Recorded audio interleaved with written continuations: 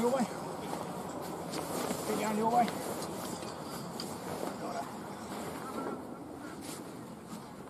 Okay, we just grab the ends now and pull them out, mate, I think.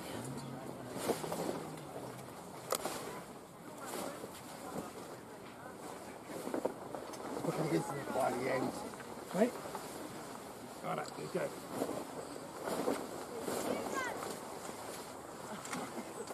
Oh no, Mary, is this what we're doing or what? Good. Probably should have put it the other way.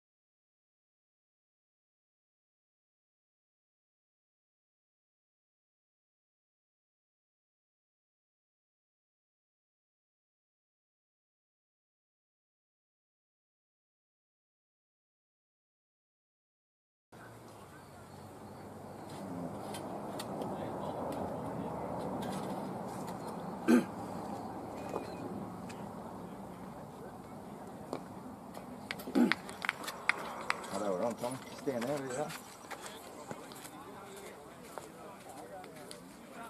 Martless. Yep.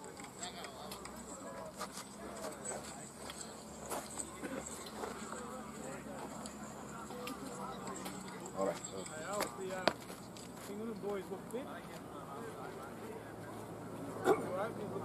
Okay, ladies and gentlemen, welcome to East End Oval, the venue for our first grade Coalfields Cup Grand Final today. Between the Valley JPC side and the host side, the Piranhas Bellbird. Joining commentary today with Piranhas legend, former president, now curator at the ground the last few weeks, done a great job, and long-time serving member. Tommy, what do you expect from this game, mate? Again, mate, evenly poised game. Yeah, just a few strike powers on both sides, so yeah, hopefully the wickets all good. Had the covers on last night for the rain, yesterday for the rain. Outfield's a little bit damp, hope it doesn't play a factor. But yeah, mate, I'm expecting a close game. Okay, mate, yeah, Valley JPC have won the toss. The pitch does look pretty good, and they've elected a bat. Let's just go through the sides here. For the Piranhas Bellbird side, Matt Hopley, Ben Fairley, Joey Main, the captain, Jason Orr, Joey Barber, Pete Brennan, Mark Crowfoot, James Collins, Zach Cronum, Liam Robinson and Luke Sweeney and Billy Orr. For the Valley JPC side, Dan Story, the skipper, he'll be opening the batting here very shortly. We've got Ross Parker, Alex Stafford, Jacob Carey, Kai Dan, Brendan Carman, Isaac Barry, Archie Belly, Shane Gibney, Tristan Muir, Luke Dempster and Hayden Moorcroft. Tommy, I won't ask you your prediction, that might put you too much a bit of pressure, mate, but should be a cracking game. Yeah, mate, I think it's going to be a ripper. So I think first ball went right away, so... Okay, thanks for joining me in commentary today. We'll have Greg Dan from the JPC club, the president of their club, joining us very shortly, so enjoy the coverage, sit back and listen to watch what should be a great afternoon of cricket.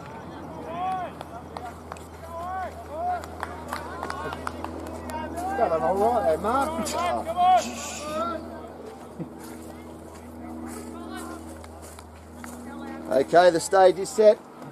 First grade Coalfields Cup Grand Final about to get underway. As mentioned earlier in our preview, Valley JPC skipper Dan Story has won the toss and elected to bat. He'll be opening the batting, as you can see there. His co-partner will be Ross Parker, the Pommy import, who just fresh off a ton in the preliminary final last week. Pretty much single-handedly won Valley JPC the game, and all the eggs in one basket here, same as when Piranhas Bellbird come out to bat Tommy. Matt Hopley, he'll be out there first for when it's their time to bat, and mate, that's like at a poker table when you go all in with the first hand, isn't it?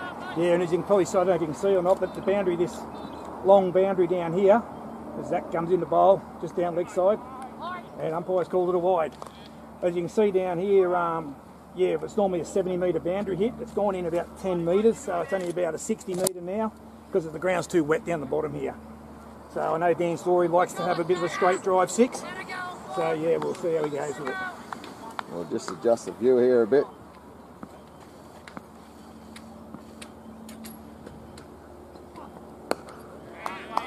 Yeah, ball, beautiful, solid defence, good cricket. Old Jimmy the cricket, good cricket.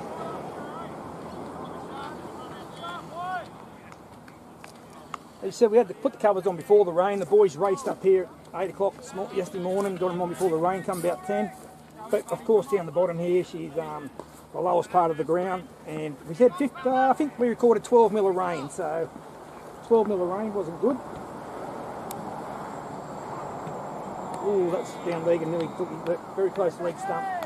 As Mirrors has probably suggested as well, the other grounds in Singland have been moved to synthetic because they got 15 mil of rain up there.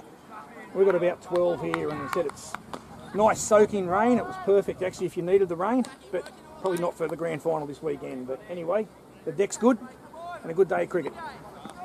Well, we've finally got our view back in the middle of the pitch where we should be, Tommy. So I was just out of about deep extra cover there before, so apologies there. A couple of technical issues. This is our first grand final we've called in the Coalfields Cup. So we're underway now. We're in the first over. Zach Cronum taking up the attack here from the southern end.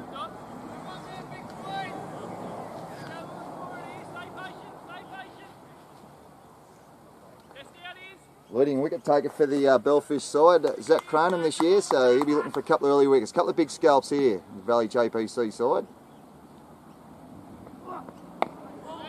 Dan Story, matey, I don't think he's going to hang around real long, mate. He only knows one way, and that's straight on the attack. And it's a pretty good deck out there, mate. So anything up, he won't have to worry about it popping. I think he's just going to hit through the line. And with the field up in the first 10 overs, Tommy, that's where they'll be looking to take their advantage. Yeah, 100%, mate, 100%. He doesn't do too many dot balls, old Dan. So yeah, he knows if it's there to hit it. Good last swing there for Zach. He's putting on around middle stump there and just taking it across a little bit. So he's saying, Dan, you want to hit? You miss. I got you. Very humid conditions here, Tommy. Just from down there in that interview, sweating like a pig. So dare say the players will be feeling a little bit uncomfortable out there at some stage throughout the afternoon. But it's good to see what we got on. And like I said, credit to you and the East End curating staff. Yeah, which is getting us on. Michael Clark, Fluff. Me and Fluff put a bit of work in it this week and actually started preparing this. Oh, that's a lovely shot. I have to run them, but. And they got deep extra cover in, as predicted. They're going to have 2 back in the first 10 overs in these Coalfields Cup matches. That's the end of the first over. A pretty tidy one there from Zach Cronum. Bisham and Billy Orby. Yep, there goes Bill with the hat off, mate. See a little baldy head starting to come up there, a little bit there on top. Can see it there. Oh, mate, I can't talk too much about that. I don't know if people have been to East End for a while, but you see the ground the ground around here now has done some work, which is the sandstone blocks down this end here, and yeah, the skate park end, and you see there's a couple of tents up already for the spectators, a few people around. Looks an absolute treat, mate, and like I say, it's done well. The boundary has been brought in, especially at this southern end here, probably about 10-12 yards in from the fence, because due to fairly sloppy down there just in front of us here that you can't see on screen, but yeah, there is a nice crowd just starting to roll in already, and I dare say it'll pick up more as the afternoon goes on. So as predicted by you before, Tommy, Billy Orr's going to take up the attack from the northern end. Dan Story off the mark in that first over, that nice little swat out the deep extra cover. You're going to face the first ball here. See the cordon there for the Bellfish side. Benny Fairley, the evergreen keeper. Matt Hopley at first slip. There it goes, should be caught, straight up in the air. And James Collins takes the catch. So an early wicket at the Bellfish side. Story just went the big heave-o, just got a high up on the splice. And a fairly simple catch to James Collins. Correct, yeah, I think there was, then we look back at that shot, it wasn't the best shot, that's how he plays the game, but yeah, it just skidded onto him, I suppose, a bit quicker than he thought, and yeah, popped her up to covers. So that's the early breakthrough of the Bellfish side we're looking for, mate. Valley JPC, Story back into the sheds, 1 for 2, and that brings the ever-experienced Jacob Carey to the crease. First drop batsman. He's had not a bad year by his standards, Jacob Carey, 251 runs at 27.89 his stats so far for the year, Tommy, so they'll be looking for him to consolidate. Yeah, 100% there again, mate, you're spot on. Averaging, what, 20 did you say for the season? 27, a bit over 27 for the season, so... over 200 plus runs, so yeah, he's definitely, he'll be the backbone of the innings to stay there. You know, Parker likes to get on with it, hits the ball nicely, but yeah, he'll be there too, so... Be a quick early wicket to get here would be nice again. Have two down, be easy, nice. The ball bowl, Billy, first ball. First ball. Memorable one for the grand final. Yeah, definitely. Bellfish be looking to make amends for last year, mate. The heartbreaking loss to two-run loss to Greta Branxton at Miller Park last year, and what was an epic final. And if we can have something similar like this year. I was about to say the same thing, mate. That's a bit timid. Actually, I actually thought you would have brought that up earlier, actually, but didn't take long. Oh. But, you know, that's what you play the game for. That grand final last year, I was there, and oh, mate, it was epic right to the end, heartbreaking, but for us, but yeah, it was useful. You know, 50 to 1 in the last couple of overs, but to come back a couple of wickets, it was a real good final, mate. That's what you want, and yeah, you got out of jail on that one. But it's a funny game, as you said. Certainly is, mate. The roles were reversed from the year before. We got beat by 2 runs at Howe Park by the team in action today, Valley JPC. So they say you got to lose one to win one, but yeah, that came to the forefront last year. But, so yeah, Bellfish, like I say, be looking to reverse that trend. But the Coalfields Cup 2022-23 champions, Valley JPC in action here. They actually ran 3rd this year.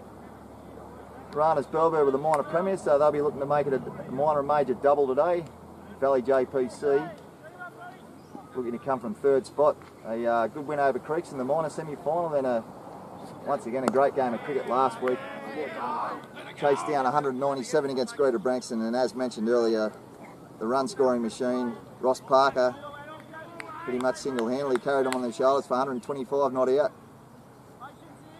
So he'll be looking to do something today, probably a little bit of added pressure on him now with the loss of his skipper early on, but Jacob Carey, he's a very experienced bat, and he'll look to anchor the innings here. Oh, beating the outside edge, great delivery, just short of a length there from Billy Orr, and nice carry there through, Tom. You'd be happy to see that. I was about to hit the ball for first, second ball he bowled, actually went straight to Ben Fairley, ever reliable Benny, and yeah, great carry. He didn't, just one step, beautiful, straight in the gloves about, you know, waist high, perfect. As I said, me and Fluff are very happy with the way the wicket come up, considering. And yeah, no, very happy. Absolute credit to his mate.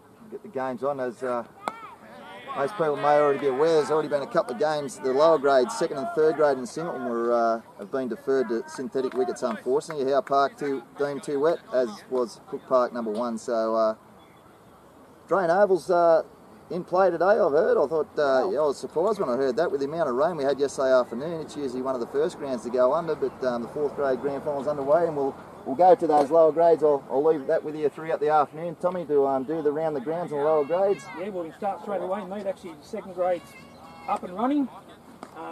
Bellbird won the toss and batted first on the Simpo at Cook 5, and actually they're 1 for 13.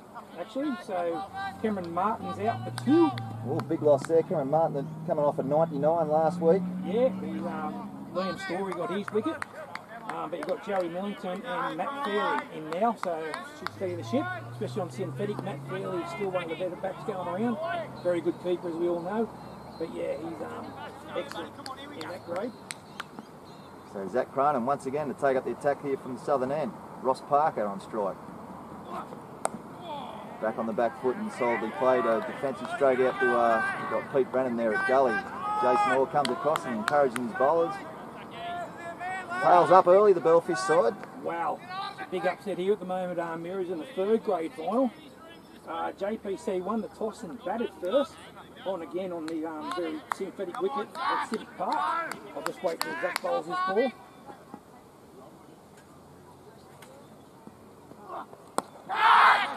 Oh, just clear there, Luke Sweeney at mid-off. A leading edge there from Parker.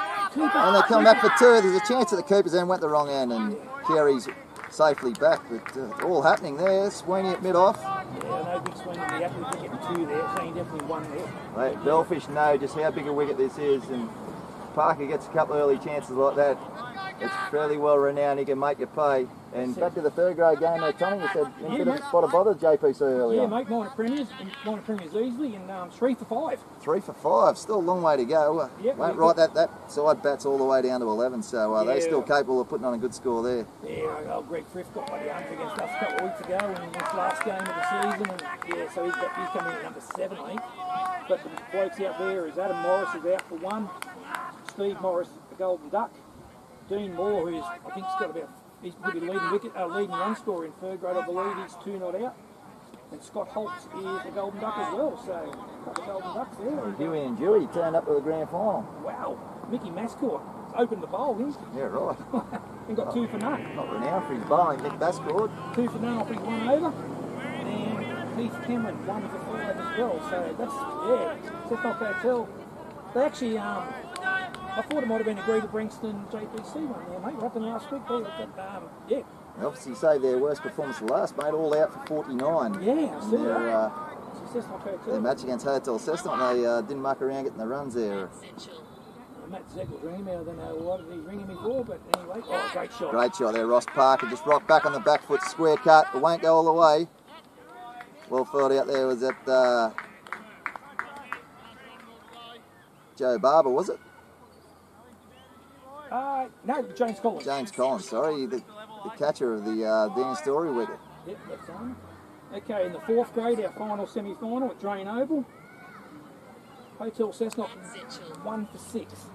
Hotel Cessnock 1 for 6 in the 4th grade grand final against Wine Country. Yep, so John Crow out for 4. He's been getting a few runs this year, John Crow as well. Already scored a century, I believe. Parker just clips this one to mid-wicket and picks up a single, so he's starting to find the middle of the bat a bit more after that leading edge a little bit early on. A fortuitous one.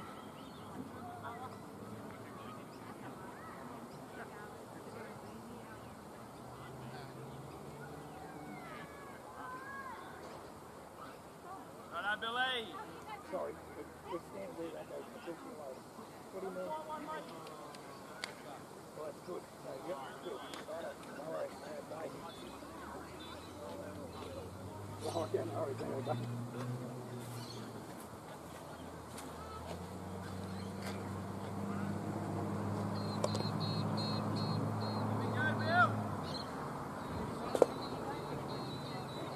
So Billy Orr, the sole wicket taker so far in this match, he's going to continue from the northern end. And once again, a little bit of cloud cover. I haven't seen a prediction. There was possible storms later on, Tony, so hopefully they steer clear.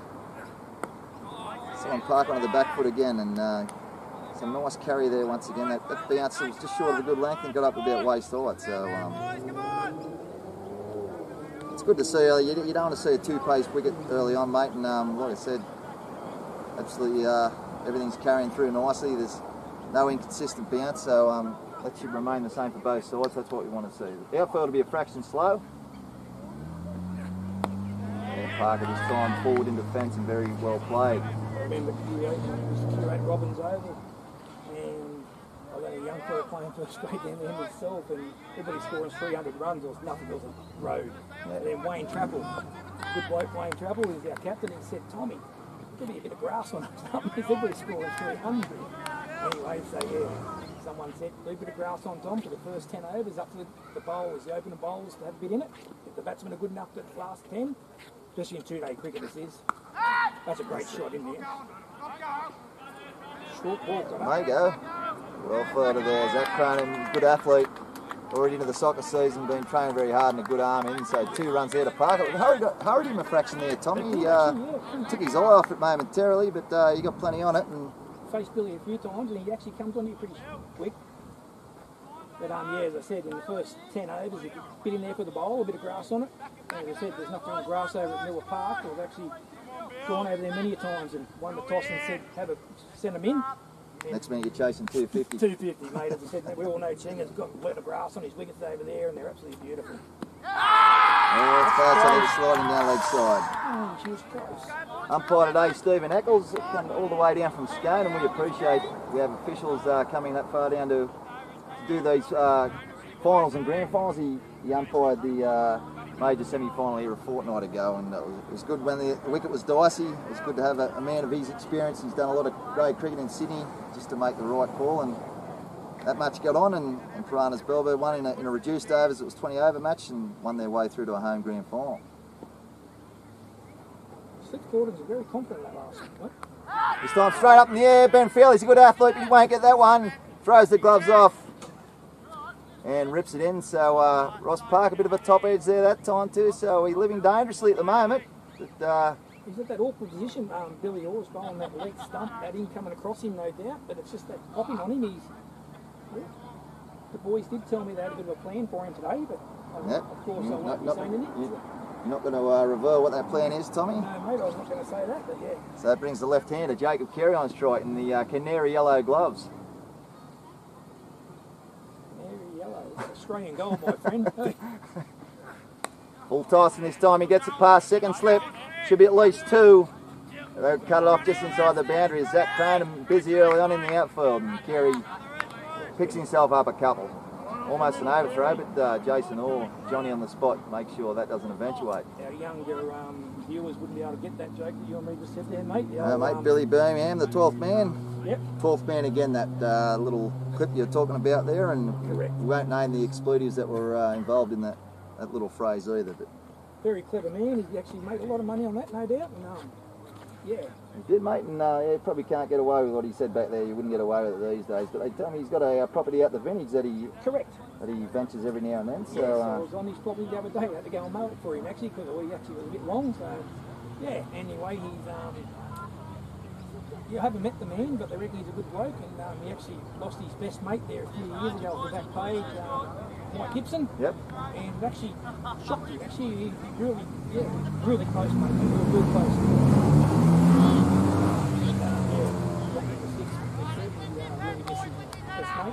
Come on, Zach, let's go here.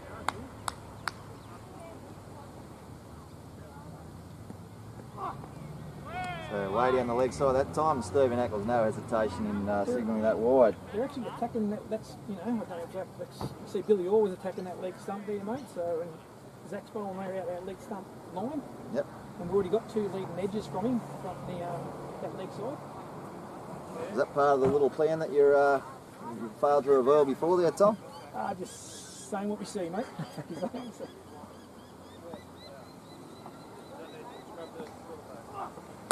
So he likes that offside with his head. That's a great shot there. That's a cracking straight. The square cut just rocked back and just helped on its way. And the fielder there at point had no open. Ross Parker picks himself up the opening boundary of the match. So you see, mate, that offside, he just loves it. That was a little bit short by Zachy. Looked like he had all the time in the world to play that stroke, didn't he? He played plenty of those last week, so you'll like the bouncy wicket here. It's probably a little bit of a conundrum you're seeing that Singleton pitches, mate, to stay down a little bit, with it haven't quite got as much grass on as the southern decks out here at Cessnock. often refer to. A little bit more bounce here, and yeah, you can comfortably play your cut and pull stroke. So that was the shot of the day thus far by a mile. So Zach Cronum again looking to tighten things up a bit. Go again, there's a bigger pearl there, and not given. Oh, they're confident behind the start. They sounded very confident there. Ross Parker was unmoved. And Benny Fairley is in disgust for the ball down with a bit of a swear word there, but yes, they will. You've got better ears than me in Frog Box then, Tommy, because I didn't hear a swear word there, but Stephen Eccles, he was not at all interested in... In the umpire's defence there, Zach didn't go up. Zach never went through or followed through then. It was only the blokes behind the back. It was obviously a Oh, noise, look at Ben Fairley. a noise that I didn't hear, but Ben Fairley is roping the lead. that was nowhere near the pad, so maybe he got away with one there, who knows. This time he's on-off stump and Parker forward in defence, so... I'm watching Benny at the back there, he is not happy. Hands on hips, you got the teapot stand happening. Yeah, the blokes, Fairley. all the slip quarters are not happy at all. I might even just ask a quick word on the way down when they come back down here, but yeah. As you said, official umpire, mate, I know it's hard when you've got to be your own team, and you know, batsmen should walk, I believe, if you've got your own team players. But when you've got a black and white there... geez, that got up, didn't it? And Fairley disgusting. He's not happy. Looks to throw the stumps down, and there's... I'm sure there'll be a few words here going into now. And he's called a no ball. Ball was overhead high. So this will be a free hit. Benny's back there, Zach Cronum, and that got up above Parker's head. It was touch and go. But what's that for? That was a bouncer, wasn't it? It was a bouncer, so it went over his head. You'll have one per over, aren't you? Not over your head, mate. You can bowl two between the shoulders and head. You can bowl, get away with two. Yeah, I knew it was two. But as soon as it's over your head, mate, that's a no ball. That's the MCC rules these days. So free hit, Ross Parker. And he picks himself up one. He had a free hit last week and got the full toss off Jamie Moore, and he sent it on to Miller too.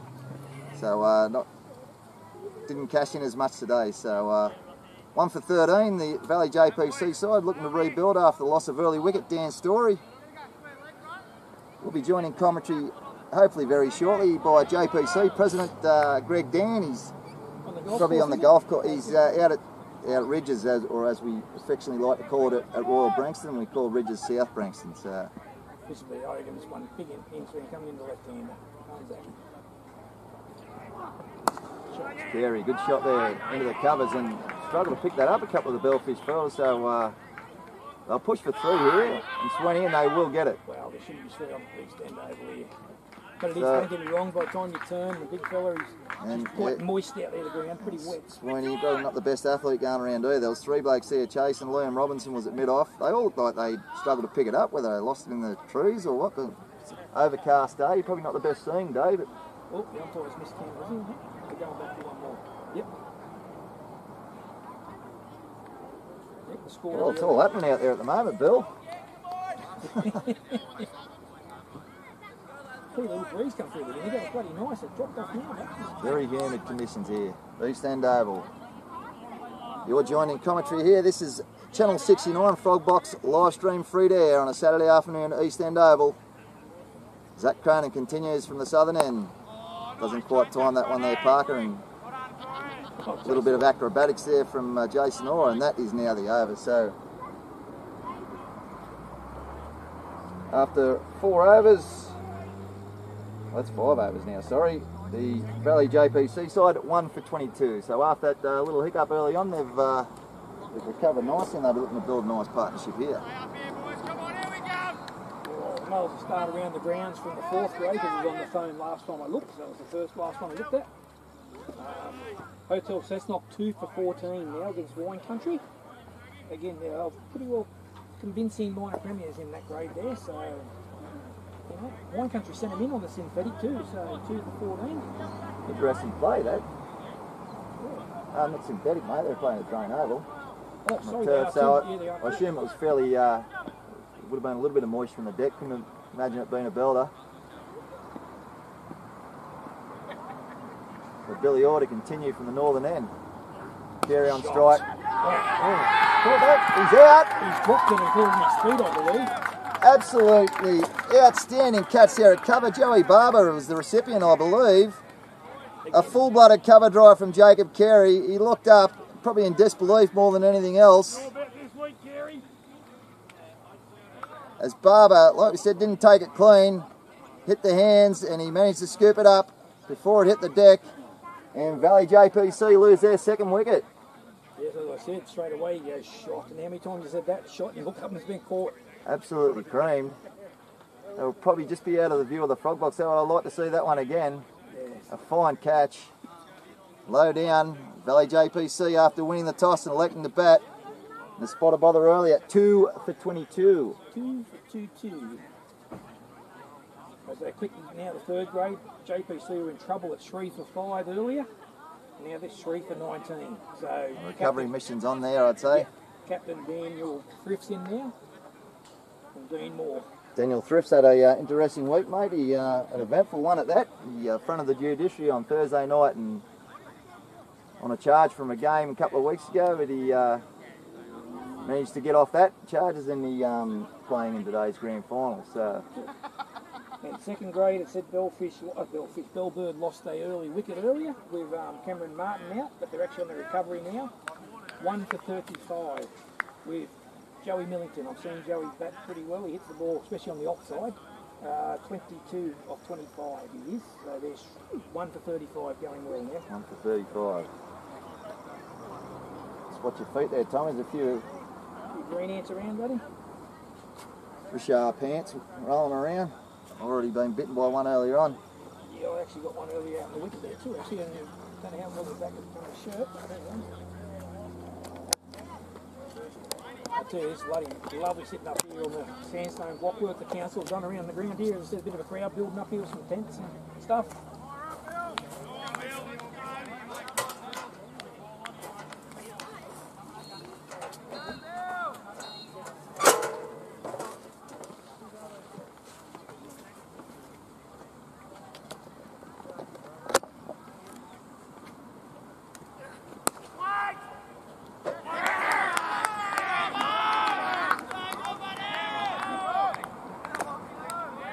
So Alex Stafford, the new batsman for the Valley JPC side.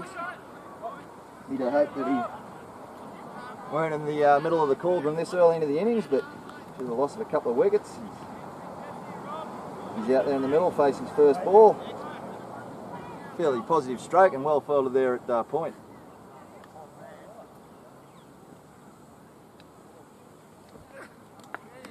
Way down leg side in that time and fairly well kept by Ben Fairley there. It's another wide of the total, and that's the third wide of the day already.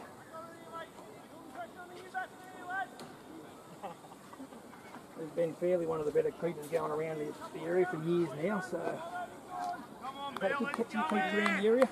Nothing on the old short man over at Greater Brankston. Of course, his son's doing the duties there now. And doing a good job too, Rubes. Yeah, Rubes is going well. Sharp in the field early on. He's the John Bull Shell keeper as well, Rube, so yeah. And I see you watching good stumping there when I was in the country plate a couple of weeks ago. He did, mate. He's had a big year with the gloves and the bat. He, I think Jace Lawson, I think it's lovely to keep with Jace Lawson. I used to face Jace when he was a quick bowler, but now I believe he bowls a little spin, because he's little left arm orthodox now, mate, so he's 42 years of age, Henry Lawson, so and he's actually the competition leading wicket taker, so yeah, why come in and bend your back and bowl as quick as you can when you, that's close to a no ball that time, and it's been called by the square leg umpire and Steve Eccles.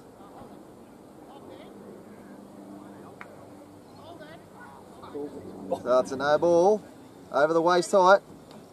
It was borderline, but I'm happy with that, Tom. In the end, it's a free hit. Alex Stafford, good striker of the ball, so yeah, another good buddy, actually very good Greater Brankston bowler, and we're all good mate of ours too, is Watto, Brent Watson. He's had a year down at, there's a free hit, it's a pretty handy ball and no run. But Brent used to be off a fair run up, and next minute, just like Jace, you know, the little backs are getting a bit older.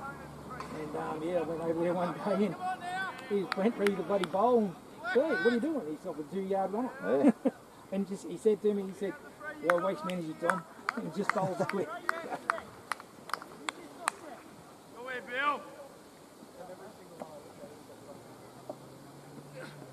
all the way.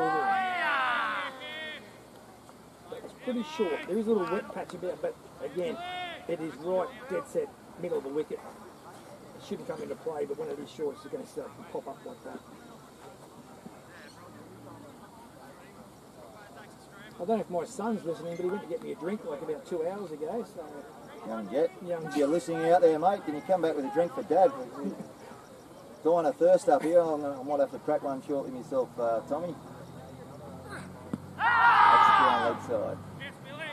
I'm drinking myself here, mate. Like you might crack something different than me. I'm not Yeah, trying to say. I've got a couple of tins here, so they'll see me through the afternoon, mate. And have a little bit of lunch. You're safe with me, mate. So. Yeah. Greg Downey might be a bit dry coming off the golf course. He might have a couple with me later on. So that completes the... What over are we up to? That's the 6th over. And Valley JPC at 2 for 24 after 6 overs. Oh yeah, the scoreboard is over there. I was going to say, I haven't seen the scoreboard up. It is actually over there. It's on the fence. Normally it's hanging up on the... Yeah, I think that little lug that it hangs off, that's missing there from memory from the major semi-final a couple of weeks ago. So. Oh, okay. It's probably normally it's put on the bench inside there on the stumps, but yeah. First ball in the over twice. Come on, Zach, you're up there. Go, Curly.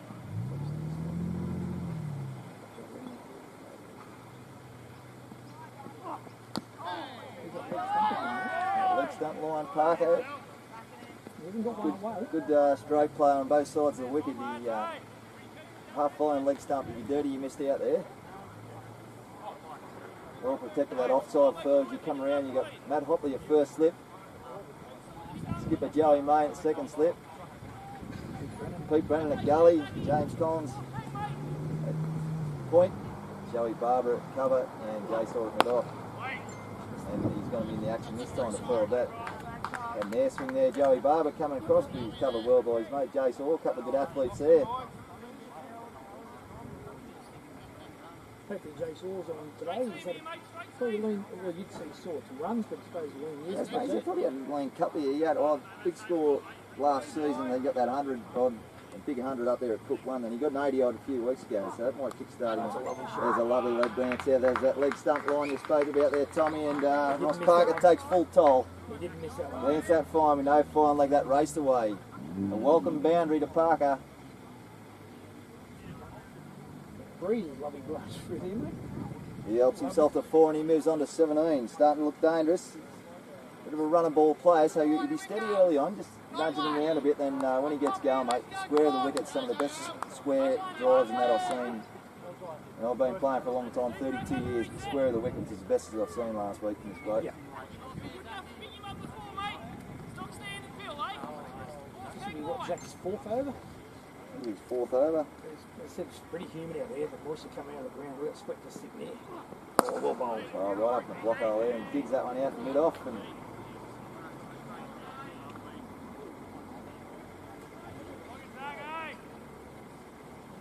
There he's here.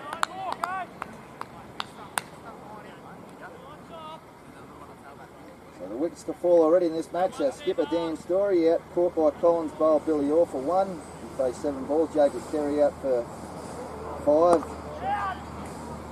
A classic catch by Joey Barber in the covers. This time Parker picks himself up a couple, so he's starting to look a lot more comfortable at the crease now. A couple of half chances early on. One very big loud call from Ben Fairley behind the sticks for went for the attempted cut shot. It wasn't just Ben, the whole Gordon went up pretty loudly down there. So, look in the book, it's not out. On the brakes, mate. Everyone needs a little bit of luck. A little bit there. He got a little bit of an inside edge bat away from Pad. Parker stumbles over that one, so failed to time it. End of the 4th over now, and end of his 4th over, sorry, it's the 7th over of the Valley JPC innings. Currently at 2 for 30. So there's nothing wrong with the run rate at the moment, ticking over a little bit over 4, but I'm just looking to consolidate with the loss of any further wickets, mate. Yeah, I'd say you've played these boys all year. I'd say Luke Sweeney's probably going to be coming from this end, and Matthew Hockley from the other end will be the first change, I believe.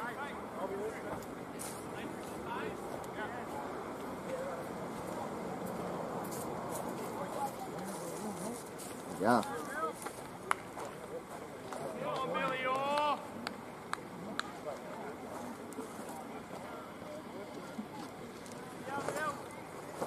Walk barrier by Dean Campbell. Had a good year, Dean, in third grade this year. Scored 434 runs, I believe, because he told me every week. Oh yeah, that brother's done well.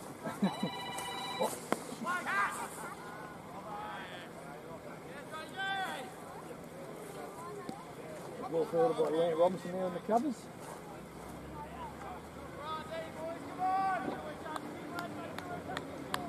I actually believe you'd probably take our aggregate out of third grade this year. We're through 434 runs, not a bad season at all.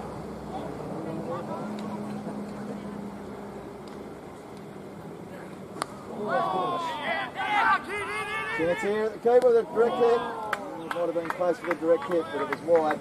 Pretty well further there if I was that Piranhas.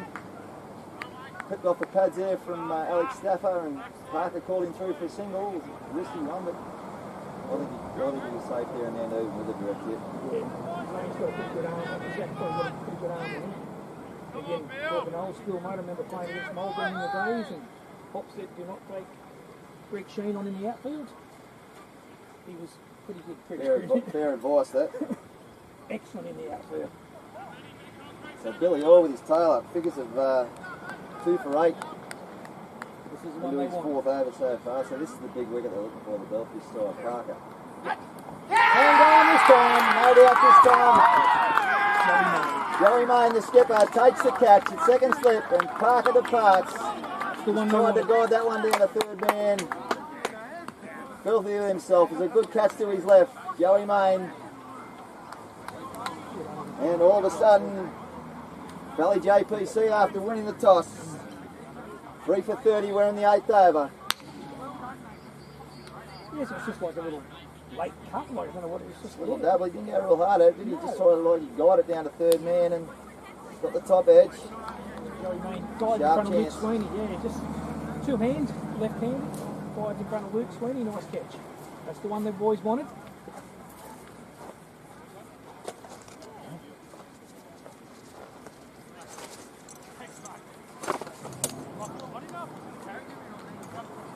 You had it, Swain.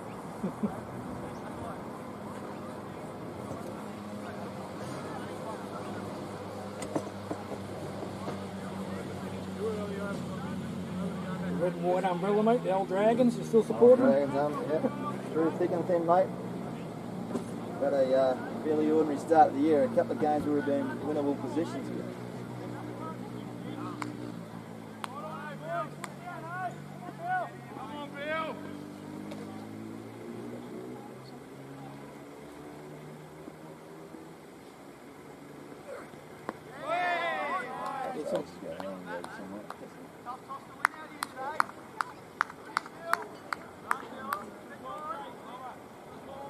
That's it.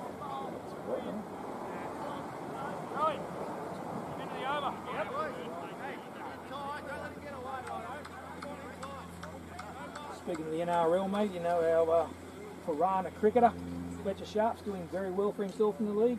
Certainly do, mate. He's had a big start of the year at 5'8". Started made his NRL debut on the wing for the Knights, and also played a bit of fullback and playing 5'8". But I know he played a bit of jams up there, and he's making every post a winner. Yeah, good bloke too. We all know him. He's a real nice fella. He comes to the club. Come last week, watched the boys against your mob here, 2 weeks ago. Turns up the cricket. Yep. When do the Knights play this week?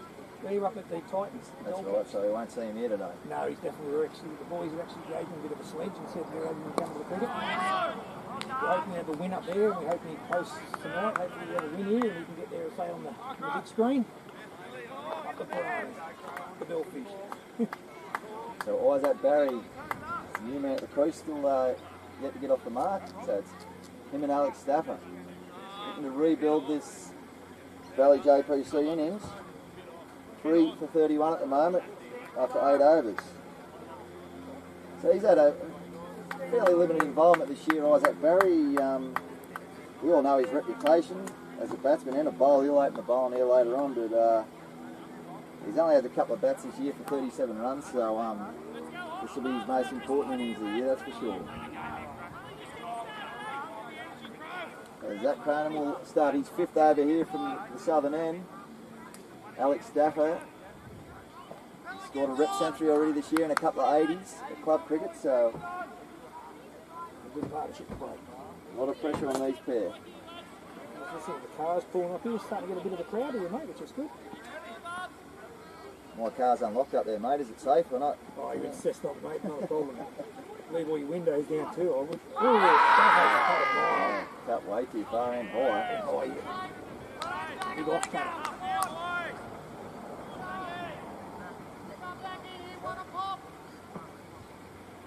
The umpire did easy decision that one for you.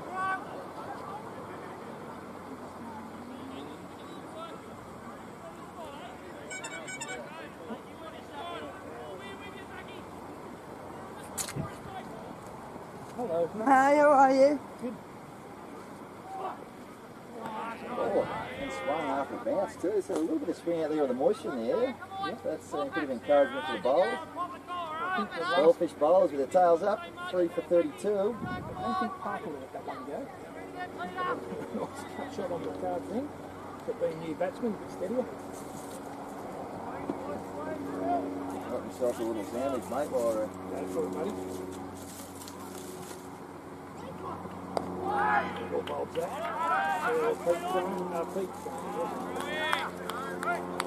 Pete Brennan. Pete Crane and Greg Benson Colt. What football is that, actually? Is that old Pete? Pete Senior? I think so. Yeah. Played for the Green Ranks and the Stallions many years ago with Darren Holmes and Troy Ernst and all the boys, and the Breeder boys, Adam Bogdanis, Troy Maholchuk.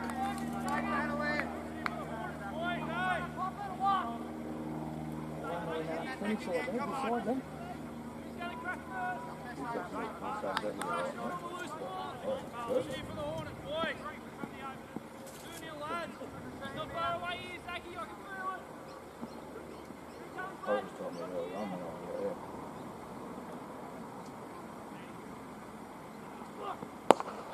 Straight drive this time from Stafford. That's a great stroke.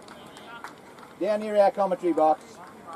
Jason Orr had no hope. That race past him. A little bit where the Stafford race. picks himself up a boundary. Down here into the mud. Slightly over pitched and Stafford helped on his way. Good sign there. We can just hit through the line.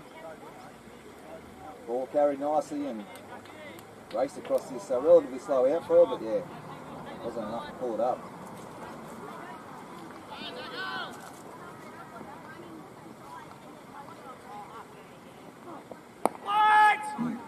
Oh, Go back there, bowl one. nice little outswing from Zach Cronholm there. That's Mirrors. Oh, there it's good. Yeah, no, I didn't know what he said.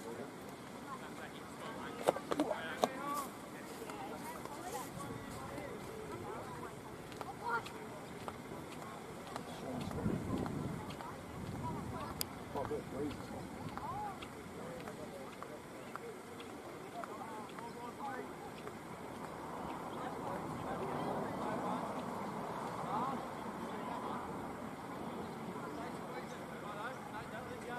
This will be Billy's 5th over. Interesting to see they both retire at the over it's over.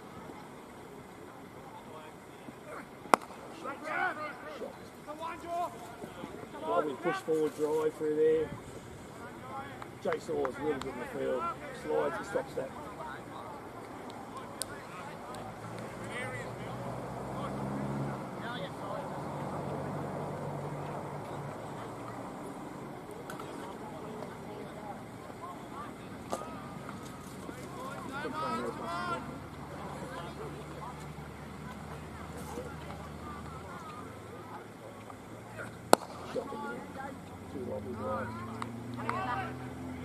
Full toss outside off, couldn't pick the gap there, Isaac Barry. based down in Sydney these days, mate. So hasn't played any games down there this year, or boy, Mike Beatty hasn't. So just a handful of games here in the Coalfields Cup, and it's always good to have him back, one of the good cricketers of this competition.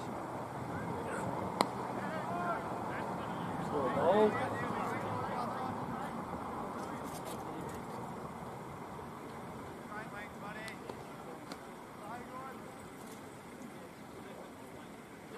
Here comes my drink mirrors that I've asked for half an hour ago. I texted him, now he hasn't talked. Jet's finally come good.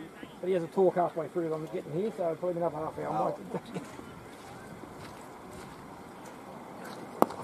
Shot. Quick single here and well run there. Why's that Barry? Run it down to Hopley. Had to come to his left, which is his good hand, but couldn't have done a single being taken there. But Billy Hall with his tail up, he's got a couple of wickets. 3 wickets, I should say. He's got all 3. Well, having a bit of a stretch there. I don't know if he's done a bit of a quad or a calf injury or something there. So, we'll see how he goes these next couple of balls.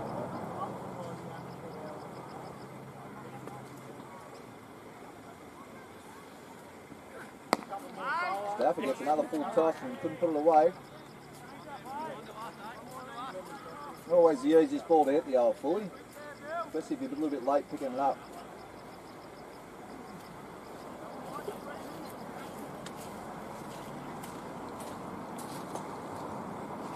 And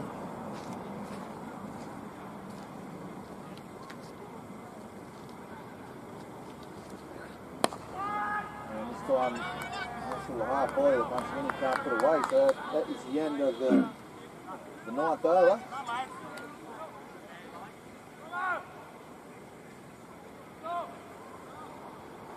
While we're going on the over break, mate, I'll go for Go around the grounds with Tommy Lansing. around the grounds. 2nd grade. Bellbird recovered pretty well now. 2 for 62. 2 for 62 against Valley at Cook 5, yep. Correct. 14 overs gone, and there's 14.5. So wickets in hand there, of course, and Joey Millington 30 not out. Matt Fairley's out. Oh, LBW. Looks good. LBW for 10, and Joey Millington 30 not out, as I said, is in with Aaron Duffy. Old Duff knows how to play the whole game. Back-to-back grand final. He played in the 1st grade grand final last year, Duff. Yeah, he'll stay there. There's no doubt about that. He's a solid 2-day player back in the day. So here's the crowd favourite into the attack now. Matt Hopley. The big show sign's gone up. Big show's on. The big show signs are up in the crowd. There it is. About to take up the attack from this southern end. Bell's eyes at Barry. And right on the money straight up, and nicely played there from Barry. Just forward and defence back pad together. 3rd grade, as we said, the minor prem was in trouble earlier. 3 for 5. Still in a bit of trouble at 5 for 60. 5 for 60 there. And Daniel Frith's out now, 20. Harry Moore and Dean Moore, Ship brothers, cousins. Dean Moore still there, 11 not out. Playing the captain's not. No, Daniel's the captain, sorry, he was captain the other week, but Daniel was out. He's 11 not out off 34 balls, but they're 5 for 60. And the 4th grade final. Wow, big upset here. Drain Oval, as I said. Chestnut Hotel, very comfortable minor premier winners. Did they go for undefeated? In 4th grade? I'll tell you now, mate. That's right. 4th grade. But they're 6 for I 20. might have lost one. Yeah, right. Yeah, that's Hotel Cessna. 1-9. Yeah, 3 times. 1-9, lost 3. Well, Wine Country in the 4th grade final, the grand final there is got Cessnock Hotel 6 for 23. 6 for 23 at Drain Oval after being send them in the back. So Lewis, boil over yeah, at the moment. Lewis Sinclair, 3 for 10 off 4. His old man and brother played for Drew Brinks in the 4th grade. Did they? Yeah, was her, and there you go, Hopley again. And it's a wide down the leg side. And Gary Robber. Robber, 2 for 3. So they got the Hotel Cessnock on the ropes there at the moment. But we all know cricket's a funny game. I've won games less than 30, and I'm afraid you have to over the years, moving, especially a long time ago.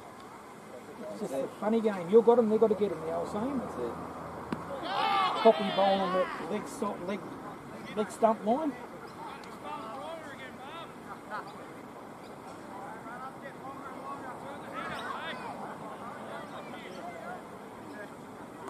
Is that a pretty good year, Hops, with the bat and the ball this year? Yes, mate, we want to go through a couple of stats. He's scored 459 runs to date at 41.73 and taken 25 wickets at an average of 17.36. So if I'm a betting man, then I'm not. But if I was, I'd never have money on him winning the Player of the Year. Yeah, I think it's, it'd be very close, that one. So that's the end of a pretty tidy first over from him. So just the 2 runs off it. And Valley JPC currently 3 for 40 after 11 overs. Big swings taken over from Billy Orr. Very well bowled Billy Orr in his first spell. Billy Orr, 3 wickets. Here's a couple of his wicket takes just walking past us here in Coalfields, unfortunately. Back here a little bit earlier than they'd like to hope.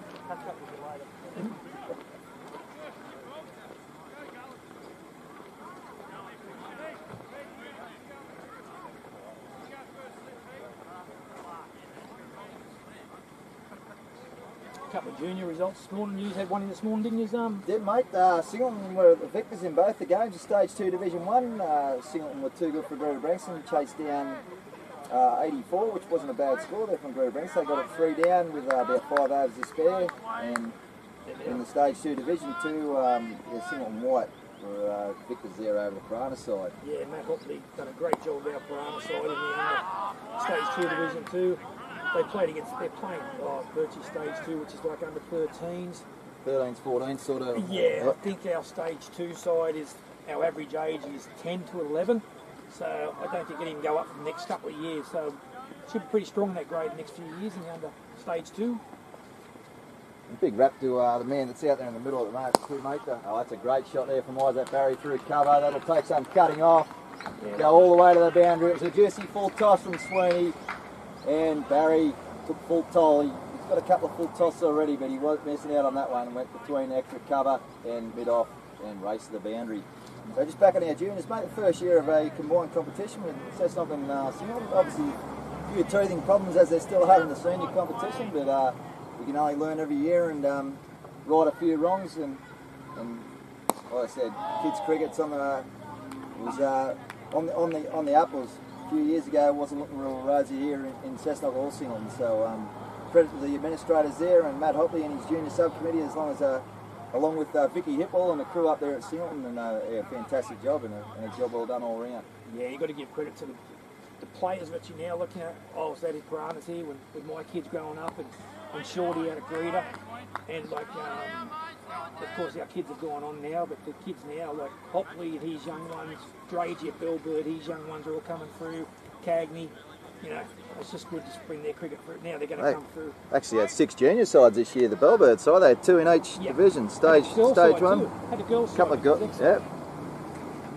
It's on the up, girls cricket, and it's good to see the female version getting involved. Yeah. It's obviously a fair bit to do with the women's game internationally these days. It's gotten big, so the girls are jumping on the back of that, and they're actually talking about a Hunter Valley girls competition in future years, if not next year, probably the year after. But, so if Cessnock Indoor Singleton could get a side in that, that'd be great. Well, we have way down leg side that time, the coastal wide, but not called.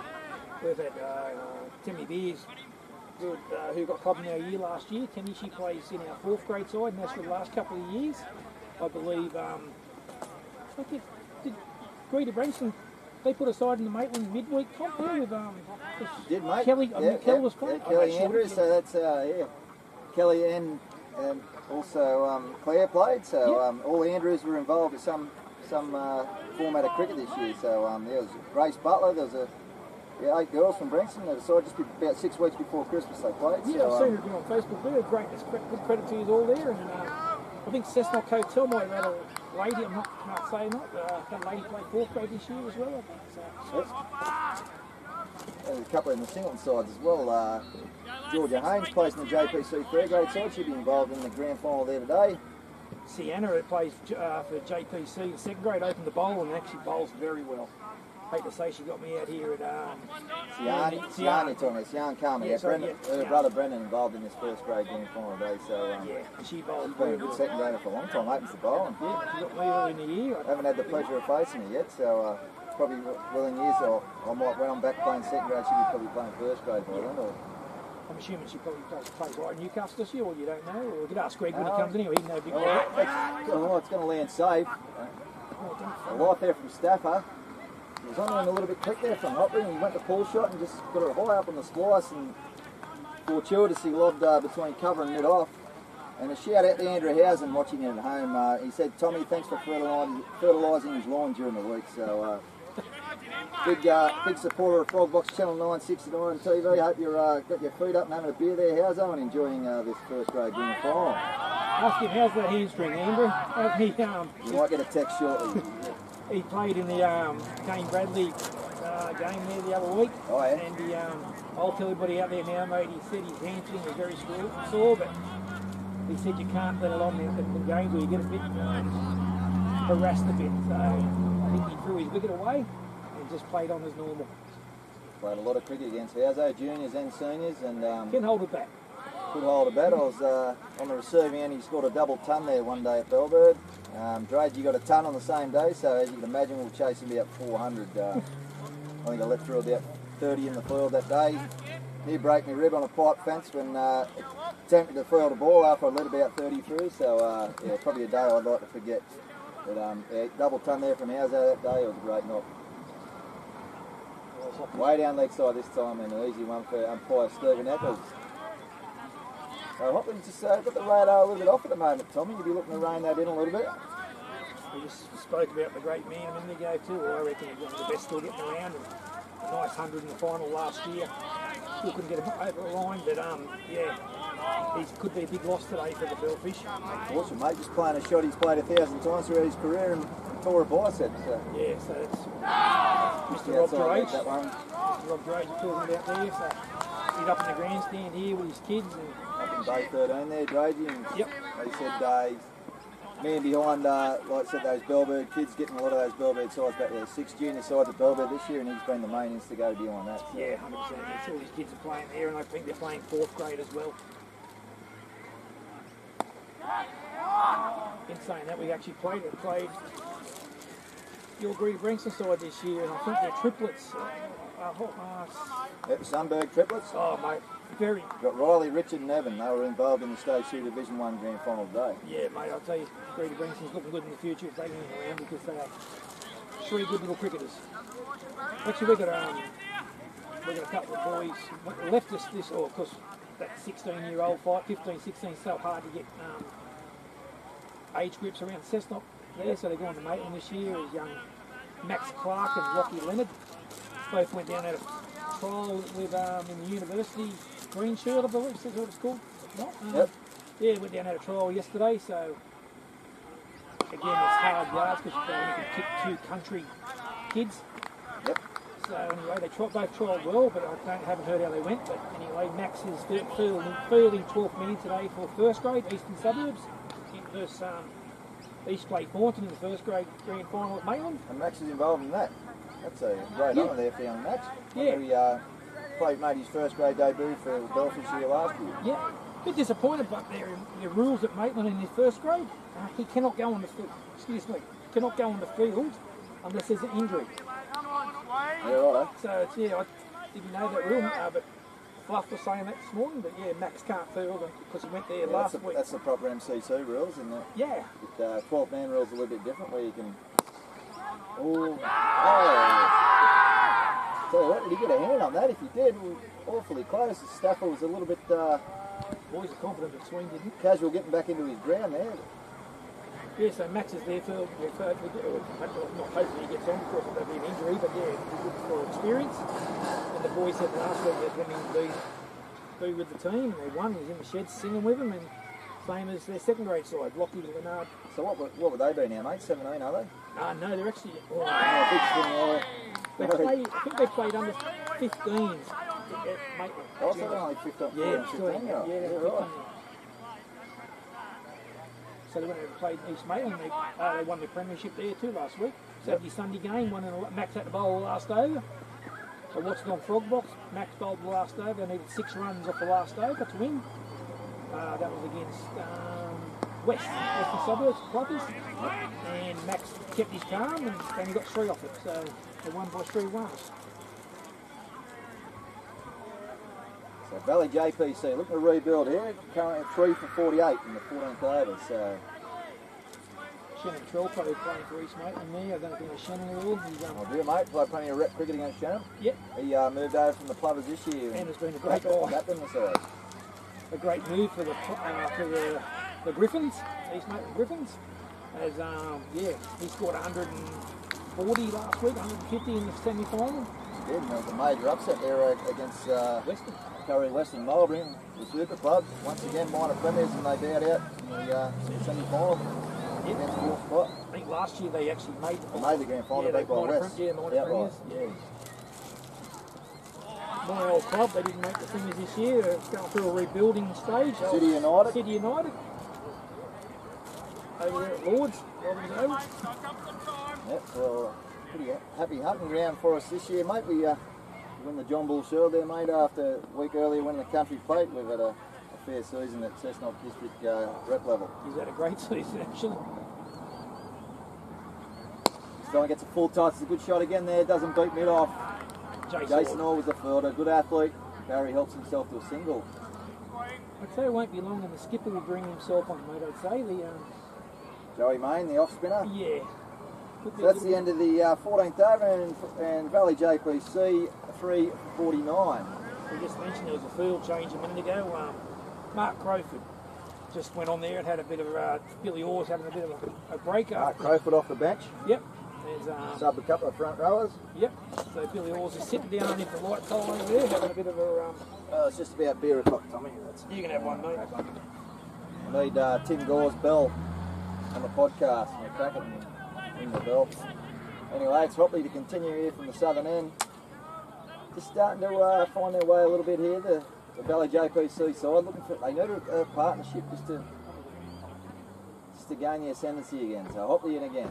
Way outside off stump, and Barry happy to let that one go. Speaking of partnership, 4th grade Cessnock Hotel, they were 6 for 20 something early, now they're 6 for 36 as the, I think they could be first cousins.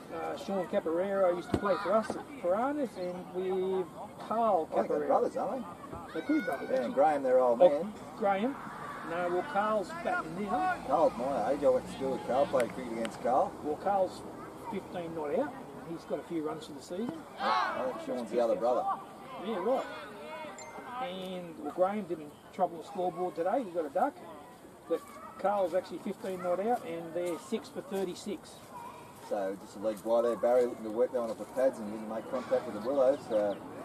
Brings Alex Stafford on strike. 3rd grade have actually made a bit of a partnership as well. Come back, JPC 6 for Stafford rocks back and cracks that one just in front of point. Couple of bounce into the fence. A fine stroke. 6 for 69. Hopley straight outside off stump. And Stafford wild the Willow at it. And it's a good shot.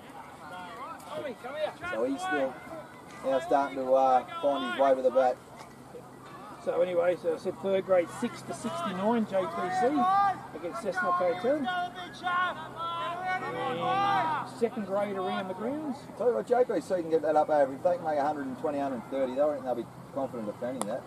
So on Stafford, similar delivery. He tried to hit the same shot and just didn't quite time it. Got a bottom edge. As I said, we played Greg Thrift a few weeks ago and he got 100 in that game, batting number 8. He's not in yet. So. He's not in yet, Thrifty. Hard-working Sealant curator. He unfortunately 2 wickets. He's prepared all week. Dave watched out today, hence those 2 lower grade games and Sealant being moved to synthetic. And 2nd grade, as we said, Bellbird really starting to go now. They're 2 for 84. Joey Millington, 41 not out. Shot. Good shot there from Stafford on the straight drive. So I said second grade there, Bossy, no run. Bellbird 2 for 84. Aaron Duffy 20 not out, and Joey Millington 41 not out. Got 50 balls. Joey didn't move on there. Okay. So yeah. Shout out to the volleyball. They had, I was talking to Dan Story this morning at the Horse and Jockey. They had their grand final breakfast both. Another big shout there, caught behind, not as stifled a Pearl.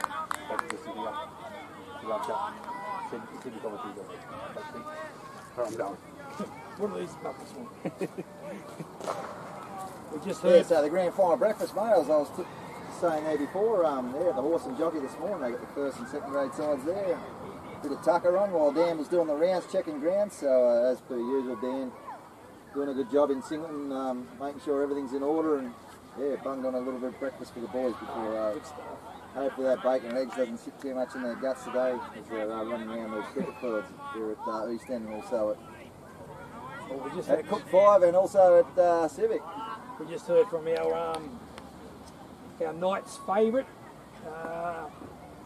Fletch Sharp up there in the Gold Coast. He plays tonight. So we just heard there from Fletch. He's watching the game and listening to us up there. So shout out to you, Fletch. So yeah, take it over to me, mate, Matt Kroger. So yeah, good luck up there tonight, boys. Good stuff, Fletch. Good to have NRL players tuning in here to Channel 69 Fogbox Live Stream TV. Joined by Mark Nassini. With me is Tommy Lantry, and hopefully shortly, I don't know where he is, Greg Dan. I might have to get on the phone shortly, but I'd say he's at the 19th, maybe enjoying the 19th, having a brew or two at Ridges Golf Club, but hopefully he joins us very shortly.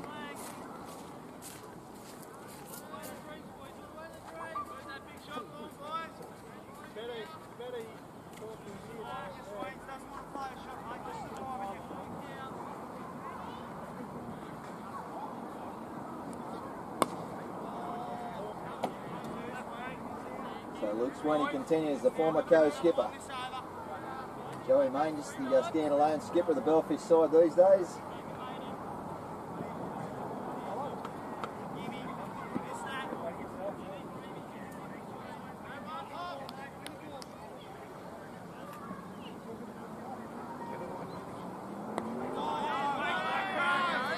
Once again, very watchful in defence. And a direct hit from the stumps there, almost cost him an overthrow, but nice recovery there from Ben Fairley, the Bellfish keeper.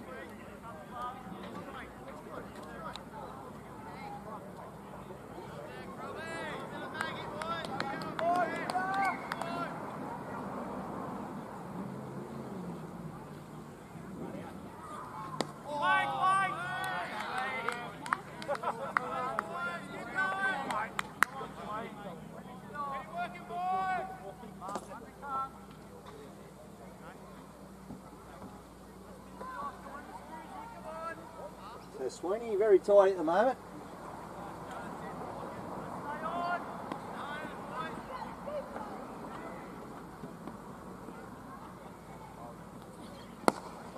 In his third over, and good shot there from Barry again. He's pretty comfortable on the front foot at the moment. Half volley just outside off, he punched it just wide of mid off and picks himself up a single and retains the strike. So at the end of the 16th over, Valley JPC 3 for 55. And a handy little crowd starting to roll here at East End Oval. Might wind the camera around there shortly, and we'll up on the hill there and in the members stand. A few gazebos here at the just over mid off. And the crowd should pick up considerably as the afternoon goes on. People finish their little morning festivities. Get down here and watch what should be an exciting finish and finale to this year's Coalfields Cup. So Matt Fairley continue from the southern end. Why is that Barry's the man on strike? Gets a full toss, doesn't quite time it in with the punch up through extra cover, an inside edge. Mark Crowfoot off the bench. Fields that ball at mid-on, sorry. Hello, and spot Greg Dan in the crowd. Black and gold jersey, over he comes. This time Isaac Barry. Once again, can't time it, gets a bit of an inside edge.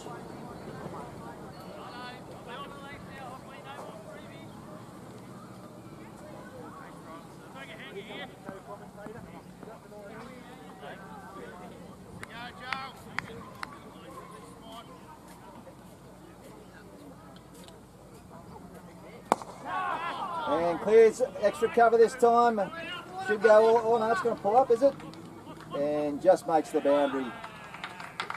So nice stroke there from Isaac Barry, just hit through the line, just cleared Joey Main, the Bellfish skipper at cover. And ever so slowly it made its way into the boundary, so a welcome one there for the Valley JPC side. Hopley, just too much width. And Isaac Barry starting to look dangerous. He moves to 14, faced 33 deliveries.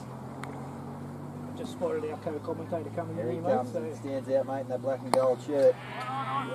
He'll be able to join us in commentary here very shortly, as we like to keep everything nice and even and impartial here in commentary, as long as everything else, along with everything else here in the Coalfields Cup.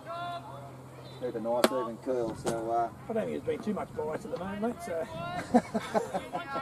that's what I said. It's going to even up, so it won't matter. It won't matter when.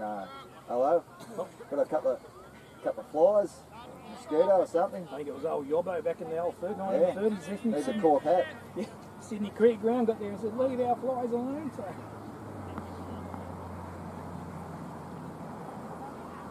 Yep, and not as predominant in Queensland, flies. Don't seem as much up there as much. I don't know what it is down here. It's a wonder, it's This so time, humid up there. good shot this time. It'll take some cutting off. Down to the boundary and 4 runs. So 2 boundaries in this over from Isaac Barry. An off drive and this time an on drive.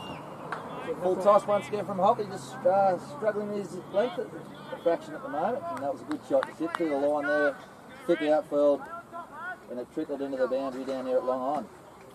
I'm going to move to 56, I guess I'll put back there. Just can't push along here.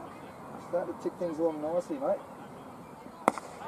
That's a better line of length from Hopley and well protected there at Joey Main at cover. So after 16 overs, 17 overs, sorry, the Valley JPC side 3 for 63. What do you think's the par score on this deck, Tommy? Oh, mate, earlier in the year they played each other here and they both, we scored 260, I believe, and they got 240. I think it was more than that. Might have been 280, 280 and 270. 280 and 274. There's only 6 runs in it. Yeah, both Hopley got 100 and also Ross Parker, Yep. 149, not out. Yep. Carried the bat. Wasn't enough. This deck we haven't used since round. Since that game on Spectrum, that's what Hopley said last week. The deck that was over 500 runs scored on hasn't been used since. Oh no, that was the one. That was the first one we did. This side they scored, but this one here we had a Vets got washed out. I believe in Newcastle. They had a game at Miller Park too. One of the sides, I believe, early in the year, just before Christmas. And this one, this middle deck was used by Victoria and Adelaide, South Australia. And I remember they both scored 200 plus on it. So, and then the motorbikes got on it, which is a problem around these areas.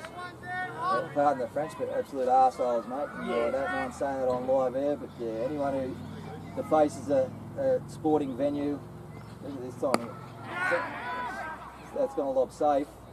Yeah, it's definitely, it breaks your heart. The curates put in all the hard work throughout the year, and yeah, to have something like that happen, there's idiots coming on Yahoo and yeah, curating's a love job. You don't do it for the money, there's better the hours you put into it and you do hard work. So, yeah, it's not good. Yeah, I reckon definitely got to get 220, 230, I think, mate, would be 180's probably a bit under. But in saying that, the outfield's probably worth 40 today in the outfield. I think at 180 from here, I'll be pretty happy with that. Yeah, I think 180 would be a good score. Especially the outfield's so wet. So especially with Parker in the shed, he's happy, but yeah. Isaac Barry can definitely bat. We've got the best bowling attack in the comp, Valley JPC side, mate. No one gives you a reprieve when you see the 2 openers off and they get 2 blokes on just as good, and the next 2 after that are just as good. So they just absolutely strangle you out of it. And and that's where Bellfish do have a good batting line up down to like round number 11, you could say. So hopefully the boys down there, number 10, 9, 10, 11, don't have to get a hit today, but it's going to be nice. I've got to cover this time, and shout out to Joey Butler. He's listening either at home or on his phone. He's making his way down to Wyong today. There's a trial game on there, Maitland take on Wyong down there at Morrie Breen Oval. He's so finished the sport 1 week, no grand final for him today, so he's picking the whistle up and straight into the action there. So cheers for tuning in, Joe. Have a great day.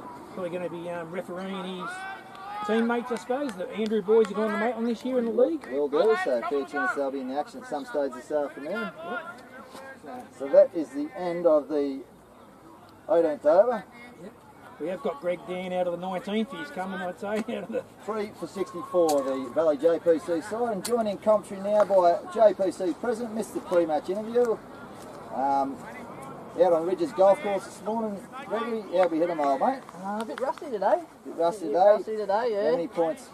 No, it was a par event. Par event, so Oh, it's a plus negative. -1 I was. -1, near your handicap, so not a bad round. What do you play off, Greg?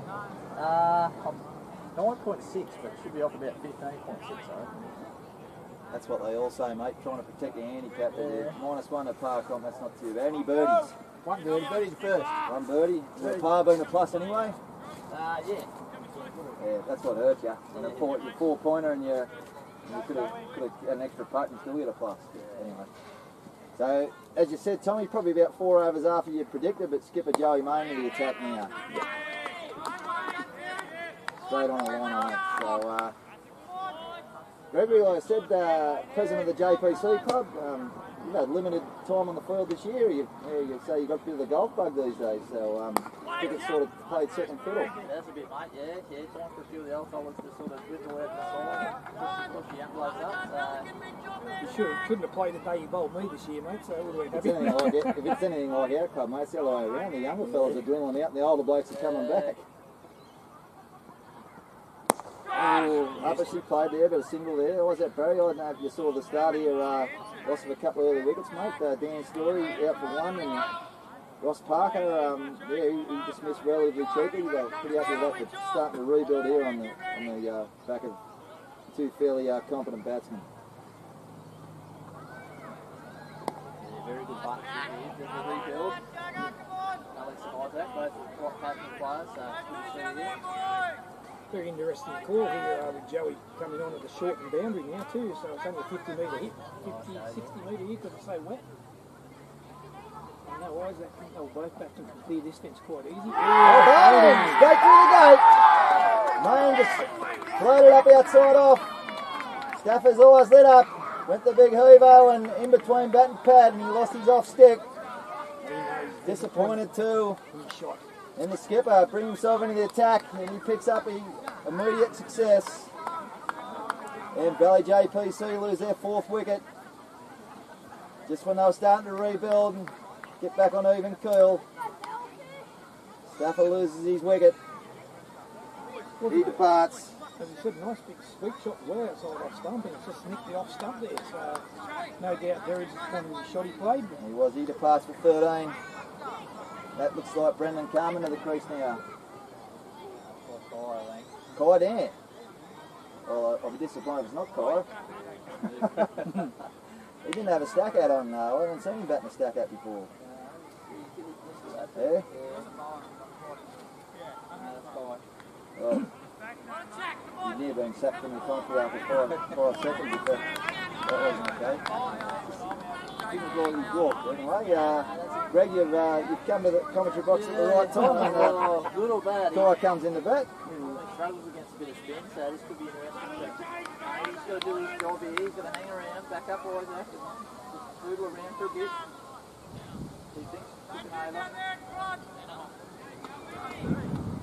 How's his stats been going all year? Fair mirrors? He's had a fair year too. Looking at the stat, he's 4th best bat at the Valley JPC side. He scored just over 200 runs, 202 runs at 18.36. So probably mediocre for his standards. He's has had a couple of better seasons than that, but I said, if there's an opportunity to stand up, well, today's the day with the side in the spot above with 4 wickets down.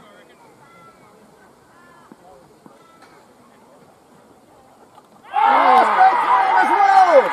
Almost an accident. Replay was pushed forward. A big gap between bat and pad. Big gap between bat and pad, as Tommy said, floated up there. Middle stump. Little stump. Little turner. That's not what we wanted, Gregory, was it?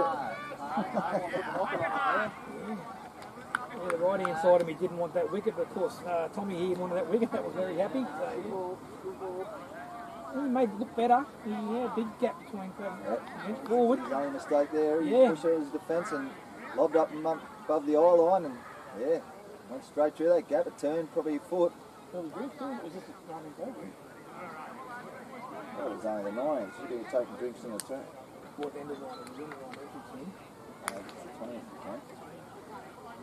End of the 9th, Kim. Oh, end of the 19. The last ball of the 9th. So yeah, the 25 would be started. So yeah. Well, I think the Bellfish would would have be. to come out for the 20th over, and if you lose a wicket in the first ball, then you go off. Anyway. Trust me, if it was a Bellfish there, you think they'd be all over and stay out there for another over. Get the new batsmen to face the first ball, the 20th. So that's the almost the halfway point. The Valley JPC innings 5 for 66. So almost a quarter of the game gone, boys, and the Bellfish well on top. Yeah, I don't think the wickets played any of those wickets dismissals. Like, you know, as I said, Parker just done a nice little late cut, which was second slip. Like I said, a little conundrum when the Singleton players used to be playing on those, a little bit lower decks up there. Yeah. Probably bounced a little bit more than he anticipated there, Parker, and got a bit of a top edge. And straight. Yeah, and Story, went to Hoover, come off the shoulder of the bat, and it was a simple catch there at cover. And a beautiful catch by ball, smoked us, cover drive. Gregory, you missed a fine catch at cover there. Joey Barber dismissed Jacob Carey. He had 2 goes, and it was low down, and he dropped on the first go, but scooped it up before it hit the deck on the second go. One of them commentators cursed, and I cracked it, and I've gone, great shot, next one scored. There you go. That was the first 3 wickets. Then skipper Joey Main comes on the attack and knocks over Alex Stafford, who's just starting to look a bit more comfortable, and then first ball, Kai Dan comes out and he lost his middle stump as well. So then Joey Main be on a hat-trick. Joey Main be on a hat-trick with his next over, so he won't get to bowl the first ball next over. That'll come from the other end. As mentioned earlier, the boundaries are restricted a little bit here today, especially here at the end of our commentary box there. The hats are in probably a good 12, 13 yards. So, a fair bit of overnight rain, so I've done well to actually get on with the covers, as Tommy said yesterday. We're on from 9 o'clock yesterday morning. Yeah, so, we raced around. Heard rain was coming around 10 o'clock, so we raced them out there. So pitch is bone dry. So, yeah, the wicket's hard as a rock. It's really good. Valley JPC won the toss early on and had no hesitation in electing to bat first. Runs on the board, so. Well, Greg, you might want to be input on the second grade line at the moment. They're with 23 overs into it there, so they're past their drink break, and Bellbird are 3 for 98. Yeah, so, Two good sides going at it there. They've been the 2 standouts through the season. Yeah. Bellbird, so yeah, it'd be a crack. Again, it's on synthetic with it there, so. Yeah, a bit different down at Civic, so good grass is a bit thicker there, so generally you've got to hit the ball in the air there, but Well, Liam Story's finished his 8. He's got 1 for 25 Cook 5 off that game. Cook 5, is it? Cook 5, the second grade game. Third grade game for Civic. JPC taking on Red Cell 7. So yeah, Liam's finished out. He's got 1 for 25 of his 8. Who was there bowling? 2 for 34. Daniel Hayes. Yep. He shouldn't get too much spin on his old on the synthetic, it's unfortunately sometimes, but because there's a game of cricket on there, but we can't get on turf. We've got to use them. Third grade again. JPC's in this third grade final. Greg Spriff's out there now, so this could be anything. 6 for 75. They're in a bit of trouble earlier. They were 3 for 5, but now they're 6 for 75. And I played Thrifty a couple of weeks ago down there, and he got 100 off 50 balls, 60 balls or something. And we all know he's an older fella who can hit the ball. And He could turn 100 he's quick, easy. He's actually just as slow as he's been. He's off 5 off 16, which is very slow for me. I'll tell you what's slow there. City, I was there at the junior game this morning. The outfield's a little bit thick, so yeah, I know it's only a small ground, but they'll be struggling to get boundaries along the ground there, so I'd say it should be taking the aerial route as often as possible. So. Well, Dean Moore's actually, I think he's got the A grade in third grade this year, most runs. And so there's only 2 in at the moment, are they? Yeah, so they both can bat, and Dean's actually playing a captain. Well, he was not captain, he was captain the day I played against him. He's 17 off 71. Yeah, so, right. He's tough going. Yeah, so that's a... Yeah, we really need Greg to get us kicking along there. Yeah. And the 4th grade one, which was a big upset earlier, Wine Country had them early on toast, and then the Capoeiros are in. I'll just look up the score. 6 for 63, so they haven't lost any more wickets. And Carl Capoeiros, 38 off 41 now, so they're posting a score there now, 63. They were the minor premiers in that side grade. So, yeah. Against the young Wood Duck side, that would be the 4th grade side. Very muggy then.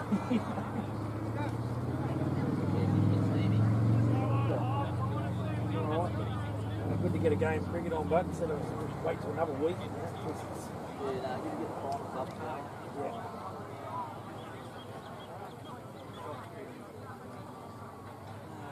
Shane Gibney's in now, partner in Isaac, so he's got the last couple of at-bats. Yep. As we said, the JPC Valley side has got a good bowl attack, excellent, probably best in the comp. So the old saying is, they got them, we've got to get them. So it doesn't matter what score they post, they're going to have a very good bowl attack to come out and give it their best. Yeah, we've got to scramble our way in now. We've got to scramble our way, try and get to sort of, if we can, get our way to try and scramble our way to 150. Play cricket, let's go! We've got the table and shed, but... Okay, Shane Gibney at the crease now. Let's go through his stats for the year. Shane Gibney, this is 73 runs at 14.6, so he's had limited opportunities as well. He might make the round the ground segment today. He's sponsored by BC. we're at Landscaping. Tom Lantry's Total Garden Service. Tom Lantry's Total Garden Service when we go around the grounds next time. All your landscaping duties, Tom Lantry's the man to see. As mentioned earlier, looking after the East End ground over the last, couple of months, Tommy? Little indiscretion with the previous curator that we won't go into too much, but... I tell you, I played a game this year in 2nd grade. I went up and filled in and played against Greg there. Greg up there at Singleton. I tell you, we've got a character on our side, and you all know him as Mark White. And oh God, it's funny on the field. Whitey and Dan work together, I believe, and oh God, it's very enjoyable playing cricket with Whitey. Great bloke on the field. He's funny. Doesn't take it serious. Yeah, good fella. Okay, that single to Isaac Barry back at the action here. I'll bring the incoming batsman Shane Gibney on the strike here to face his first ball.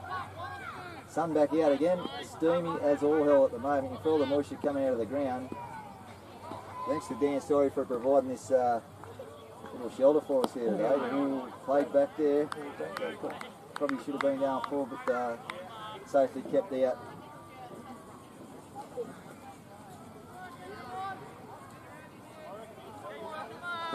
There's possibly predicted storms later on, so hopefully they stay away, go around us. They usually go around Brankston, they hit the other 2 towns, because the other way today we won't be too concerned. That one just outside off, and Gibney lets it go and really couldn't pick it up clean. Yeah, very good. No run. Miss JCF and Doyle, as I said, one of our better keepers getting around. Old Wet Hall and one of the Piranhas boys just listening there, just text us saying, keep the good work up, boys, in the commentary. And Red's trying to get up here today, but he's a bit crook at the moment, so all the best, Red. I think all good ball. We moved his feet there. And dug that one out nice and low. I was just looking at the number of viewers before. Since Greg Dan's come into the commentary box, it's gone from 34 up to 52. Oh, So I don't know whether that's coincidence or whether... I'd say We've we got were. a few viewers there, so to those 52 viewers tuning in at home, I appreciate it. This is Channel 69, Frogbox Live Stream TV on a Saturday afternoon. East End over. Knocked him over! Another one goes. Totally misplayed the line there to Gibney. And as per his predecessors, he lost his off stump as well. He departs for a duck, and Valley JPC in a spot of bother now. Just looked like a little. A little bit of movement, you reckon? Oh, just a little off outcut colour. of anything, but he just played all around it. Leg cutter. The ball hit halfway up the stumps. I wouldn't say it was a super duper ball. Just looked like he just played around or something there. As I said, we got a shock. It looked like he played forward and then just missed. So we are now at the halfway point of the innings, and Valley JPC 6 for 67. As you said, any total, what the old saying is, they got them, we've got to get them. And a great bowling attack, as Miriam said earlier, they're probably the best bowling attack in the district. And, Well, mate, 2 years ago against the Valley JPC, we couldn't chase down 117. That was enough at our park. So, as you say, runs on the board. But Joey Barber keen to get back on his thing off. yeah, see if I get this one. That's Archie Belly coming to the crease now, isn't it? Gregory? And he won't be facing the hat-trick ball because Isaac's on strike. So Yeah, so thanks for reminding me. Telling me this is the hat-trick ball. So, do they stay preservative, or are they on the attack? So with a foot on the throat, they need to bring them all in. You'd Couple think of so. slips, and gully, and he's pushing them back. oh, Joey would, I think Joey Main would know. He's a stats man, Joey. So Pete Brennan's just gone off for a bit of a rest, but his hat-trick ball. Luke's run his reminder is a hat-trick ball. So I think Barry will push forward and just defend this one into the ground, surely. Oh, I tell you what, that is close! Bobby just got himself just outside the line from here, but I'll tell you what, it's a good shout. Ben Fairley gave the wave of the glove going down the leg, so he said it turned too much. He has been doing a bit with it. I reckon he got himself just outside the line of off stump too, Yeah. I think, so it's probably all of the above. Use his feet well with that one. So yeah, Hutchie is a good shout for a hat-trick ball, wasn't it? I think the last hat-trick in the Coalfields Cup and the lower grade games with their own umpire was an LBW decision.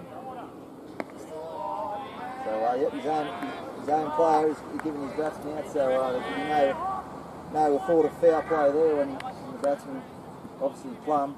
I remember Mick James playing here and he was on 99 and Cal Barry gave him LBW on 99. You'd have been pretty happy with that, wouldn't you? Yeah, they go having a schooner together later on. Oh, That it's turned it. It's he missed lost out. his off step too. That's turned a good foot. And yes, William Robertson pretty much said it. The captain, Joey Main, got it on a string.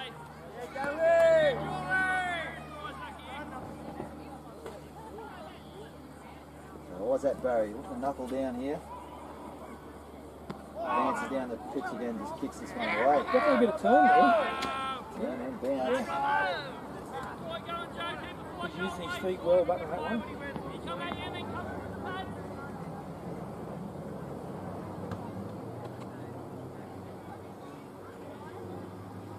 Oh, geez, you come back a bit.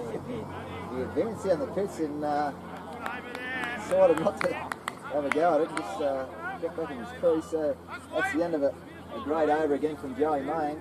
He said it wasn't a bad hat-trick ball. 9 times out of 10 you bowl your hat-trick ball and it's normally wide or anything like that. So it was a fair shout for one. So Valley JPC at the end of the 21st over, 6 for 67. As the heat's up here, and as I said, the crowd's starting to roll down here. East End Oval, the venue for our Coalfields Cup first grade grand final for season 2024-25. First place, the minor premiers, Piranhas Bellbird with their tails up at the moment, up against third place Valley JPC, who've done it the hard way to get to this grand final, with wins in the minor semi-final against Creeks, and then a memorable win in the preliminary final last week at Miller Park against Greater Branxton. So they've already tasted success in this, what is the 5th year of the running of the Coalfields Cup. They've won it once. Bellbird have won it once, the inaugural competition, Bellbird, on their own. And it was only one full round of competition before we went back into our own competitions back in the 2021 season. Bellbird with the inaugural winners beat Valley that day at Miller Park on a Sunday afternoon after Saturday was washed out. And we've had 4 years since then. Come down leg side, postal wide, and Eccles has a bit of a look and decided against the sundry there, and Sweeney knows he got away with it. He had to go a long way down leg side, Benny Fairley. Yeah, definitely that should have been a wide that one. Come on, Swain, let's go, mate. But as long as it's safe, as long as it's fair to both sides, we don't mind a 1 and 2 go down. So I didn't quite see the lineups where here's the actual non-bat. There might be Hayden Moorcroft for the no, I believe. Singleton Bay side. No, I believe someone's dad's getting married. So he's only a 12 man. Oh, that's right. Yeah, I think he could be just a 14 as in third. Yeah, don't hold me to that, but I think they heard something about that. Yep, no, you're right. Dan did say that during the week, so there'll be a batsman down. Full bowl swing. Stump to stump. You miss, I hit. Archie Berry's only had the 2 hits all year for 39 runs, so average of 19.5. He'll play a part with the ball later on and taking 15 wickets at 13.93. So pretty tricky customer when the ball's doing a bit. Young Archie, one of the great Indian imports here to the competition. Nice and straight this time, and set there by Billy Orr. Wide mid off. There you go, there's the call from the JPC president. But 40 overs is absolute paramount here. Post something. Short and got away with it there, Sweeney. Collins pounced on that one at his 4 to point. And that will be the end of the 22nd over. Like I said, I haven't seen the forecast, but a bit of cloud cover over the back there, over the back of Bradley 1. Yeah. Bit of cloud cover. See when that breeze gets up there, it's nice, isn't it? Take it, won't we? Yeah. I tell you, there's a big crowd starting to come here, and with the 4th grade ground finished with early, they'll be over coming over. So Joey Main to continue here from the southern end. He'll into his 3rd over, already with figures of 2 for 2 off 2. Doesn't get much better than that, does it? Zach Cronhome kicks for full toss. Nice use of the 30 from Dave to get down there in the full toss. Manages just to punch it straight to Joey Barber there. The Maitland Picker will be into action after the cricket proceedings are done. Full start there this time from Joey Main, buying the sunglass / prescription glasses. Johnny there once again. And comes one of our listeners earlier in the day who posted a Andrew Housen thought, why stay at home on the lounge with a beer in my hand watching it, and I'm coming and watch it live. Welcome, Houser. Thanks, mate. I was actually texting him driving. Don't do that at home, kids. how's the hamstring, mate? It's going good, mate. Fully recovered. How was that day anyway, that Kane Bradley? Who was Yeah, it was good. It was good. We're all a bit older. Kane versus what's the team? Jason McGarrigle. Jason McGarrigle, yeah. But, That's a big one. That'll go all the way. Just rocked back and he lofted that over the deep mid-wicket boundary. And Isaac Barry, just a fraction short there from Main, and he took full toll. Yeah, I think Joe would like that one again.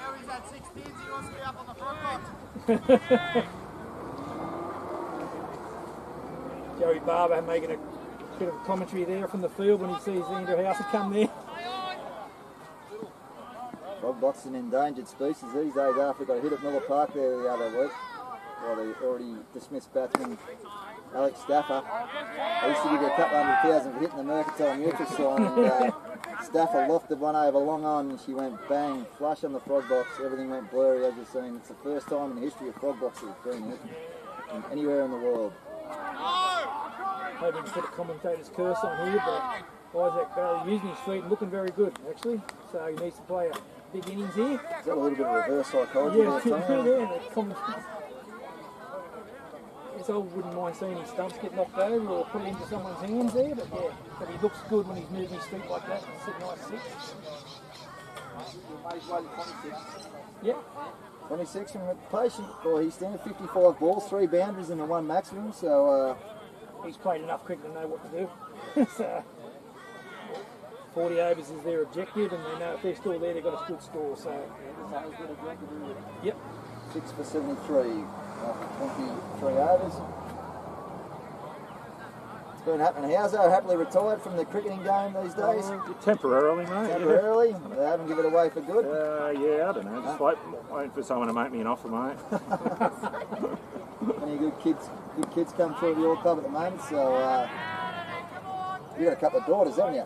I've got one boy. Have you? Yeah, he's 8. So yeah, when he starts, yeah. Oh, yeah, he will be. Cricketer and a Bulldog supporter, mate. There's They're a non-negotiable. 4th grade game for you in the future. Maybe. And a Bulldog supporter.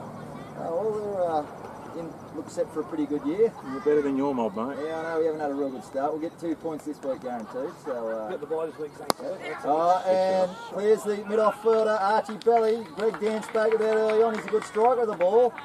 And that's a good lofted off drive, and he helps himself to a boundary.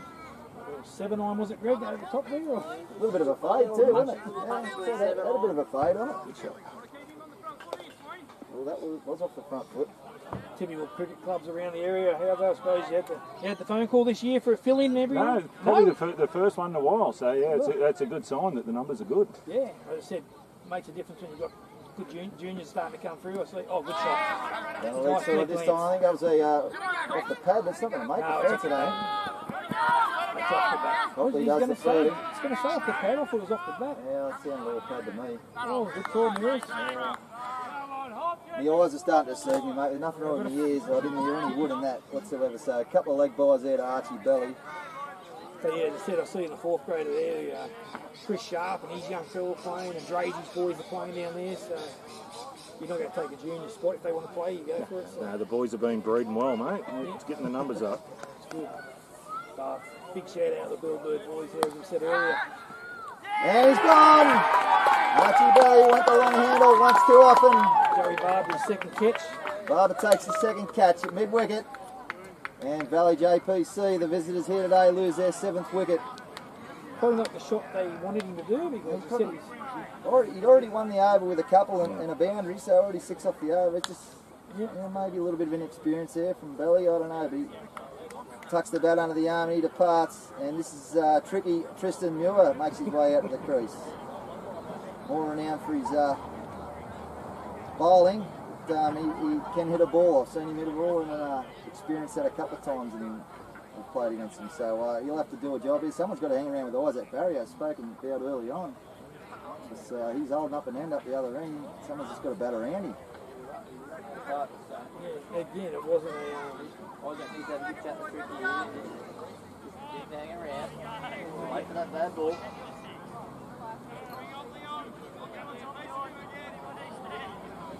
End of this over, Tommy will go back around the grounds once again at the end of this over. Just getting up now, buddy, really. Lower grades, as mentioned earlier, 2nd and 3rd grade transferred to synthetic wickets in Singleton due to the turf being unplayable after those couple of decent showers yesterday afternoon. And 4th grade taking place at Cessnock's Grain Oval. So Tristan Muir faces his first ball, goes right outside off stump and squeezes that one out to forward a point and no run.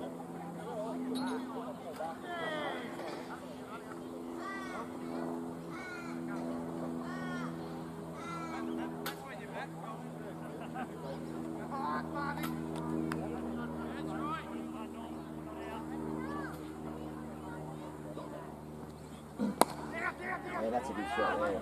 And through there, so they look for 2, should get 2. And they do. Pretty quick before the wicket.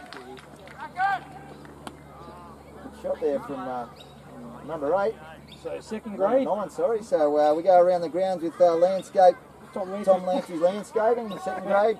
Played at Cook 5. Yeah, well, Valley's made a bit of a comeback here. It's going to be evenly poised this game today. So Bellbird, 5 for 126. So Shannon Atwell, get a bit old, Shannon, run out. The big fella. Poor old Shaz. Scrambling through for a single. He did play. He teed off early. He teed off about 10 to 7 this morning. Yeah, I heard there was 3 in it and he got run out. 3 made 1. So 4. Shannon got 4 today. Chatsy's 10 not out. And Jury's 1 not out. Joey Milton got 65 off 71 earlier, so good one thing. So they're 1 for 25, 5 for 127. So as Dan said, that's going to be a really interesting game. 5 for 127. They get that up there 170, 180. I think that's not a bad target there. Okay. JPC third grade, 7 for 92 against Hotel Cessnock. Dean Morse, 20 not out still off 93 balls. Greg Frith's out now, 15 Greg got.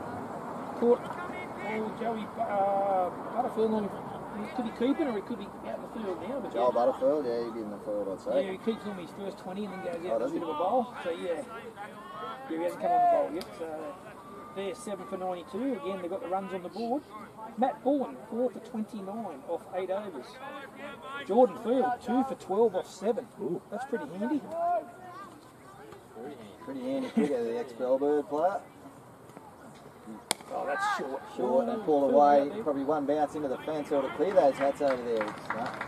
That's a good shot there from Jackie Miller. Just a fraction short there, Joey Main. He rocked back and... Fourth grade, that was 6 for 20 earlier.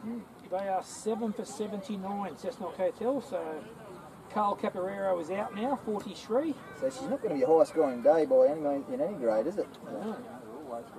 So that's what Carl get, 43 off 54, 5 balls and 1 6. He didn't muck around. Sean Caparero's 10 not out off 43, so they've still got a bit of batting there, 3 to come. But 79, so the Ducks are in that as well. So yeah, it could all be evenly poised at the moment. Former East End. Oh, it's a similar delivery and that one turned. Sorry, Kyle Caparero, former East End junior. Yes, he is. The LA Juniors. He played for the juniors against... Lefty, is he lefty? He is. Yeah. What's our age, boys, by the way? Can you say that? 35. 35? Yeah, plus a bit of GST on that. Well, I'm quite happy to say I'm 55, so... 79 models him, are they? How's he? Might be 78. 78, November 78. 70 born. So, just back in our special guest, Andrew Housen. So, a couple of daughters, you said, what are you, they netballers or? Yeah, they were. They're a bit old for that now. They're workers now, mate. Workers? Hard workers, like their mum. Not a bad game. Netball, if I had around all winter too, I'd probably rather watch that than a game of soccer. Yeah, definitely, mate. I tell you, played a bit of mixed indoor netball with Darren Holtz, old Holty. Yeah. Oh, mate, he's a competitive boy, Holty. Still running around in A-grade touch at Brankston touch football and still holds his own in that, so I couldn't imagine any different on a netball court. No, my missus and Darren's missus were best friends and played football with Darren, but on a mate of me sport, he's very competitive, and yeah, we played indoor netball and yeah, fit as a fiddle. But again, saying that, it was about 30 years ago too, but yeah, get on that. Nets there sometimes. That's at the boat, might be off from the other side. Oh, yeah,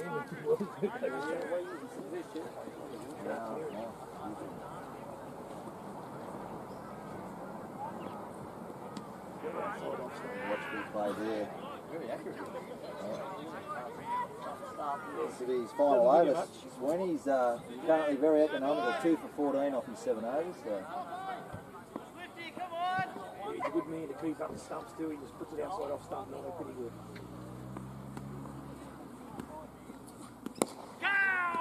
In the air momentarily, that's a good shot there, and that'll go all the way to the boundary, mid-wicket. Into the practice nets it goes. Good shot there from Barry. I'll tell you what, on a day like this with a slow outfield and not quite coming on, that was a great straight play with plenty of PI. Old practice nets over there. We've got turf wickets there now, and they've been, juniors have been playing on them every week. They're playing on them now on the nets. Turf make a big difference. So Barry moves to 31 now, or 59 deliveries. So. We had a good net session there the other day.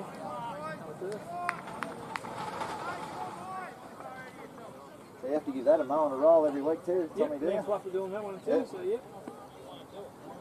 We've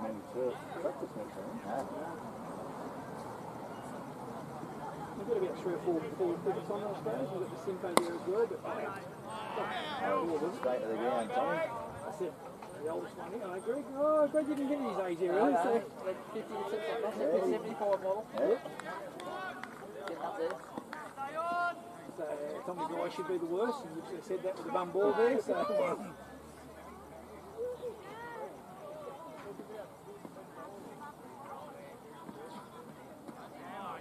Regular here during the week, a good old work colleague of ours, Dave Lampkin, passed away suddenly during the week. It's tragic news.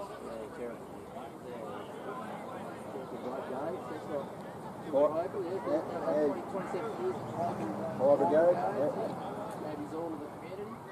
So, yeah, heartfelt condolences go out to the Lampkin family. He was a great man, sadly missed, what, in the mid-50s, I suppose. Both his sons played for Piranhas, Daniel Lampkin and Ryan. One played for our Uni Fox. Daniel won a premiership.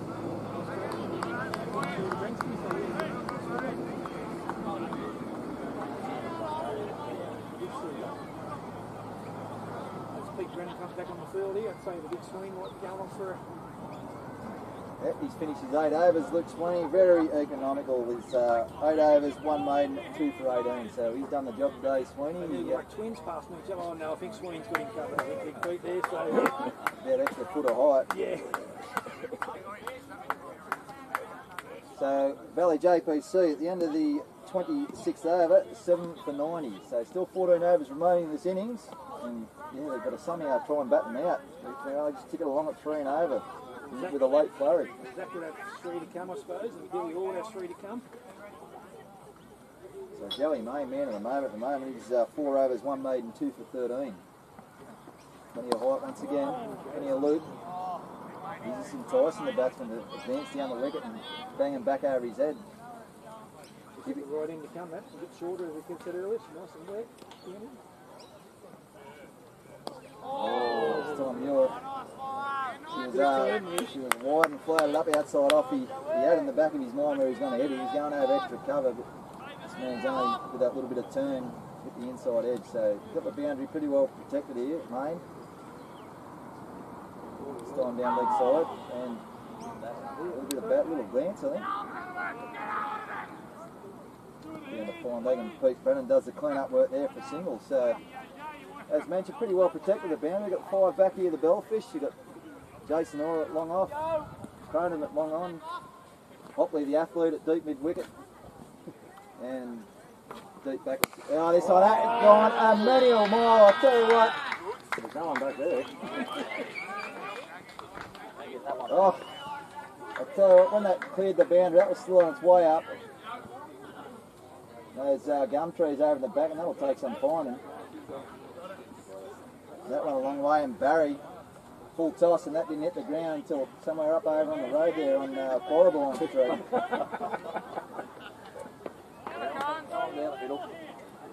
In that difference in the first grade there, normally bad balls get this patch. Oh, sudden those ironbark trees at deep line on there and endangered species. So Main hit the deck this time, I'd assume, and a little bit quicker and a little bit flatter, and snugs it into mid wicket and no run. So the front row rotation continues there, Tommy, with Coalfields done his part in the field. Another full toss, and Barry a couple of steps down and knocks it down to Cronin down at long on. Crowds are telling Joey he's paid wicket fees, and they'll start using it shortly, I'd say.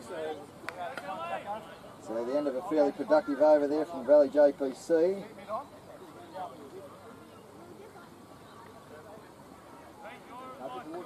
Seven for 97, 7 for 98 now. We get our scoreboard officials onto the job over there. There's a little kid that wants a pint of cake. If you're listening in and you want to come for a job, mate, you can keep that updated every over. That'd be much appreciated. As mentioned earlier, nice little crowd starting to roll in here. East End Oval. Haven't had a grand final here since season 2020-21. Billy Orr comes back on now. Billy Orr for his second spell of the day from the same end. He picked up the, knocked over the top order, the first 3. Story, Parker and Carey.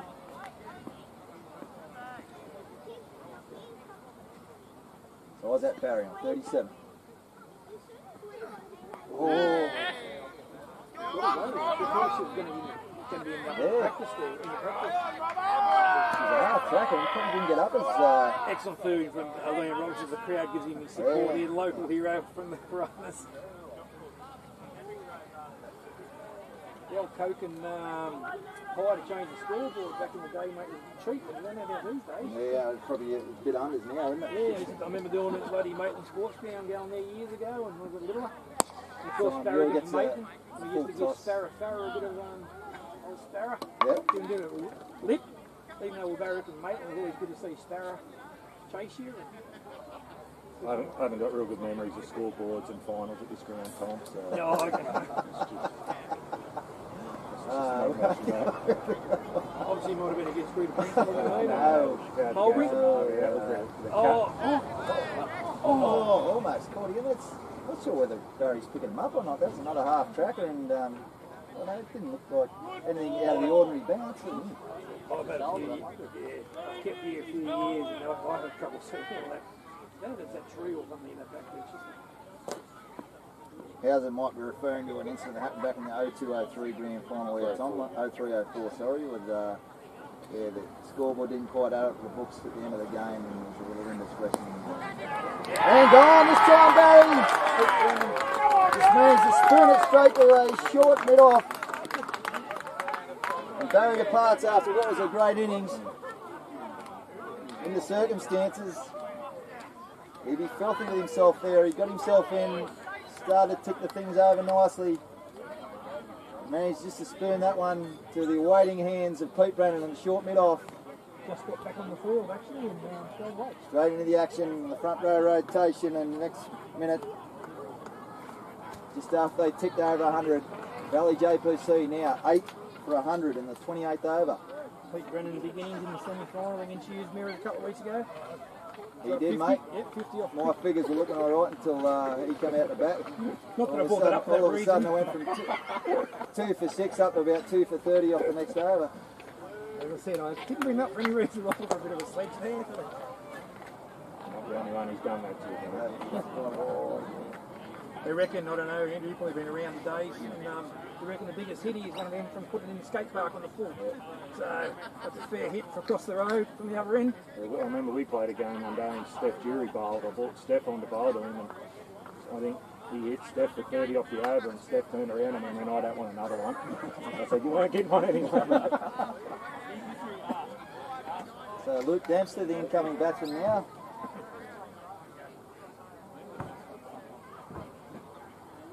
He's been Valley JPC's best with the ball this year, but got a job to do with the bat just to try and hang around. Him and Tricky Mill the tail. So Luke for the year, he scored 40 runs at an average of 10. Oh, great doing that time. Standing right behind the stumps here, that was just a beautiful leg cutter. Pitched on middle and off and just went away from Dennis Lilly, like. Great defence, really. So you could get an edge on that one. That was a good defensive game, boys, with the bat. So first slip straight into play now, and probably a third slip.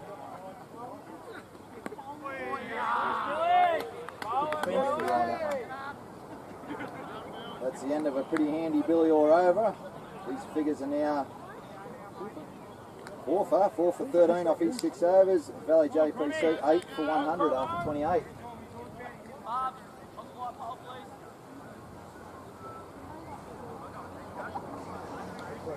Could be coming on now. Is that going to be second spell here from the southern end?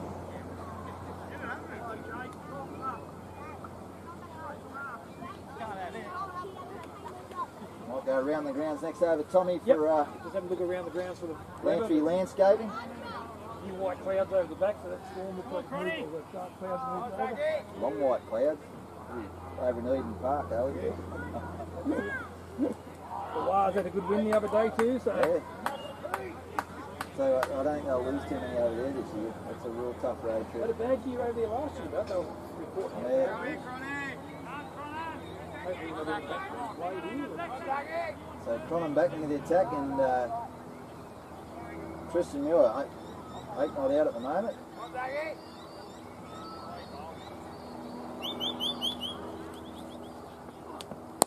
Nice time, Gaby. I'll tell you what, it'll be a good catch. He gets in. Oh, the diving arms there. Oh, will get there. Didn't get there in the end. A great effort from Jason Orr. He ran about 25 yards to his left. The outstretched left hand Unlucky, Jace. Good effort, buddy. I just missed it, and Tricky Muir picks himself up a boundary, a welcome one.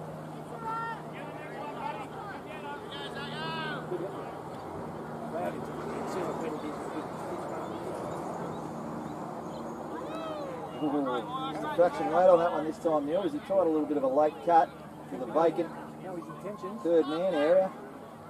He's not going to muck around, I don't think. Still 12 overs to go. Still all the encouragement down there at point, really pumping up the boys. They're all out deep in here.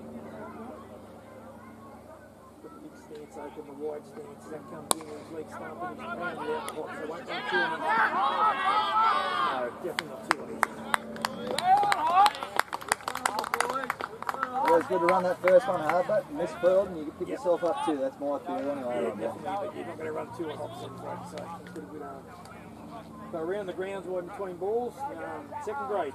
Bellbirds posting a good score now, 6 for 157. 6 for 157, so they're probably 200 now. How many overs gone, mate? 34 gone, so 60 out. Yeah, so get yourself to 200. Atwell's rubber, Daniel Atwell's 15 not out. Daniel Atwell 15 not out. Johnny Schatz, who plays a bit of vet cricket. He's 18 not out. Shatsy. Very competitive man on the field, old Shatsy. Yep. So he's 18 not out. Tagging in there for a few overs. Yep, left-hander Cags. Salgar. Seen Cags pump some sixes at bloody Bellbird, Carmichael 1. Best hair in Cessna cricket. Salgar. That's not too. Best hair in Cessna cricket. Tight comb. He done something a couple of years ago. He got in the second final, 2 big blocks to finish the top. What's the window? Well, I'll tell you one thing, Dylan Moore is definitely holding innings together for JPC in third grade. He's 29 not out off 113 balls. Oh, yeah. Civic Park. Well played there. His team is in trouble, so that's 7 for 111. So, Austin Marr. Yep. He's 12 not out. So yeah, so there's 7 for 111. There's Rose's 1 ball to go, 36 over. 35 times.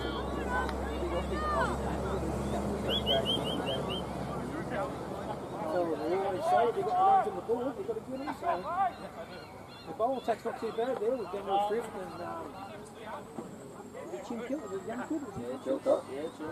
Chili, I played him a couple of weeks ago on his first ball, hit me dead set. I said, I'll wear a grill when on the synthetic. Dead set, middle of the nose with the grill. Oh! What about the grill, Tommy? You might need one to get one out there for Tricky Mill at the moment. Yeah. Well, fourth grade, the Ducks have finally got them all out. All out the Hotel Cecil side for how many? 86. 86, so a low scoring game there in the fourth grade game at Drone Oval, but I assume there this is fairly wet that deck, so 86 might be a tricky little chase. Yeah, it's right out there. Tell you what, Big swing. Sweeney, you got a fair glove on that swing, but just didn't quite stick. They either do or they don't, them ones, and that was in and out. Muir gave himself a bit of room, the wild slash outside off, and Sweeney put it down. Pretty safe full run, not like a rocket. Had a look at the Drain Oval there early in the year, actually, and I don't know if they still play rugby there, but there's not much grass on it. They do, they've been training there. Yeah, right, so there's not much grass on it. And it should have been after the wetness, we didn't know much about that. Benny Fairley, the keeper, will do the chasing here, and they'll come back for a couple.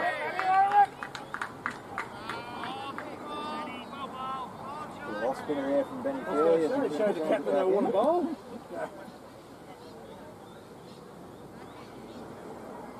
Got himself a couple of fourth grade wickets back in the day. I have to say that with went Roberts. down well. Yes, we heard that. Got a certain committee member. Can I have 2 guesses, but I don't need the other one? Yeah.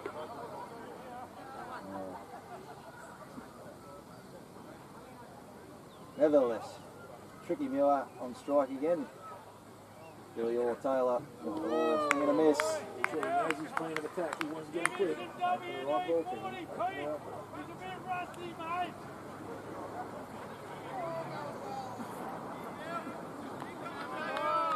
Talk about the Dempsters. Big day for the Dempster family here today. Gregory, you know more than us about him. So Bruce was the coach of the Stage 2 Division 1 side this morning with Alison opening the bowling for them.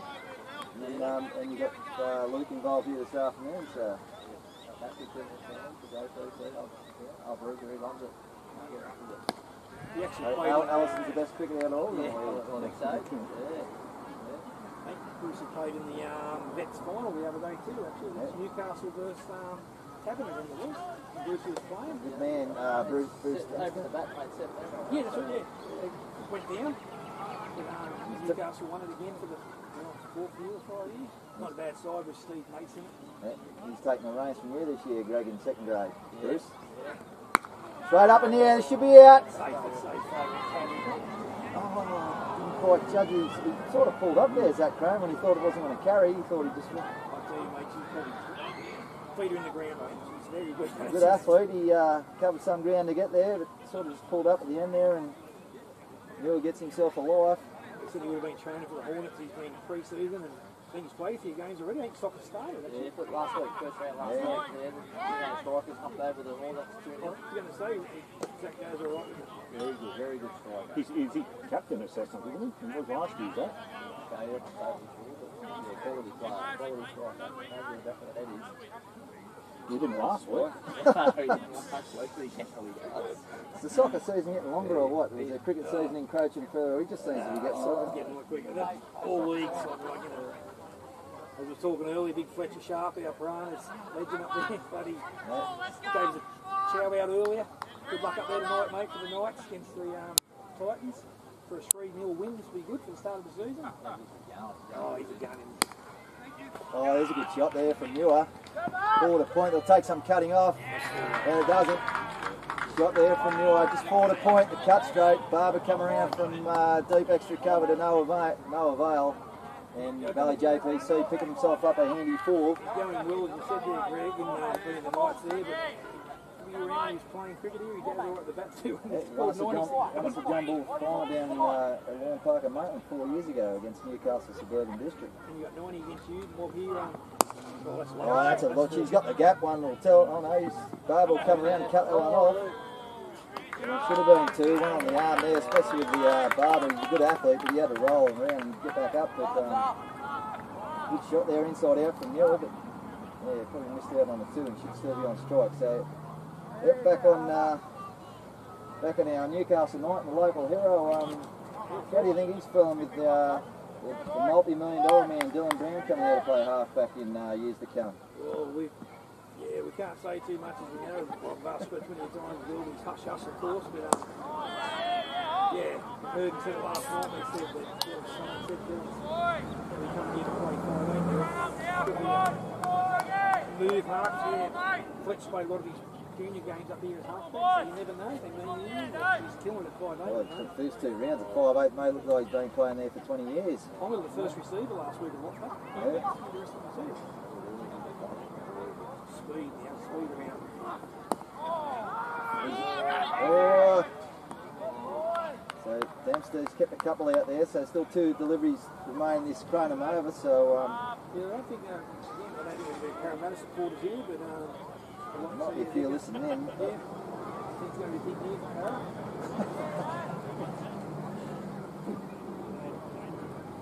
A long way for his money, 13 points. So yeah, he's second key. He earns as much as you, Tom.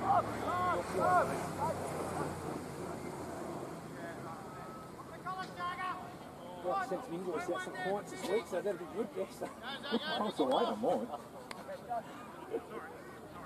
Oh, the stream's gone viral now, boys. We're up to 75 listeners at the moment. So since House's come in, since House's come in, it's gone up another 20 there. Greg down earlier on, it went up 20 in about 5 minutes when he got here. So mirrors and emails will leave. might be telling us the story there, Tommy. Yeah, Luke Dempster's real solid in behind that one. That's the end of Zach Cronum's over. So Sharp bit of 40 if JPC, Valley, JPC, we're up to 113, so sharp bit of 40, we've got to keep it going. And still 9 overs to go. It's 8 for 113. So predicted score, boys. To make it a good game, if they can scramble themselves to 140, 145, I reckon that'll be a tricky little chase on this. Bellbird, I'm not sure about. Piranhas, the Bellbird has not had a great history in the past. It's run chasers in the second innings. We could butcher a final. You may or may not have been captain in a lot of those. Mate. Well, actually, in the Piranhas defence, they haven't made too many finals, mate, so we actually can't really... No, well, you're right. Yeah, you're right. Not being disrespectful, Mirrors, but it's actually, you know, Miller Park's lovely. It's good to see a crowd here at East End. It's good to have cricket at East End here in Cessnock. It's good. The club over there, ECBC, major sponsors of Piranhas there. Oh, Bellfish and with Bellbird workers as well. So they're across the road there, look after us. Great food there before we go. ECBC, Good chair. Doing renovations at the moment. My wife works over there. Yeah, she does, yeah. Major sponsor of the Cessnock District as well. So yeah, the annual presentation will be held there on long weekend, April 26th. So tickets will go on sale for that shortly after the grand finals. Should be a good crowd. Knocked him over. Beautiful ball there. 5 for Billy Orr. Well, the Yorker, and he's giving himself a bit of room. Turner went straight under his bat. And as has been the occasion on many of the wickets here for the Valley JPC side, the Castle went backwards. And all of a sudden they're 9 for. They've still got 8 overs to play, so a few overs in the bank. It's always good to see the pitched up, ball pitched up and doesn't damage. Easy as that. Also on the tail ender. Full and straight. Yep. We definitely like to hit the ball into his game and knew how to hit it, but yeah, nice pitched up. Semi-Yorker type thing, and he knocked his lead stuff over. So he departs for a well-made 21 there, Tricky Miller from the tail end, number 9. Could be handy runs, yeah? 20 runs, 21 runs. He's placed 24 balls with the 3 boundaries. As you said, Billy Orr picks up his 5th wicket. He's 5 for 16 currently off 7.2 overs. So a memorable performance for a grand final. That brings Hayden Moorcroft to the crease. The legs 11 for Valley JPC. So we expect much from Hayden here, Greg. yeah, he hasn't looked a bad this year, to be honest. So what we expect here, but he can't hold his own.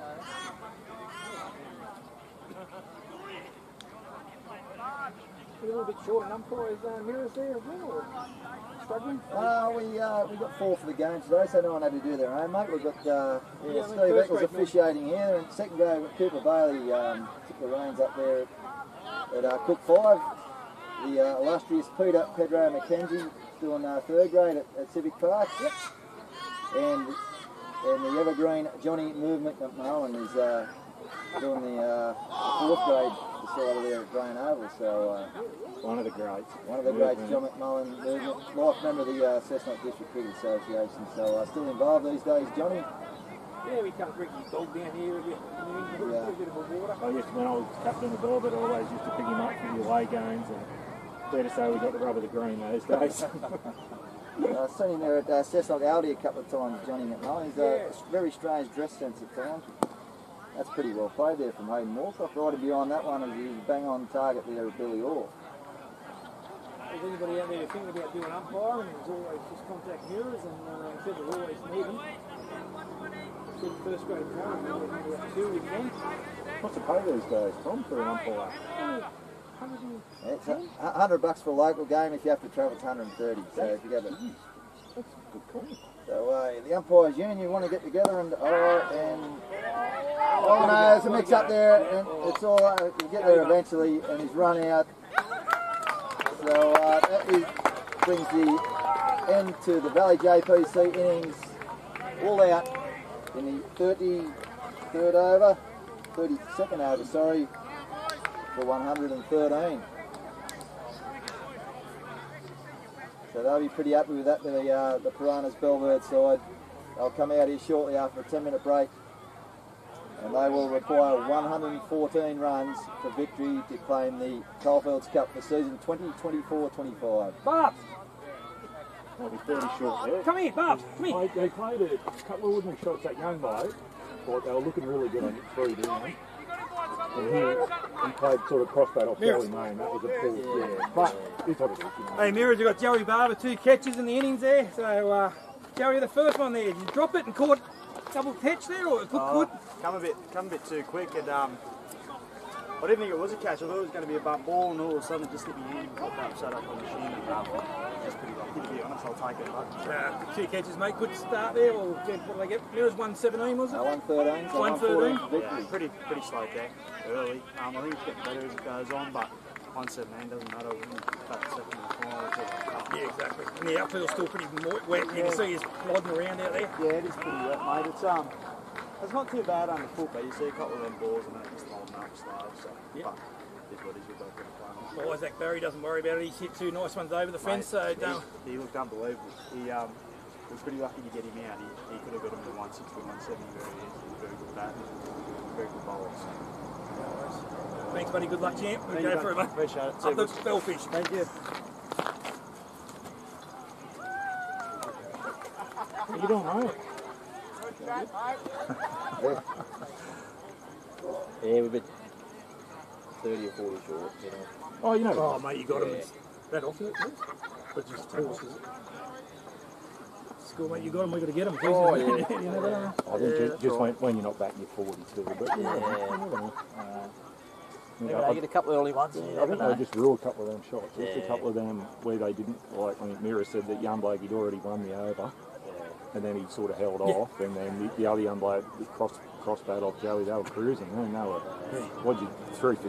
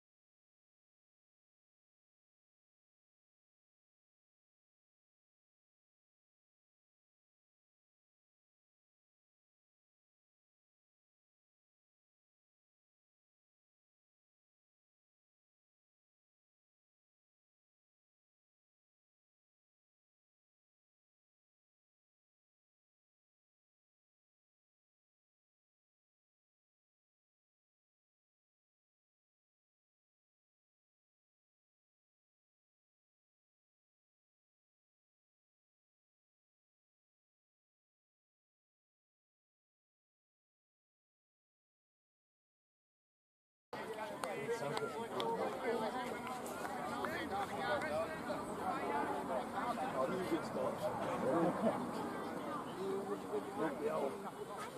End bloody freezer in there. Enough just for your beers. A couple of ice box still in there, so grab one.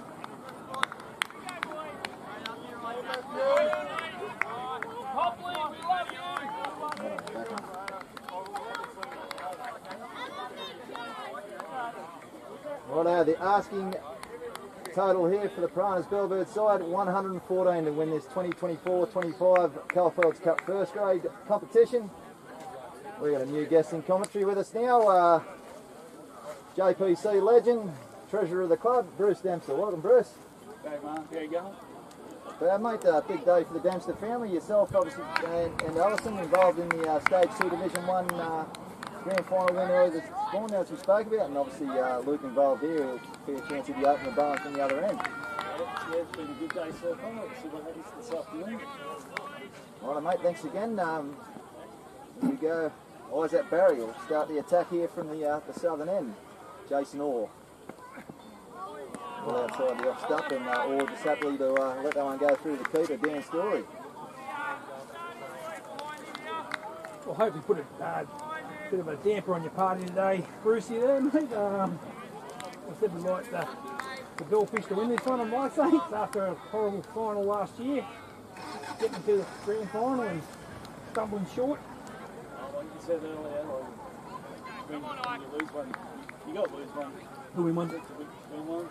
This ain't over yet, boys. Oh, long way to go. Long way to go. Tricky little chase this. It's not the easiest conditions. Oh, traction short, and Orr done well to get out of the road of that one. And 113. Probably, to be fair, we could say Valley JPC haven't got 2 wickets in the first 20 runs. They're probably going to do it a bit tough.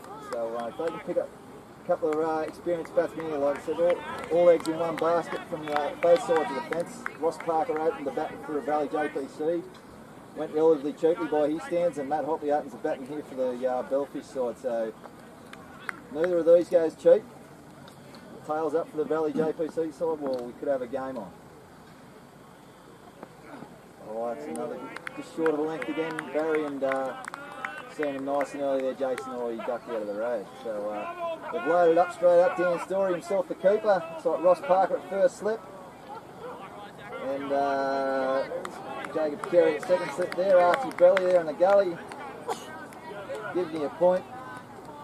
And so Alex Stafford there at a short cover. So The umpire just signalled then above waist height too, which, yeah, around that height. Well, because it's a bit low east end in the second inning, so it'll be interesting to watch this. But nice carry anyway at the moment to... yeah. It'll be interesting to see what happens if Bellbird Piranhas fall early. I mean, Luke had problems number the other week. So it'll be interesting. Good contest. Yeah.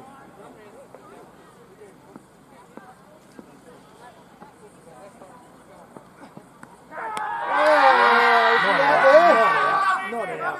bump ball. Not out. Not out. Well, he just hit the ground. Hit the ground. Yeah. Wasn't sure there was a fair bit happening there. I didn't know whether he hit the ball into the ground or he batted just hit the ground and not hit the ball at all. What's he conferring with the square leg umpire? James Collins is the square leg umpire. I'm not sure what he was asking there, umpire Steve Eccles, but Well, he's obviously saying it's a pretty bum confident ball. shout from I just thought we'd get a fair way away, but I thought it was the left foot was anyway, but must have been a bit more. I didn't hear anything. No. I said big confident Pearl early went down for the earlier in the innings for Parker.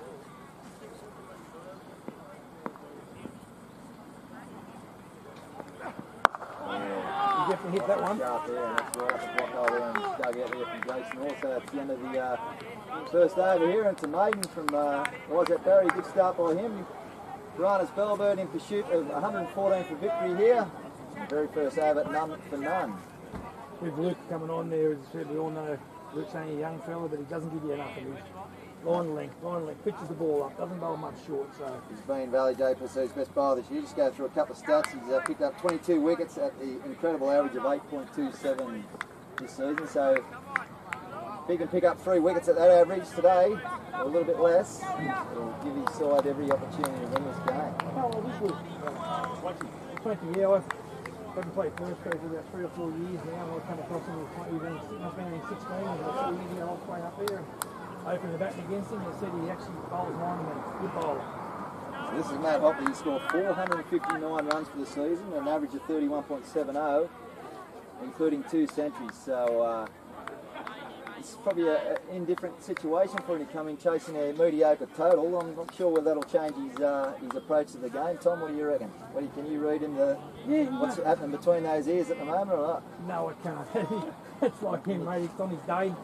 You never know if he starts doing them nice and easy, or he's in. Like, it doesn't take him much. So here comes Dempster from the northern end. Hopley just watch these plays that one, plays back. Not a bad start from Dempster. So just short of a good length, but he was bang on target. Fox will know, like, if it was there to hit, he's not going to push his foot, he'll hit it. But yeah, but he also, big position, he's been one final.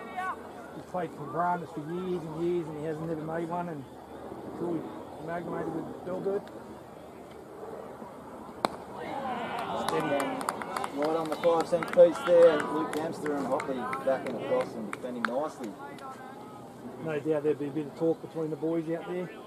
I see Luke Hops is talking to Daniel Story, and I'd say no love lost there between the sides. All good on the field, of course, and stays in the field, it's pleasing. Yeah, exactly. Once you get off the field, there's a drink happening each other, and there's no doubt about that. Oh, there goes the big swing. It was outside off. Hopley tried to lob him down there over that gum tree into the houses and failed to make contact. So he blocked the first 2, and that's all it took. And the third one, he was no chance of blocking that one with a little bit of width. Oh, we did. We need a little bit of breeze. And again, good carry to the keeper. He was definitely went through waist height. The curating staff here once again, obviously headed up by the former club president Tom Lantry. So Dempster again, right up the block hole this time, and Daggery takes it one hand, and they're here for a game on the boys. They know they need an early wicket. Stafford will play a big part. I'm not sure, Bruce. Last week Stafford is only come off the short run. I know, and he didn't come on to about 4th change. Is he carrying an injury, is he, or? Not that like Perth, but yeah, not that Perth. He said I was a little bit surprised he came on a little bit later. Sorry, before Dan Story just moved a field position over coverage of short mid. I can see that. Oh, a little left there. It won't go to the fence. West Park against Chase. Yeah, come back to 2. Good work, Hops. Take the 2, get off the mark. And Hopley off the mark with a dab over slip. Dab over third slip. As we all know, batting, it's always good to get off the mark there. It's always... Absolutely, it's a weight off the mind, isn't it? Oh. Yeah. It's a tricky little chase. It's like I remember Brankston 2 years ago against Valley JPC. Struggled to chase down 116, so... Can't say it enough, mate. You've got them, they've got to get them. Yep. It's been a funny game, this cricket for us play it. Do it easy all year, then a little bit of pressure on the big game situation.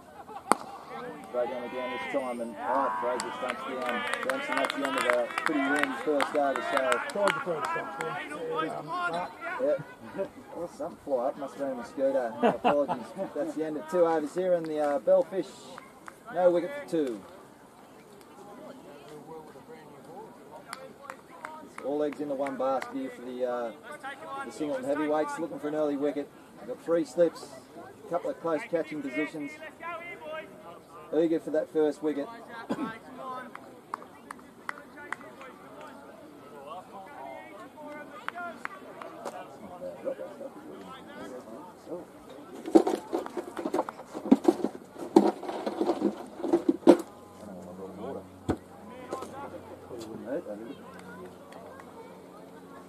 Okay, so Isaac Barry after a maiden over his first one. And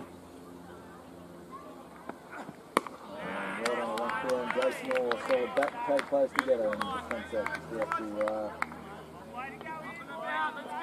Stafford out short cover. That's what I was to young Dan. Earlier to their bat and pad close together, it wasn't one of his favourite shots. His big bat and pad opened up roof. We had a great shot from here when it just went straight between turn. Little off, Greg was there, and little off spin from Joey Main went straight between bat and pad and knocked his little stump out. So we had a perfect view from it.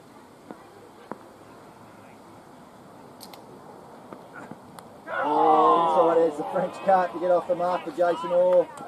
You go down to the fence for a boundary, you take them any way you can. Feeling himself a little bit unlucky there, Barry. It was fortuitous inside edge, but no fine leg, and that race away to the boundary. So 4 off the mark, and Piranhas Bellbird none for 6. We all know you don't draw pictures in scorebook, so French cut's one of the best shots in the book. You can get away with it. Call that a leg glance. It gets him off the mark anyway, so as I said, he's happy to get off the mark there. There's nothing worse than the old duck in the final. So, Got a couple of them himself.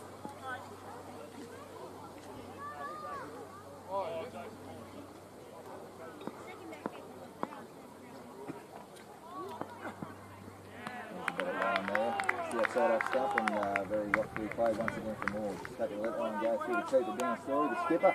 Actually, then getting the golden duck in the final too, mate. Everybody back in the second grade at City United with the Piranhas up at Coronation Oval. Yep. First ball, buddy, full toss outside off stuff. First ball of the game, isn't it? First ball of the game, full toss straight to covers. We all got a shock. We all stood there, and the wheel just come in about over the waist height. The umpire was looking at square leg, and square leg, and I was just walking. The easiest ball to play the old fool, especially first up. Yeah. No?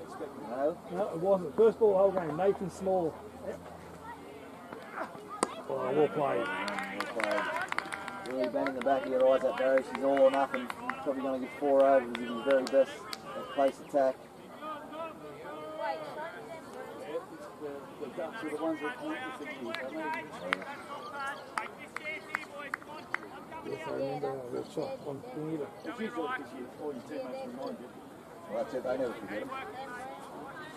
Got a golden duck and 100 in the same day. So, yeah, first innings we all rolled for 60. And the second innings we rolled them for bloody 70. And then the second innings now afternoon about 100. So yeah. No one remembers Arthur Morris is 200 he got. Yeah. Don Bradman got a duck. Yep. So over the top of that one once again. Good line of length for Justin Barry. Justin Barry. So shout out to Justin Baz, nice fella. Long distance relation, Isaac. Yeah, Isaac. Really bending your back here, as he said. He's got to lose. Good wheels though. Like he's coming in. Oh yeah, he's. Yeah. It's a good carry to Dan Story there, which is good. So. I tell you, walked over to the sheds over there. Good crowd building up here in Mirrors too. Very good crowd. A couple of hundred in there at this stage. Oh, easy. And I said if we have 4th grade finish early, they'll be all coming over here. So 2 other grounds at Singleton. Oh, there's a little bit of a leading edge. Yeah, it was a good ball. Was that? Fire down out there. Cover comes down, cleans up the dregs. Another good over there from Barry. It's the boundary off it down to 5 metre fortuitous one. So I was on the tricky length there, that middle of the leg stump there, just on a good length, rose a little bit. Well played. go up to 3 overs here. Bellfish. None for 6. Just walked over to the grandstand there and just, and Bruce, we just cut across the field here and it's very wet out there. Very wet. It's oh, very wet. Very, very wet. Like, you know, good that they just played with it as it is, both sides fair, but yeah, she's very wet. No doubt the stock will be taken over here in 2 weeks' time, so a good grass cover on it, but for them, that's one good thing. Just down to 30 odd watching at home now. Tommy, ever since Greg Dan and Howzo left the commentary box, the numbers have dwindled again at home. Maybe they're all coming down to watch live. Well, that'll be it, mate. I'll definitely have to say that thing. Thanks for everyone for tuning in at home. Oh, chance there again. Dempster, dead set bowling hand grenades at the moment. Hopefully he didn't want to borrow that one as he probed at it. Just bouncing. Bounced short there, Alex.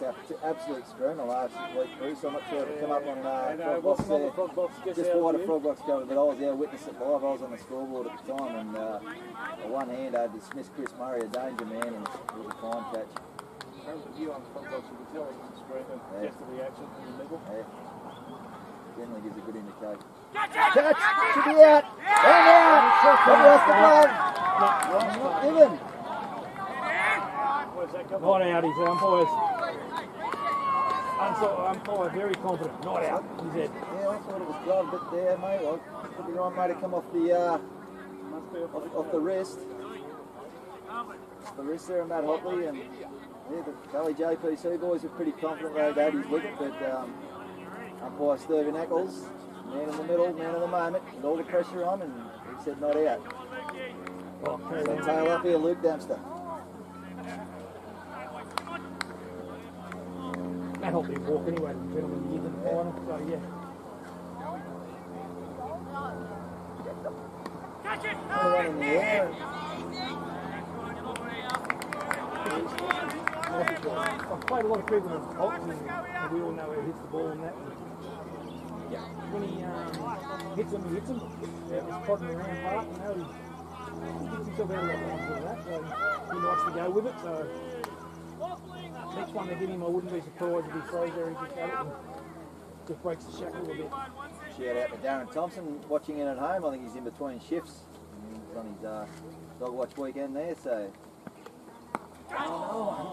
It's just on that length, it's popping up very Yeah, well. just short of a good length here, and it's causing all sorts of issues for Hopley at the moment, Dempster.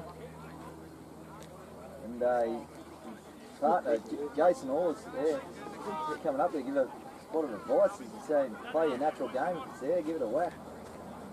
Maybe just I don't know, years of experience, Hopley, probably just a little bit of nerves, maybe. Well, a big crowd here for him, and all his junior boys have come here this afternoon to watch him after their little defeat and making the final this morning. And he's done a great job, as you said earlier, like the kids there have improved outside. They're only all 10, playing under 13, stage 2, so. Yeah, as we said earlier, Bruce, I know it had its teeth and problems with our combined junior competition, but yeah, fairly well run and won this year, I think. Goes high this time and once again fails to make contact, so one to come. I think the juniors playing like both associations were struggling for numbers and being able to play different teams each week has been a real success. 100%. Three junior competitions this year and 6 teams in all, and worked out perfect. There were no buys. Everyone played everyone 3 times, so. Hopefully, We'll say earlier, cricket was dying there, but now, if you didn't want to go to mate and the kids and keep them here, if you didn't, it's been great, so. We're looking to go to a stage 3 competition next year, so onwards and upwards for our junior competition. Once again, beating the outside edge, and that is the one to come. It's been an eventful over. It's his second over, isn't it? Funny old game there. Over. I thought it was over. Eccles has had a miscount there, so first blemish today on the counting front, Steve Eccles. So they say he's got one job. a lot of pressure on the umpires at all levels today. We'll go around the grounds in a minute, mirrors. Around the grounds for Lantry landscaping, but back here in the main game. We'll go around the grounds. The shooting nearly getting there, and all hands were shooting. Oh, wow. Lowell started 4th grade, it was just up last.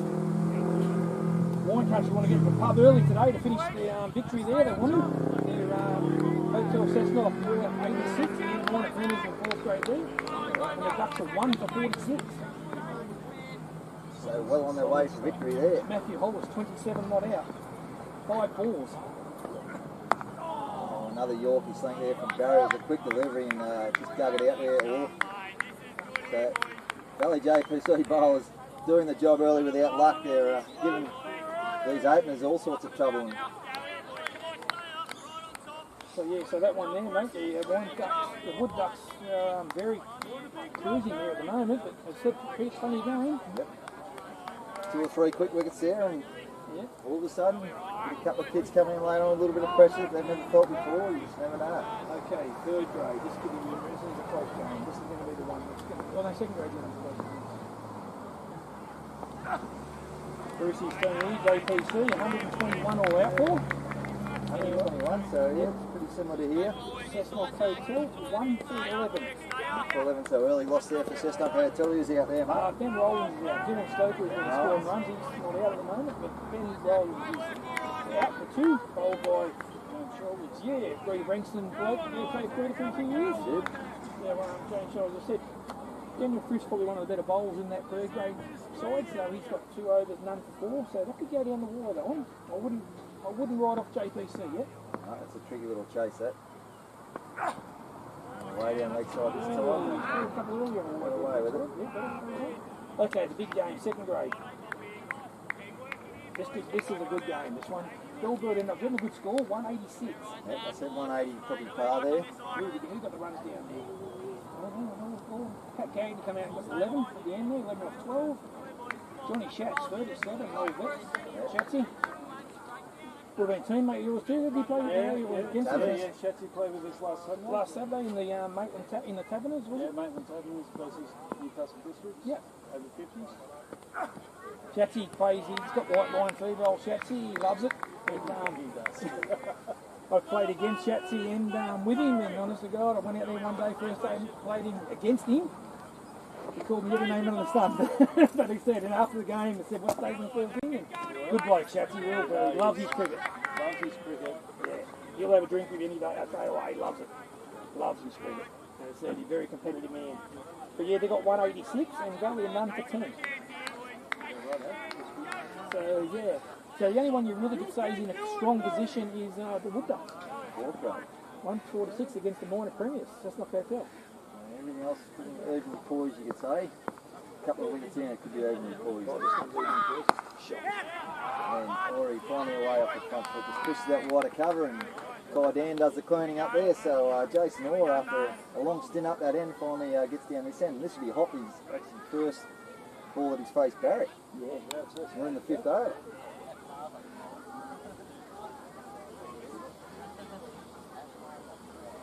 Or that's planning with his young Luke. He's just bowled just short of the length, I suppose you could say, and it's just been poppy on him. It would be interesting because actually probably those good length. Pitched up a little bit better, yeah. And we know Hops got good length here and actually had a go with it. I'd say third man could be a big problem. A big over top third man for. That's how he got off the mark. Yep. So that was a little daddy shot, but I mean as in a full-blooded one outside off stump, mate, go over top.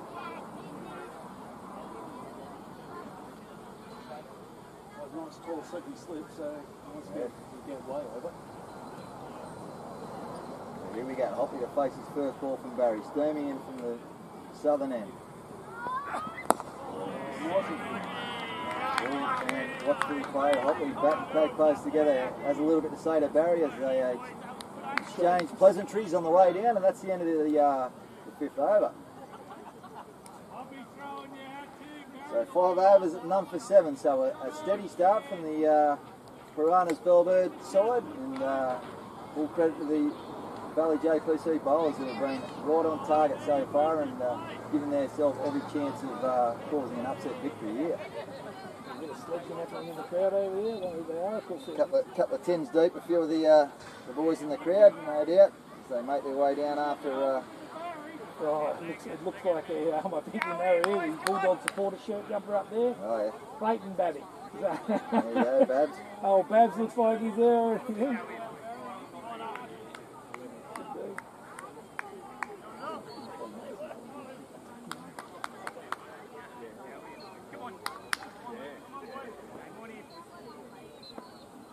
So Dempster commences his 3rd over. To Jake's all first, that's what. Oh, this time he gets it away. He gets 2 here. Let him get straight. Won't go to the fence. Will they take him on? Hayden Moorcock does the chasing, they'll pick himself up 3. Good arm there, Hayden Moorcock. So 3 runs out of Orr. It's a handy 3.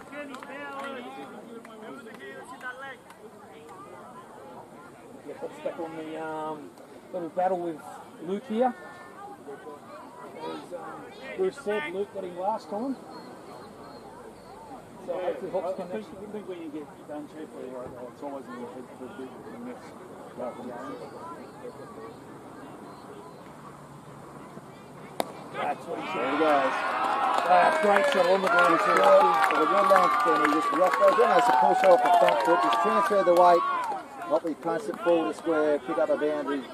That breaks the shackles for him. He had a fairly steady start for his standards. I just got a text from one clubman as well. He said Hops looks unsettled. But hopefully that should, might unsettle the nerves a little bit. yeah, that one might come down in the great shot out of the middle. Kept it down too, which is good. Make it pop up as they're saying, getting on that pop increase.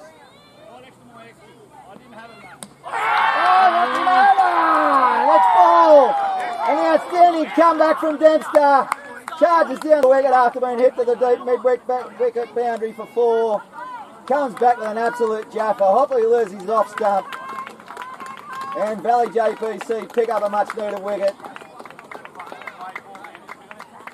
Fantastic ball after the response after getting kicked to the boundary. This is your moment, Bruce. You can say whatever you like after that, mate. That's an absolute jaffer of a delivery. Off stump, pitched on middle, and took the top of off. That's where they say if you're going to take, they aim for the top of off, and that's done exactly that. And, you know, hotly disappointed, but I'll tell you what, that gets most batsmen out, that delivery. Oh, I think this is the epitome of what local cricket's about. Like seeing your kids do well and stuff too. Like it's, Brucey, I played, yep, I said the same thing. Both my kids have played, and it said they're actually working. You know, Jet's still playing, but Tyler's working. But playing with your kids, mate. I said anybody out there want to play father and sons and get back in it with your kids, start and come through. If you play 4th grade, have a bit of hit and giggle with your father. It's great fun. that's my intention next year is bring Alice in the Yep. fourth grade. Yep. Probably do team in 4th grade next year. And It's great to hear as the competition expands. So that brings the evergreen Ben Fairley to the wicket. So Hotley to pass for 6. He faced 15 balls with just the one boundary. So Ben Fairley loves a pressure cooker situation. He's just loves noodling the ball around, absolutely toying with the bowlers. Fielder's absolute nightmare as he pushed for 2, turned 2s into 3s, etc. Faced his first ball, tail up from Luke Dempster. And good ball, just on off stump once again. Fairley back and defending that straight to, was that Barry Gully? Sorry, that was Pretty good, Jacob Carey, I should say. pretty good, what's the word? Ball? No. It's reminds of how you described the way Ben Fairley plays. It sounds like describing yourself, Mirrors. You come out and run 3, 2s and really... It's probably a fraction quicker move between the wickets, Benny Fairley. Oh, no. I've had a few more birthdays than him, but I think you've... there's still room in the game for a noodler, mate. That's probably my point. Oh, that's pretty quick outside leg start. hard to feel. But you're renowned for a bit of a run out, old Mirrors, when we used to play there. Yeah, mate, not much has changed either. There's been a few on the receiving end of that this year, so... barbecue master. Oh, The old yep, no, wait, sorry. no, I just say yep straight away, mate. It's, Speaking of barbecue, don't always get it right. got barbecue this year. He's listening over there, Dan Olsen. He got there and was 83, 2nd grade. Said, yes, he told me 2 overs still going to barbecue you, Tom, because you're too slow. So I got there, wow. Anyway, sure enough. What you want to hear? Yeah, That's it, pad first. 2 overs later, he barbecued me. Yeah. 83, and then he told me 2 weeks later, getting close to his score. Can't fault his honesty. Oh, So end of a great over there from Luke Dempster. So the Bellfish, after 6 overs, 1 for 14. So a steady start, lost the 1 wicket, and I said it before the run chase commenced. They get 2 wickets before the 20-run mark. game on. Game on. He's game on already, even though it's a big wicket for him, as we all know. So, yeah, big wicket. Scored 70 runs this year. I think if you come into a game like this and it doesn't surprise you like if he actually went and scored more time. So, He can take the game, he can take the game away for his 2 overs. As I say, mate, grand finals like Ross Parker, he edged a few around early on, got lucky a couple of times, took it just wide of the foil off leading edges and that, and he was out for, what do you get, 16 or 17, and Hopley out for a 4, or 6, sorry. Isaac Barry continues here from the southern end, tail up, Jason Orr. And that's full and on leg stump, and that's well played, and that'll probably go to the boundary, will it? No, he just reins it in. Cut off right on the boundary there from Dempster himself. He just bowled 3 outstanding overs, and Jason Orr happy with a couple there. You definitely have to say Luke had Hops as mentioned today. We had him all in sorts. It was all over him, mate. Hops had 1 shot, that was it. I think back to Hops, he said he would take the game away from him many times. Unbelievable. It's just funny what a low score can do, mate. They call it the old banana skin score. Like if you're chasing 250, you probably you'd be 30 off 3 overs and you wouldn't know. But just, I don't know, it's something that plays mind games when you're chasing a low total. They say to play a natural game, but it doesn't always come out that way. Full credit to the bowlers, mate. They've been spot on. Up and lose as well, so they've got to come out there pumped up. They know they're going to get a peel and then you got. I think it'll be interesting if Hayden Moorcroft comes on with his deck. I think Just get him through a little bit. I think it'll be really interesting. Yeah, it's set like, they've still got a curate this week there, but a lot of the shots that JPC played, the wicket wasn't a problem. They said there's some bad shots here and there was some, and the wicket's dry. Well, Mirrors is going to really have a look at the wicket's dry. You couldn't get the key in, mate. It's just the Oh, wow, that's got to be a wide. That's an easy one for umpire Stephen Eccles. That's a rare bad delivery there from Isaac Barry. You see a little bit of bruise there. Very welcome one from the seer. I thought Isaac normally played. Yeah, well, One's earlier with a little bit of an outswing there. Yeah, so I said he's got more outswing he's going there. That breeze coming across this way, going across. I think he's bowling outswing.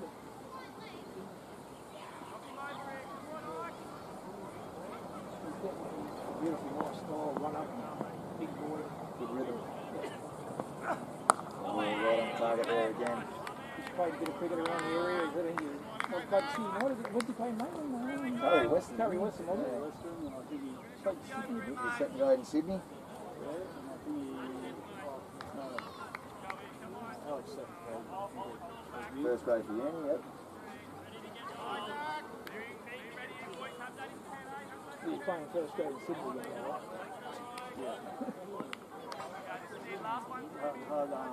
Hard game to break into down there. Yeah.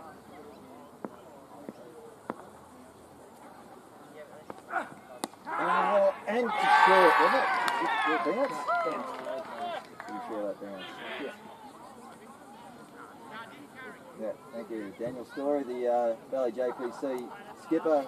Nice sportsmanship there. It's fairly obvious to all involved that that ball is a half volley to Archie Belly there. Gully, it's in a scooping action and well bowled again there from Isaac Barry. Tail up off the shoulder of the bat there, Jason Orr. Once again, like Hopley, not looking real comfortable either. Ball just short of the length. That new ball makes a big difference, mate. There's a bit in it, always in the first 10. If you can get there and get on line, mate. Hope Jason sort it out. Kept playing. Delivery again. Definitely some good deals coming in. Oh, 100%. He's definitely on. He knows he's. He knows, it's on the line. And As you said earlier, his action's real smooth, but he uses his height well. Delivers a nice good ball. how old is Isaac Barry? Mid-20s, late 20s? I don't think he's late. No, I don't know. 24, 25, right? I'll tell you in a minute. Get on KHQ. No, sorry. We're done, boys. And now that's the end of the over. So the Bellfish, the home side in this grand final, the first grade grand final for the 2024-25 Coalfields Cup. 1 for 17 after 7 overs.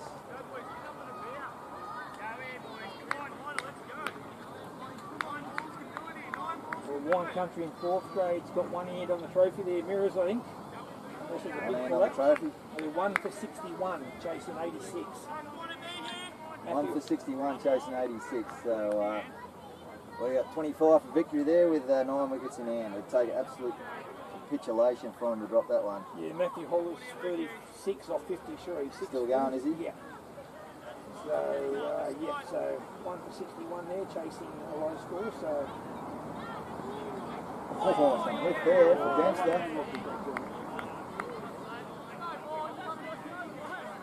Okay, 3rd grade, 121, chasing 121, JPC, Cessnock Hotel, 1 for 25. All but a no ball. A very tough call there on Dempster. That is at worst probably shoulder height.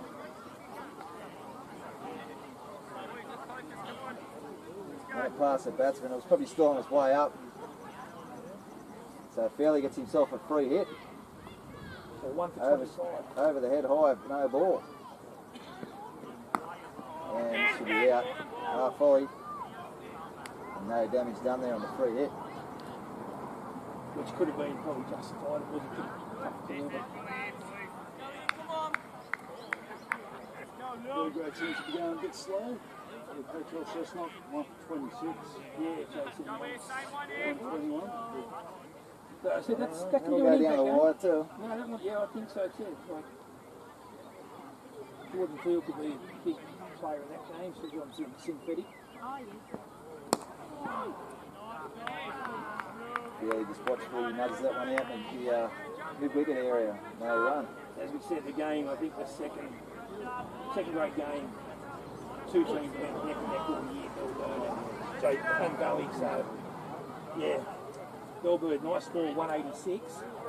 But Valley are definitely none for 30. So, I said it's been neck and neck them two all year. So, probably the best final between them two. And, yeah, 1 for 30, that's going to go down anyway.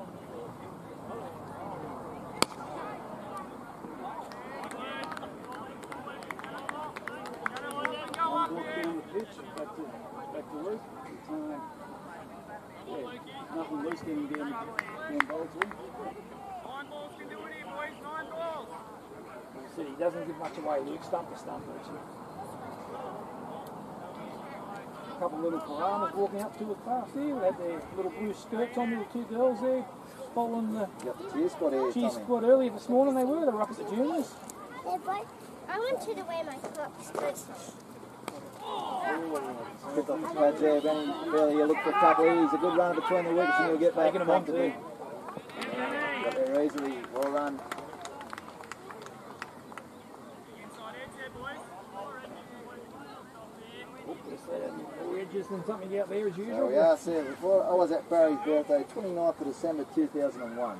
So that would make him this year in December he will turn in 24. So he's currently only 23. My maths serves me correctly. I went to St Bridget's Primary, Tom, but I'm 23. No, you did well. You didn't need to take the shoes off. No, exactly. I was only thinking We are in Cessnock. Ty was born in 2000, he's 24, so that's how I was just working out. Oh, that's close! And he's out! I think there can be no argument there. Shouldered arms. Benny Fairley just completely picked the wrong line. And Steve Eccles, he had no hesitation. As long as that pit's in line, mate, yeah, there was absolutely no doubt about that one. Straight down the line, so Piranhas Bellbird lose their second wicket. As I said it before, we can get 2 before the 20 run mark. She's game on, I think that's what it is now. It's Jason Orr still battling out at the other end. Piranhas Bellbird lose their second wicket. This one left down. With Joey Barber in This front. one left down and replaced by another. Looks like Joey Barber. Said Rob Drade's a huge batsman missing for the Shellfish. So Fairley departs for 2, 9 balls. LBW bowled Luke Dempster. Goldfish 2 for 20 after 7 point. Oh no, that's after 8 overs, sorry. So I've picked it like a dirty nose, Tom. 2 for 20. Long way Exactly. left down here, yeah. And all of a sudden 113. Doesn't look as easy as it once was. Yeah, I think losing Grady with his bicep injury,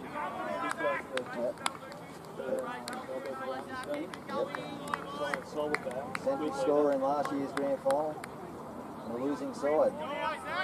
Keep bringing that up, Tommy, but not too many blokes score a century in a grand final and get beat. So. I was there, mate. Then it was a partnership in case all the big one. It would have been like 150 partners, wouldn't it? Yeah. Good line. Stay up, boys. This is great going here, boys. 2 for 20 after 8 overs. We've got a game on. We have got a game on. Always knew we were going to have a game on. We had, oh, it's anything like last year's grand finals. Like 3 out of the 4 grand finals last year come down to the final over. So, wouldn't have it any other way, would you? As a spectator, players may say different? Even last week's game mirrors, it was. Oh, it's cracking, mate. Nervous at home. I was watching on Coalfields. Oh, tell you what, that didn't get up, and that's beating everyone's story, and that'll go to the boundary. 4 runs off the bottom edge. And like you said, Tom, there's no drawings in the scoreboard. Story struggled to get down to that. Oh, I think he carried that, didn't he? Yeah. Doesn't bend the knees too much these days, Big Dan. The edge off was his fault.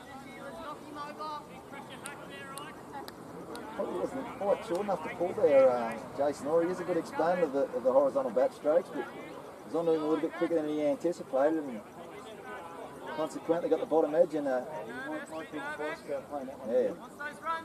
Been on that good, just short of a good length there all day here, Barry, so I think he'll be there again this ball. Picked it again. Well left. Yeah, cricket was a good mate when he said, look over the nets there, and there's little piranha shirts, piranha hats there, and the kids are over in the net playing. A couple of kids, there's about 5 or 6 over there having a bit of fun in the net. Yeah, I love it. It's good, they'll go all day.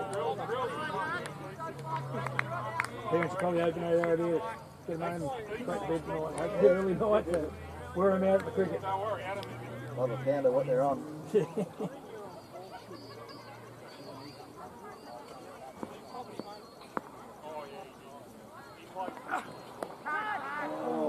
Oh, the catch! What a catch!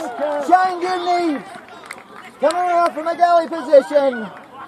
That is an absolute screamer to dismiss the danger batsman Jason Orr. And I tell you what, 3 for 20, 3 for 24 now. I reckon that won't be on Brisbane. I reckon he won't get that on Coalfields. No, We'll have a look very shortly. that was gone. The first bloke let it go, like he said, they thought, oh, it's over top, but next minute just a Yeah, flying. went past the first bloke and Gibney diving away to his left, took a screamer. Barry, a well-deserved wicket. I hate to say it, but catches win matches, and that's what they do, so that was a great catch. Great catch.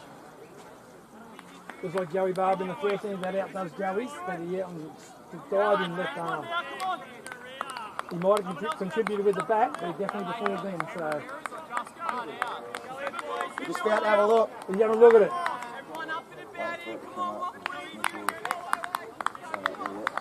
So Orr departs for 14. He faced 28 deliveries, 2 boundaries, caught by Gibney. An absolute screamer. We've already seen a pretty good catch today by Joey Barber, the batsman at the moment, and he is joined by Piranhas Bellbird skipper Joey Main.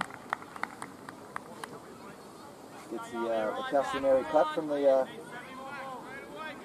the Valley JPC skipper, Ian Story. We all know it's a well done, congratulations, good luck, but it's also in the back of the mind Send going you back home. first ball.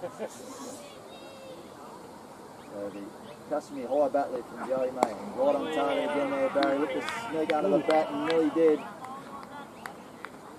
Tail up, and we've got a game on here, ladies and gentlemen. If you're sitting at home and like to come down, probably won't go the distance to 6 o'clock, so. Tell you what, it's getting dark very quickly these days, Tony. You wouldn't want a game to go to about up 6 these days. She's just about dark at that stage. Yeah. Remember that last week? Except when the sun was following the sun of the awning, everyone was scoring.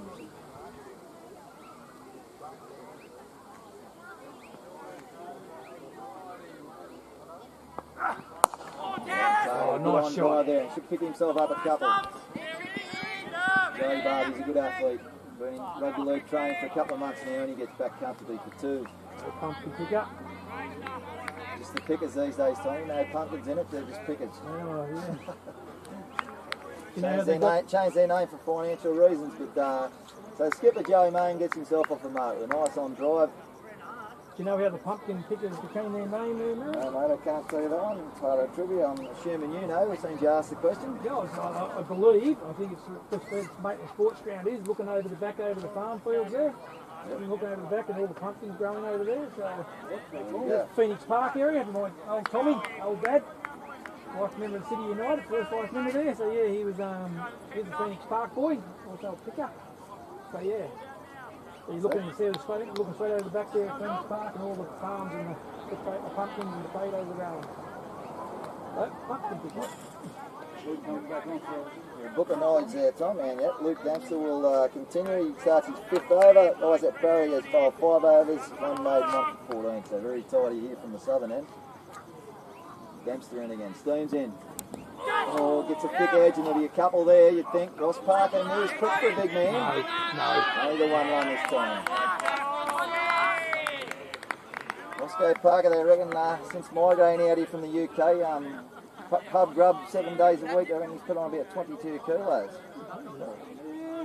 From the north of England. I don't know if he was that slim to start with, but I friended him on Facebook and he was fairly slim, but yeah. Still a good athlete. been a good pick up for the club this year.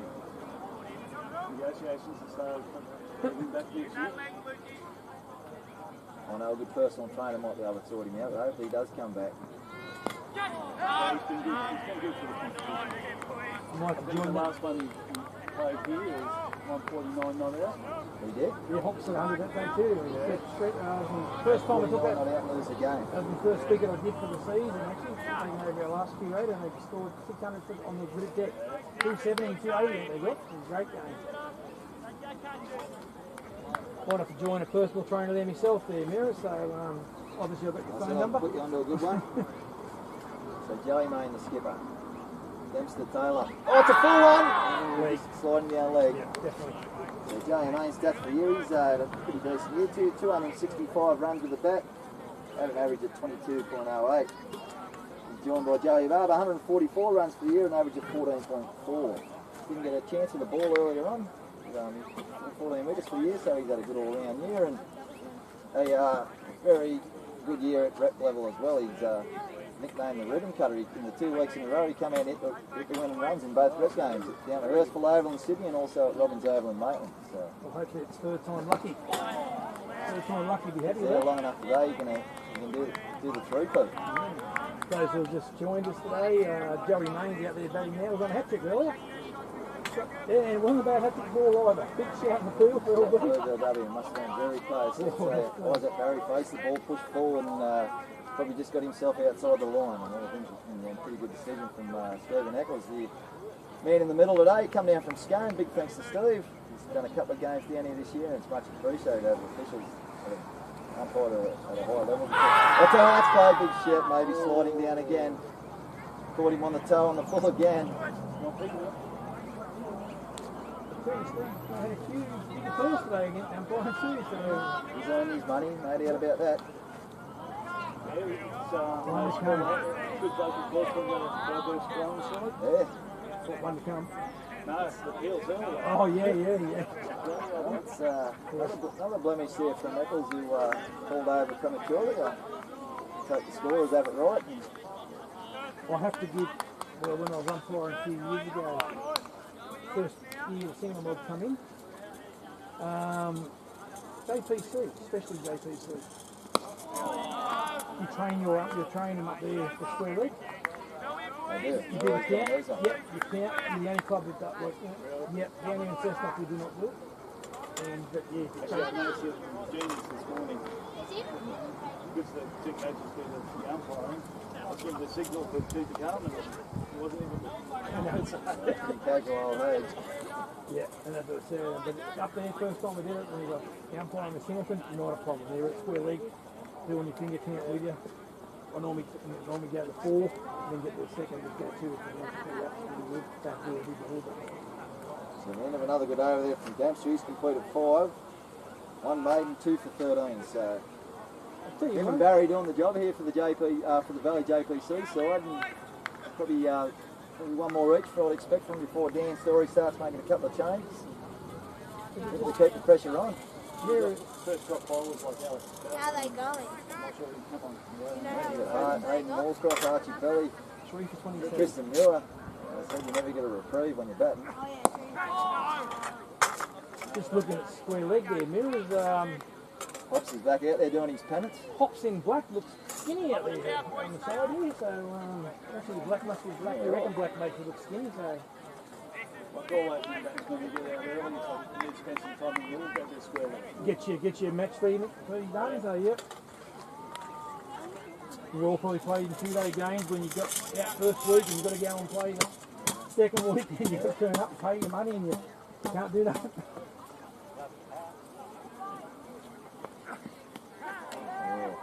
Put up a single there. Barbara get himself off the mark.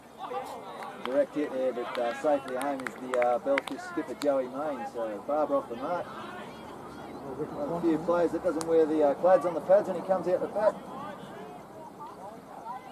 Very untidy looking for mine.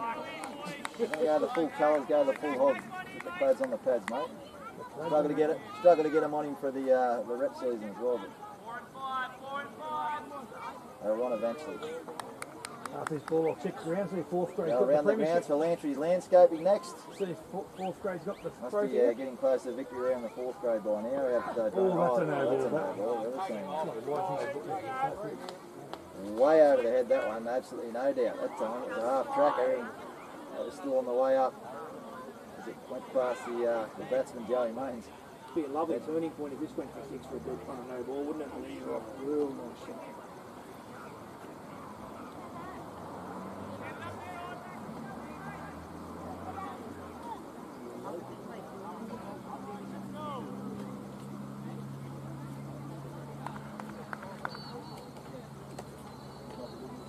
On the pitch one.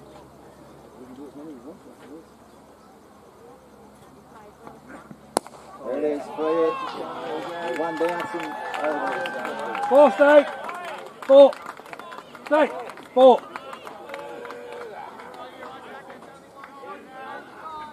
It's 4, mate. 4. Steve, 4. so Yeah, 4. impartial here. Yeah, 4.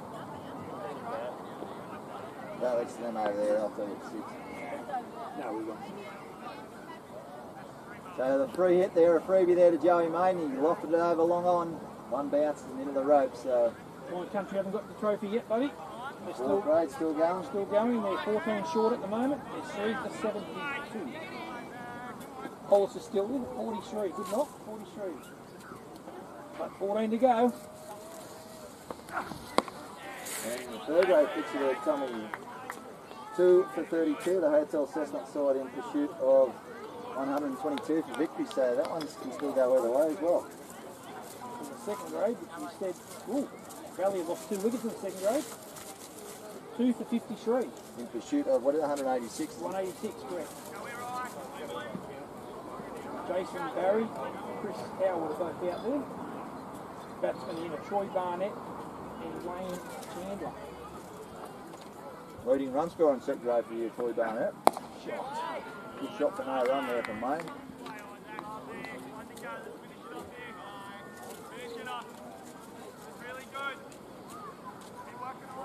Bend your back, Baz.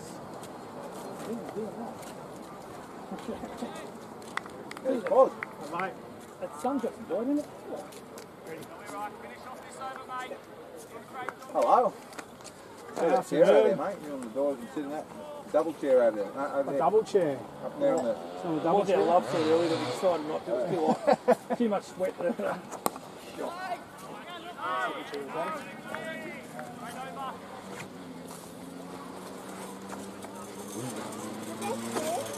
Our night play Fletcher Sharp still up there watching the game, eh Fletch? I'm assuming because that play for 7:30 tonight.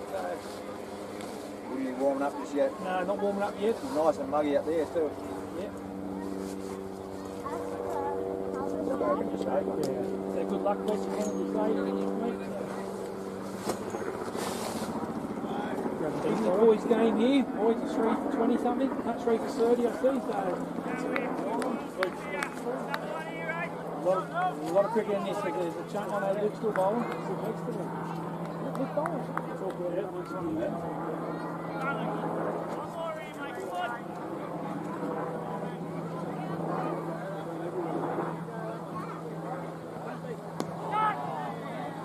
Just that short of a length there, so just keep cocky.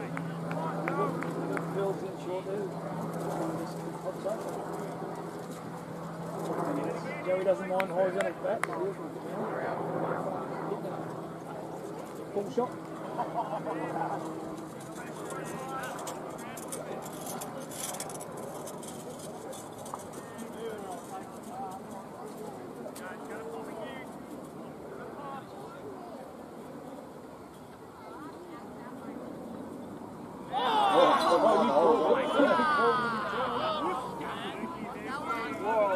Well, for want of better word. Yeah, he wasn't quite horizontal, but it was big swing. Big swing, no ding. That was the problem. In the words of Don Conley way. Pushka.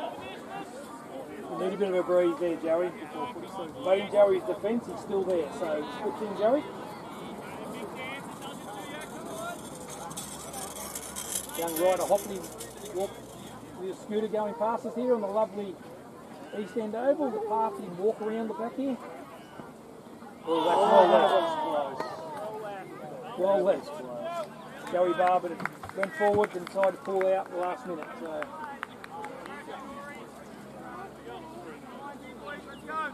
Another special guest in commentary join us this afternoon. Greta Branson, stroke maker and first grade Dan Foster. Welcome, Dan. What have you been up there this morning, mate? We've been everywhere today. We've been watching a bit of C-grade cricket over at Piranhas. Oh, yeah. Watched my brother play. Then watched Curry play, seen a new outfit for the year. Yeah, right. And then come up here and watch the year. Yeah. Great spot, that's an ambit. Everything's for you. Oh, there's a mix up there. Is he sent back? Oh, and he's got in the road. Yeah. Oh, down on there. Barrel Humble Oval down there. There's no Barrel Humble. Unfortunately, I was supposed to play That synthetic ground's just down the road from Tom Lantry Park, actually over to Nambit. All right. Named after the old fella. Sort of born to Nambit boy. There you go. Yep. Full knowledge. We didn't know that earlier. Ah. To Nambit Tigers in the rugby league back then, not existing no more. And of course they combined with Tanant Mob a few years ago on the cricket. Oh. The Bulls, yeah.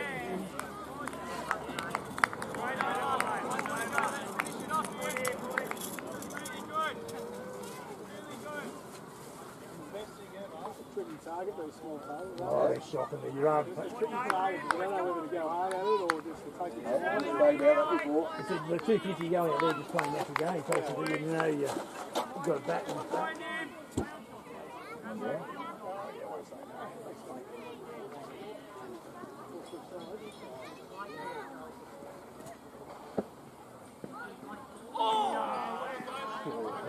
Very judgmental and let that go, as you just seen his left-hand partner go there not long ago, leaving one and come back and judge LBW, which I think was a fair decision. No shot offered, but knocked his off stump out of the head. Looks like that change, as predicted, Alex Stafford's going to come on the southern end. As we've all predicted all day, they've actually got a good bowling line up there. JPC here, they do well. That bowl well down, JPC bowling. As the scooters come past here at East End Oval from the little juniors coming past, getting on the frog box, I'd say. We'll get them on it. Maybe a bit too low. So Valley JPC, 3 for 33 after 12 overs. Steady start, in pursuit of 114 for victory. So, The Bellfish. Yeah, the game's on, that's for sure. Yeah, definitely. 3 big names back in the shed, but Hopley, Fairley and Orr. Stafford ball, his first movement. And online. Bang on target straight up. Podge forward and gets a little inside edge and squeezes out there to dance through backward square leg. I might have a bit of a squeeze and see the mate on first grader. That's down short. Let us know how that's going. East Cessnock, East Maitland. East Maitland Griffins versus the Thornton Thunder. 2-day game, Saturday, Sunday. So I played cricket against Peter Gabriel. His boys all playing the Thornton side. And Peter Gabriel could play the game. Gabriel. Shot. That's going, man. It was down leg and he just helped run its way. And 4 runs with a leg glance. Just shot the ball in that leg glance. Leg glance, especially no fine leg. Just got to get something on it as he did. And that breaks the shackles. Oh yeah, that was all the ground all the way. Lovely shot. No fine leg at all. No. It's a position virtually you've got to back your 2 legs. I mean, give it credit. Like he put a fine leg down, no fine leg. They moved their feet pretty well, keepers. Oh, bowls, that's right. Yep. You've got to bowl them down there. Every now and then you stray. So it's the risk you take to have an extra foot on the offside. Henry Williams goes past here.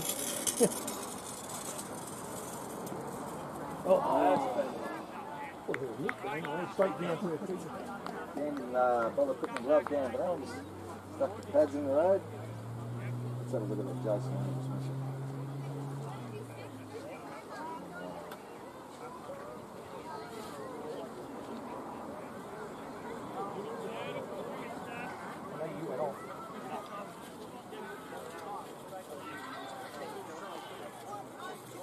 Nah, out of you.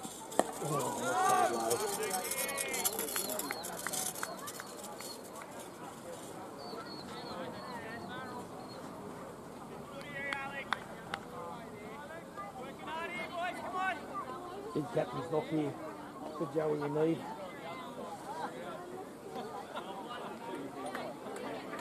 He's had a good season, bat and ball.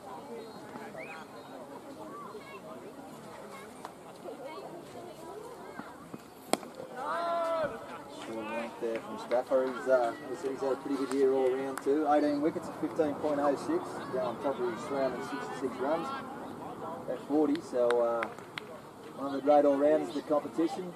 Looking to do something special for his side here today.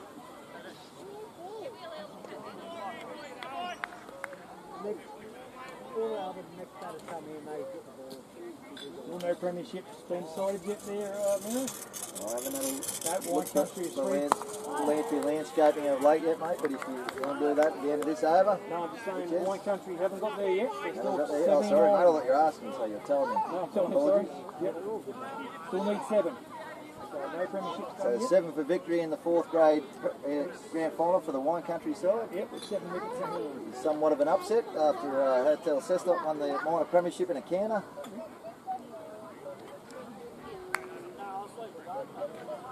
But it won't be the first and won't be the last upset you'll ever see in a grand final in any sport. Does funny things to sides. Speaking of upsets, Valley JPC, and this game is underdogs, and I feel they're very evenly poised and well placed at the moment to cause somewhat of an upset here. Yep, their strike bowler on. He's coming on to his 5th over, is it? Or 6, maybe he's got 6 or 7. Oh, you bowl his 8 straight, mate. No doubt about that. He does it every other week.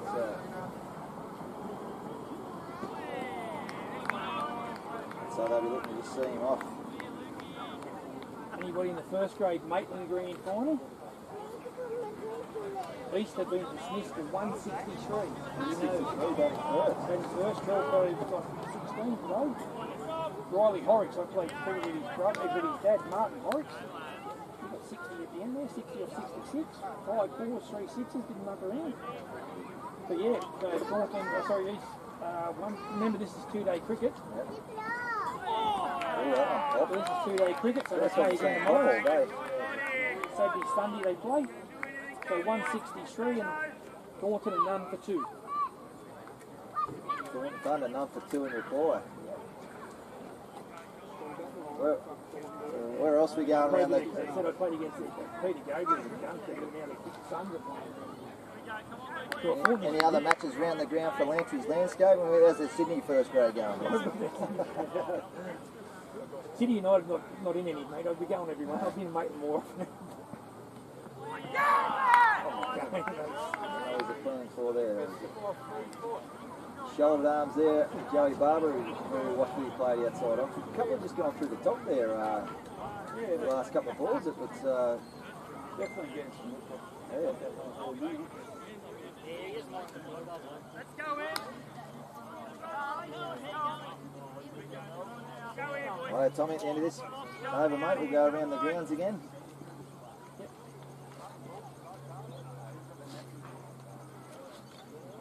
Oh, little false start there from Dempsey. fans keep coming in. I just got a text. Hey, Sam Burgess, Samantha Burgess up here watching it, listening. He said Channel 9 must be ringing me for me and the boys to go on there. So, yeah, hey Sam. Channel 9 has a cricket. Yeah, the cricket channel. That's good. Yeah, don't hesitate to text in anyone watching at home. We'll give you a cheerio. If you want to tell us to shut up, that's fine. We'll just start talking a bit louder. On for a cut shot. And on his back.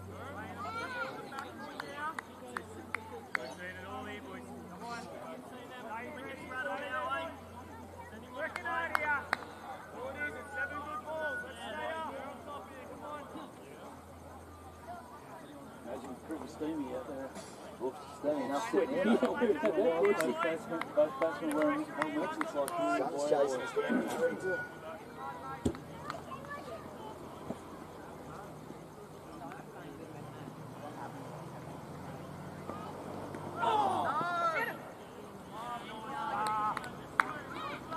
Stamps the 7th over, it's been an outstanding spell. Couple of wickets. For next to nothing. He's certainly done his job.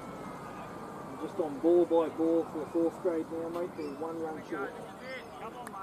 3 for 85. The Wood Ducks look like they're home and Homing in on a memorable victory. Against the Cessnock Hotel, who, as we said, canted in the minor premiership in 4th grade, and looks like they're not going to get the major, unfortunately. So looks like Wine Ducks, good one.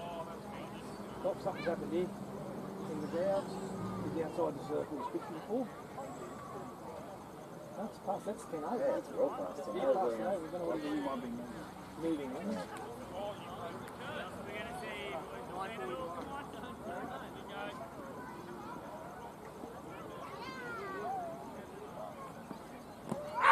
I tell you what, sliding down leg. Yes, I think so too.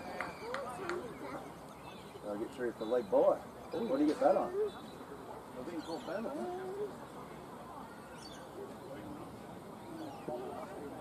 That's got a bit of a habit of doing that, young Stephen. Asked if you hit it or not.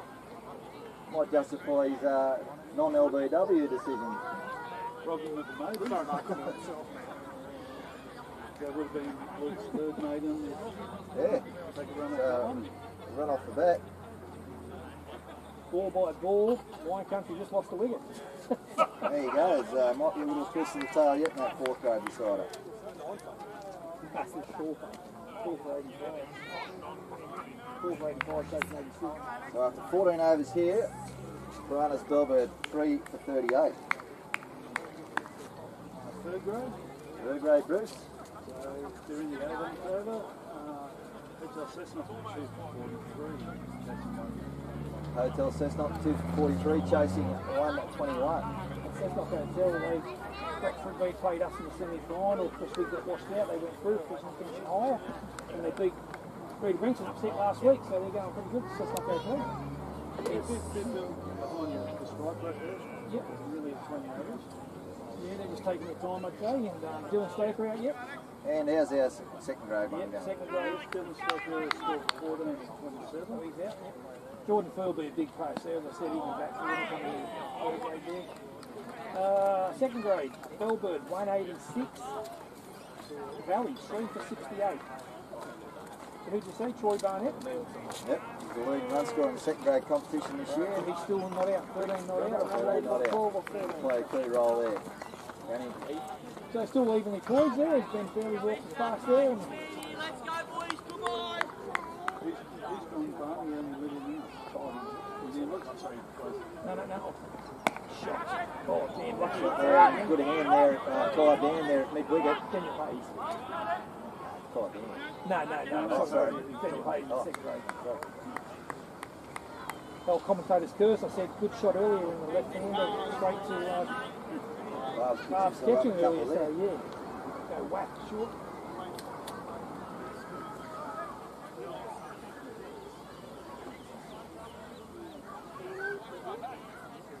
Has Valley got a spinner?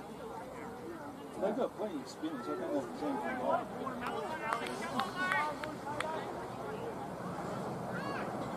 Just the JPC Valley, that's your treasurer, just said that on camera box for you. Box for you there, if you're listening.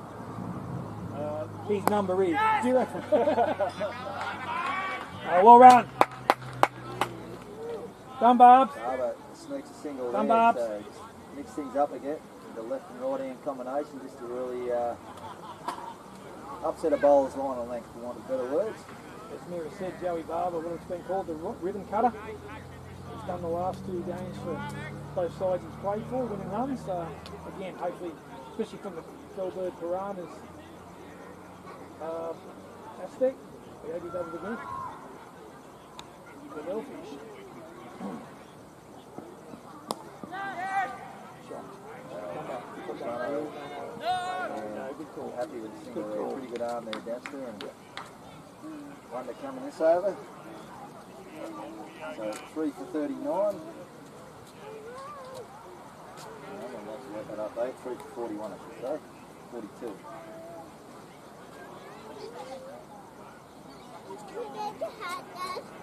Well, Mirrors, the first premiership for the First premiership's been on, Wine Country. Wine Country. So congratulations to the Wine Country 4th grade side, picking up the premiership there. Second spot, congratulations to Mark O'Hara and he's president of that club. Mark Hollis is the captain of that 4th grade side, isn't he? 53 not out from 53 no, not they out got from the David Crosdale's captain. Crosdale, sorry. Yep. Hollis has captain of the big three out there. Oh, big wide swing there. He's going straight to cow corner there, Barber. And must have been only a whisker off stump. Stafford will skid a few through here. I don't know where 4th grade finishing there. They finished second or down low? They finished second or Wine Country. Wine Country. Oh, second. Second today. Oh, congratulations to them. Yep. Hotel Cessnock 60 points, finished on the top. Wine Country 54, Supporters 50 and Bellbird 42. Joey Barber just pushes that one out through cover and picks himself up a single. So that's the end of 15 overs, so we will have a result in this game one way or another. Boy, at Duckworth Lewis, if a storm did happen to come through and wash proceedings out. You know, coming back next week, the result will stand as whatever it is on Duckworth Lewis. Well-earned drink there to the batsman, a couple of furls to get a bit of water into. Very muggy here today at East End Oval.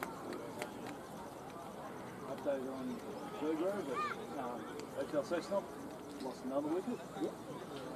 So 3 for 45. 3 for 45 in pursuit of, what is it, 120? 121. 121. Graham Stoker, Oh, Thrifty with a 2-piece ball. He can swing. Oh, Thrifty can swing. Already taken a hat-trick this year, Gregory Thrift, the single life member. Yep. He can swing a 4-piece ball. Big in-swingers, so I'm assuming that 2-piece is moving around like a banana. He's all right for an old fella. Not that he can tell us either. So, yeah, he's heading up to the Gold Coast. Yeah, he's playing in the Vets? Cooper Finlay Cup. In New South Wales. Yep. In New South Wales. In the over 60s, I believe he's Yeah, playing. he's playing over 60s now. Yep. He said the old boy knows how to hit a ball and not people over the 2-piece. There was another century only a couple of weeks ago, so... I know, it was in 38 degrees, I chased it that day, so... Oh, yeah. Oh, 60s. yeah. 60 ball. Really after that. I know, I was there on synthetic and, yeah. Oh, another good delivery. Dempster in his final over of what has been an outstanding spell. Currently figures of 2 for 14 off his 7.2 overs. Can't ask much more of that from a young fast bowler. 2 maidens in there as well. Tails up, and Bellfish batsman, they won't be disappointed to see the back of him. So I'm sure Joey Barber won't be thinking anything too rash for the final 4 balls of Dempster's spell here. Look to just leave and block, I'd assume, but I've been wrong once or twice today already. So. Not on that occasion. So there's 3 deliveries left. Dempster's spell. Well, we'd like that little East End doctor to come back. There's a little breeze on the box. You're up in Miller Park right now, mate. Come off them shit dams. A nice little aroma there around 3:30 p.m. on a Saturday afternoon. Hoppy's had a fair spell at square leg. Good to see, doing his penance. Joey Butler's got a good theory when he's at square leg. Then he gets himself a duck and he bats. He'll stay out there for the remainder of the innings. That's his penance. Well, he doesn't have to But do I it get today. home as quick as I can to get on the iPad. So I'd much rather do that.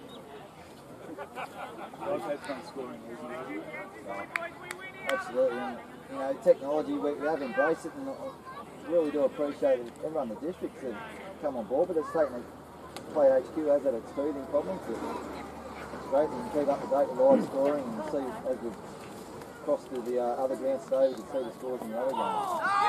No, good call. Good call, Joey's. 2 Joes. slugging it out here for the Bellfish side. Do you want to come down here? They hone in on what would be their maiden premiership in this 5-year duration Coalfields Cup as a joint venture. Valley JPC won the title back in 2022-23, looking to reach the second title in 3 years. Luke coming around the wicket for his last ball here too. Last ball of his spell around the wicket. Just try something different.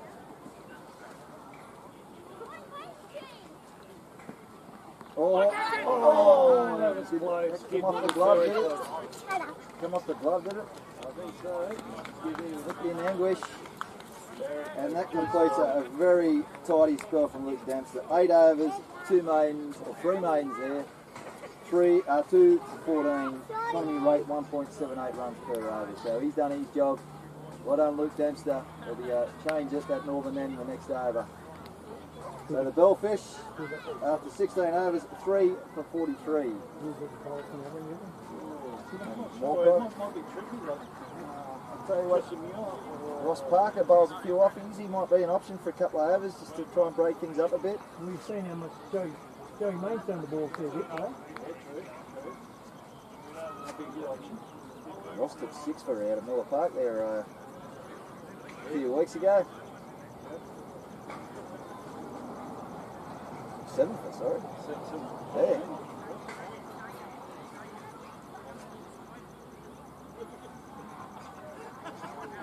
So Staff is going to continue from the southern end.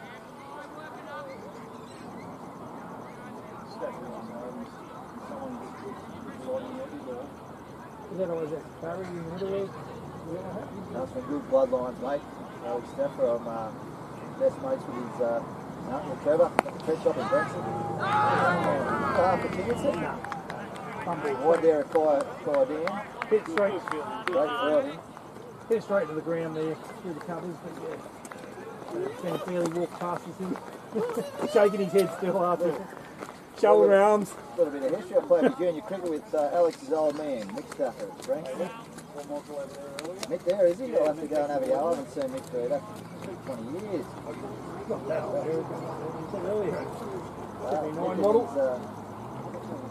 Another one spot. Poppy. John and Sue Stafford, they're Alex's grandparents. They're special guests at our annual presentation at Grove Banks and United Street Club every year. So,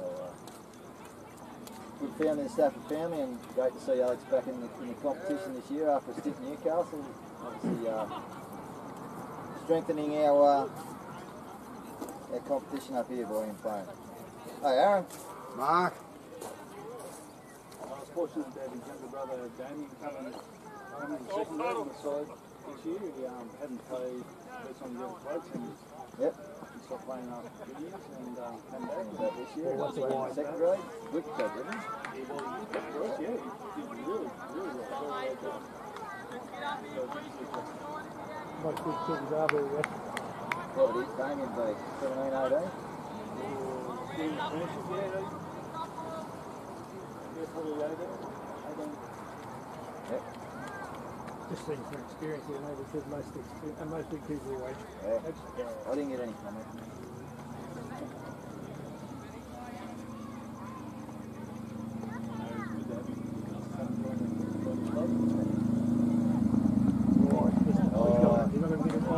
Down there was a deep backward square.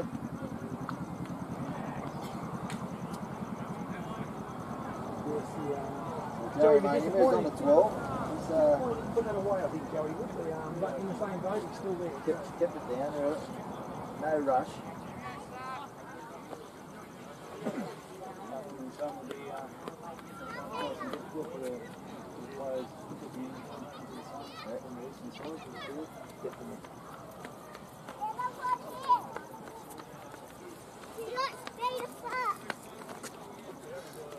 Joey Barber. Joey doesn't want to put them over here and hit the light pole. He's all back. So a further 69 runs required for the Bellfish side to claim victory here in this year's first grade Coalfields Cup. Off Frog Block 69, there we go. It's a good double for you. Channel 69, if you're tuning in at home, it's a spot to be on a Saturday afternoon. It's better than being at the beach, isn't it? Oh, sensational at Royal Chestnut. She's near a beach here in front of us here. I think. She's very wet. Ship a bit of sand here. Might be your after party later on, Tom. She's up and get the chocolates here. Only problem is not barren it. She's fair white from over there, mate, so yeah.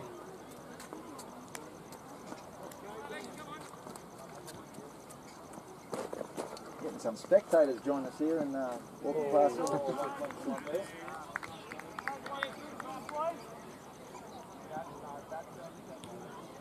Like I said, the council have done a good job here with this little sandstone rock wall around East End here.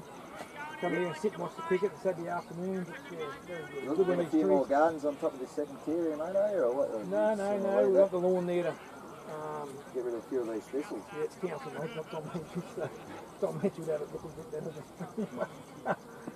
Come in, knocked him over, Stuffy Yorker. And Barber won't be hitting the winning runs today as he departs. Good Yorker, angled in. Another one dismissed today from the method of bowled. There's been a few of those. And Piranhas Bellbird lose their 4th wicket. And if it wasn't evenly poised before, I think it is now. If anything, the Valley JPC side may just think they have the upper hand. Third grade, lost another wicket. They just this one, 4 for 46. No, big.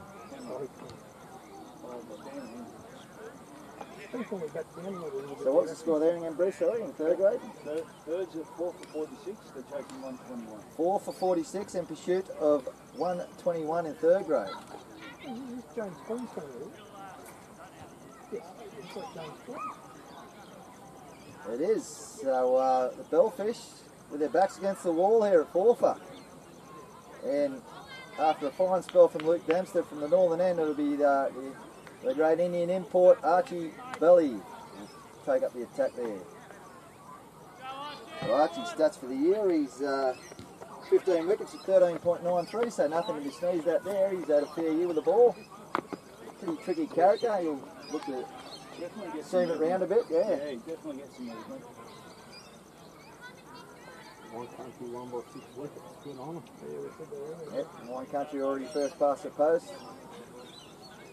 The other 2 games, they're fairly evenly poised too, we'd say, boys. 4-3 games, I'd say. Yep. So she's Got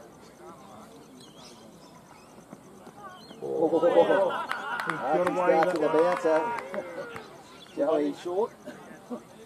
Joey's eyes it up. I think he's going to have a crack at it, and then he thought better of it in the end. He just dropped the arms. And happy to let it go through to keeper Dan Stewart on the half volley.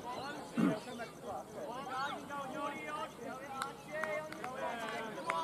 bowlers will be happy with the bounce they're attracting here today.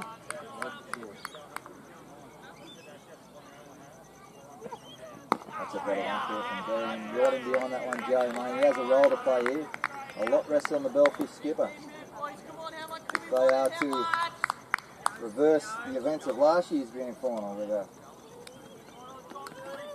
victorious snatch from the jaws of defeat.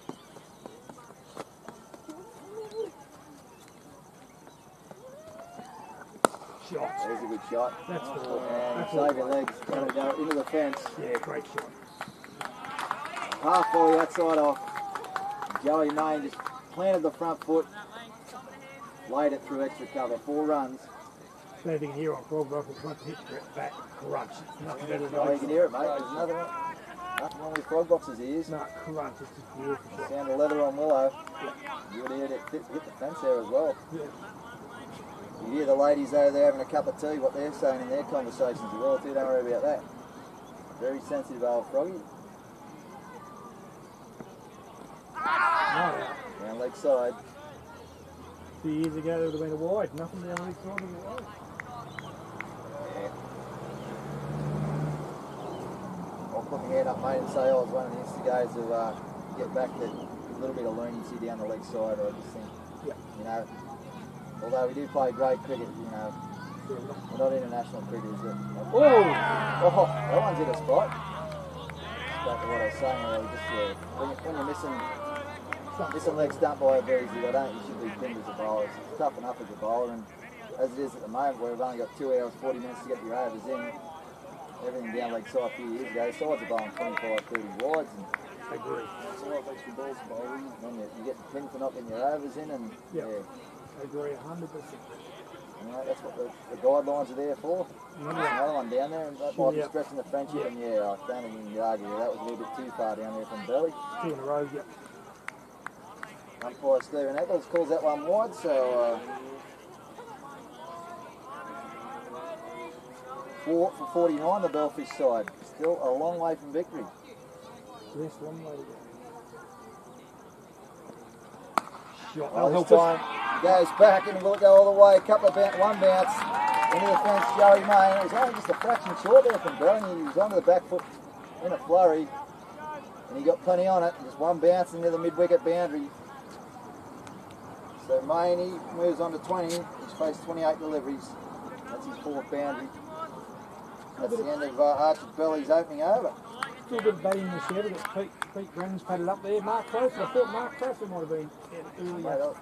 Pete Brennan might have been before the last wicket. I thought he might have been a special who come out. I thought But probably here's an opportunity for James Collins, who was there towards the end of last year's grand final, looking to make amends as well. Another one of these ones that come out in the white pads, the coloured gear. A little bit of my OCD playing up on me there, mate, but You didn't get the memo. didn't get the memo. James actually took the keeping role last year. Ben Fairley went around the. Went around Australia. Yep. So Stafford to continue here. No, Just down leg side. yeah, down the. And he's safely home there. Safely Leg home bye. there, mate. So it'll be a leg bye. So Collins still yet to get off the mark. Yes, Colin took the glove, done a very first year or second year taking him over there, and very impressive. Good job. But of course, Benny come back this year, and Benny's got well more experience than James, and he handed the gloves up to Benny. But, yeah, James actually won the Tommy Bell gloves trophy last year at Played Piranhas. plenty of cricket against Tommy Bell. They reckon he was a good gloveman. Kept up the stump to everybody, they reckon. So we bought a trophy in last year at the club because batsmen and bowlers Still around, Tommy Bell. Yep, He'd come and present that every year. he did. We only bought it in last year, and Tommy That's a wide down leg side again. was chuffed that I rang him and asked him would he mind naming the trophy after him. So he got there, and because I said batters and bowlers, it's not for us wicketkeepers. So I said, can't bring wicket-keeping trophy into the game. Always I a think great it honour. makes it a little bit easier too, you know, like if you play skills and scoring, then you can actually track your wicket keepers. Through the grades, you got there. Yeah. We did it a couple of my son went over and played at the clubbers there with Ruben Andrews there in the under 16s, and young Jack Knight, Dad, Luke Knight, he said there's always a trophy for the keeping one. He gave my son over there at West, and That's always been a single tradition, and we've adopted in the combined presentation last year when the first one. So yeah, the wicket keeping most dismissals, and each grade gets a trophy. So was it named after anybody in the singles one or not? I don't think so. Oh, I think he's been made by Yeah, right. It's one in each grade anyway. Oh yeah, we just did the one grade for us, and it was all 4. Shot. There's a good shot through the covers, and it's going to take some cutting off. And into the boundary it goes. All right. So Joey Main, a nice off drive. Beat the man an extra cover there and just trickled into the fence at long off. I tell you, That's a welcome boundary. there would have been a few short boundaries we went to the fence today. This is so wet down here, that wouldn't have made it. Oh, 100%. Hello, guys. Hello. Hello. As their little fans all go past the frog box here. Piranhas Cheer Club past they go again. Carnival atmosphere at the moment as the crowd continues to roll in for the afternoon. Oh, well run. Setting sun over the Western Hill and the scurry through for a quick single Collins. Well run, Joey. Sorry to the frog box. This one's a bit too loud. But as I said, we have got to one from JPC Valley here, Bruce and Dempster, and of course myself here for Piranhas Bellbird, Bellfish. 12:30. A good bat, Joey, man. Dad wasn't a bad kicker, Robbie May, no doubt he's in the crowd too. A lot of fun Torame weeks there over at the change of innings as well. Probably, without doubt, in my mind anyway, probably the best cricketer to ever come out of Cessnock, in my time anyway, Torame weeks. There's another miscount, isn't there? What's his third one today, Eccles? I taught, we played together, me and Tyrone in the Hunter Valley side, the juniors going through. And then we played a game in Sydney, and Tyrone was our captain.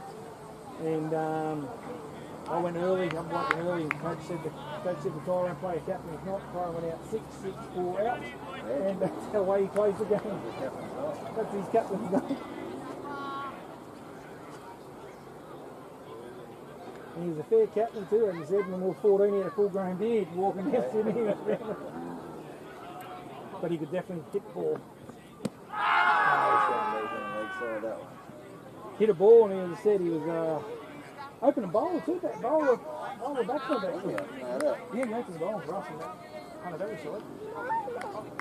Alex Steps got a fair follow through on his bowling, like he ended up nearly down the face of the batsman then. Puts a good effort in on his ball. Always has. He 1 for 17 off his 4 overs.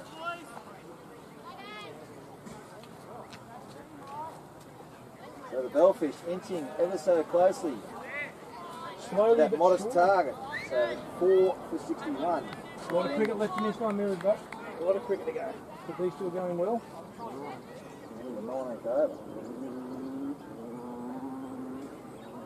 will be the 20th. This will be the final over before the drinks break. Unless the wicket falls. Good shot there. Good shot for nothing. Doesn't beat the man at mid-off.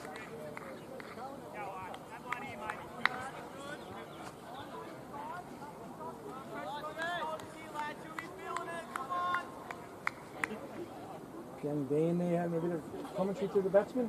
Yeah. That's all right. Got off his line a little bit, Belly. A couple of let go down the leg side, a bit too wide. He's got to be spot on target like his predecessors were with the ball. Absolutely no freebies required here with a modest target on the board. So the rest is a bit of a shoulder to bat, but it's soft hand and played down to. Valley's still in the second grade, 4 for 92, chasing 180. 4 for 92, chasing 180 in second grade. So that matches in the balance as well. Just wait for someone to take ownership of it. Take ownership of They've it. got some battles there that can see off. Nathan Bagwell and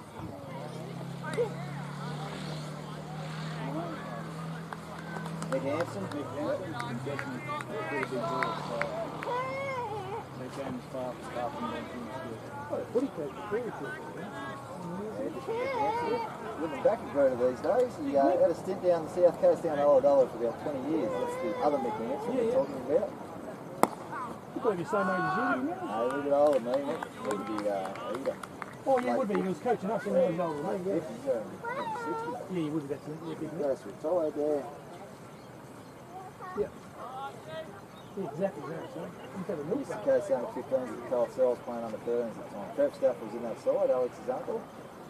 As I mentioned earlier, Trevor owns a pet shop at Brankston, Brankston Pet World. Very successful business over a long time.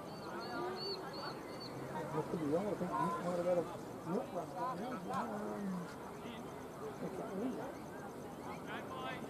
Where's Mick? He's out of broke these days. Yeah.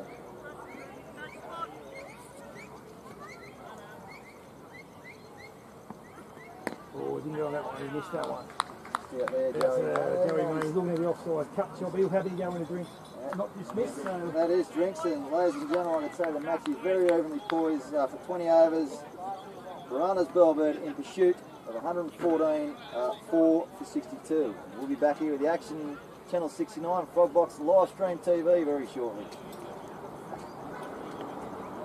Did you get that catch or did it come on? You missed it.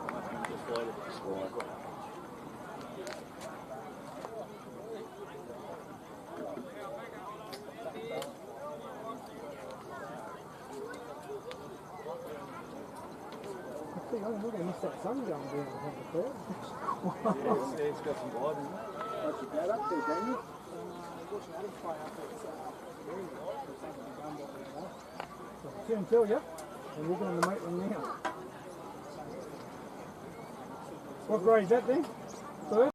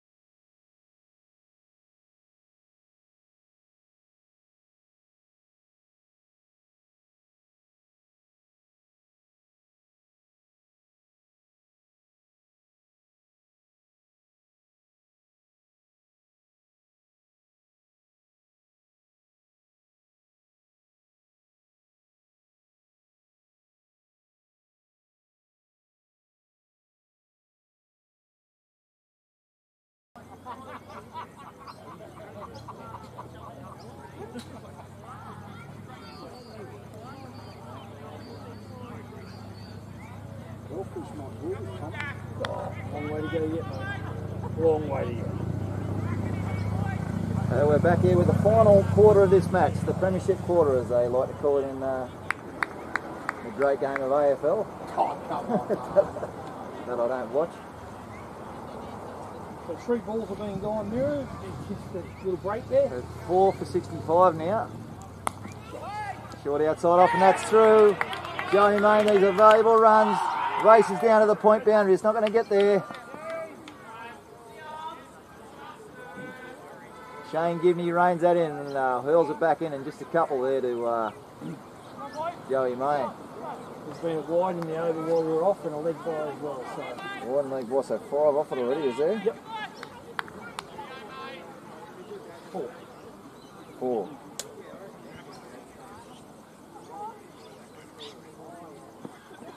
Well bowled, nice Yorker there from Staffer.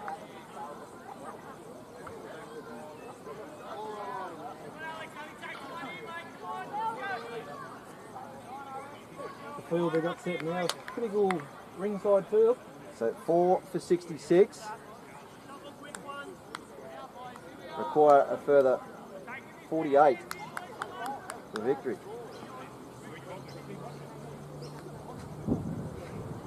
Shoot of 114. 48 for victory with 6 wickets in hand. Sounds fairly a formality, you'd think, for Piranhas Bellbird, but you ain't over to the fat lady sings Tommy and a couple of quick wickets here. And sorry, Mirrors. just going to say 6 wickets in hand, 48 runs are required. Sounds a lot of these than what it'll actually be, doesn't it? 60-40, I'd say. Maybe 70-30. Down leg side. And Story done well there, moved to his left. Was off the bat, but straight down. Went straight down. As Greg Dan comes back over, replacing Brucey. Yeah. Little interchange commentators from the JPC club. Greg Dan back into the attack now. Yeah, you've got to bring us a bit of luck. Maybe a couple of wickets. We can't swap me out because half the Piranhas can't talk at the moment. We're having a few drinks. Not that you want them over here. Hurried on him pretty quick.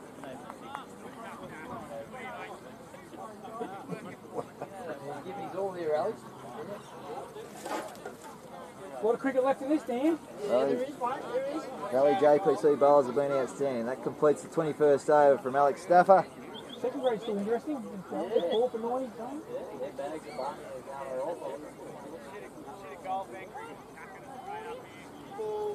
He's coming back here, ran into I think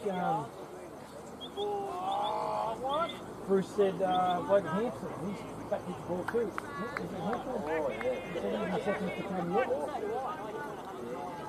He said he doesn't mind a big ball. A bit like Tyron Weeks we were talking about earlier, he comes here, he cleans them up nice back in the day.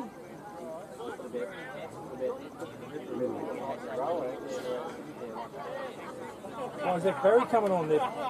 Do or die, I reckon. All their eggs into one basket, mate. So the Bellfish need 48 runs for victory. Still 6 wickets in hand. Isaac Barry changed ends. He was from the southern end last time. He's in from the northern end now. Looks like he's pushing off the fence from there too. He's got a big run up coming from He's back near the circle. He starts his run. So living dangerously, James Collins at the moment. Didn't look confident at all, did he? Bit short, bit poppy.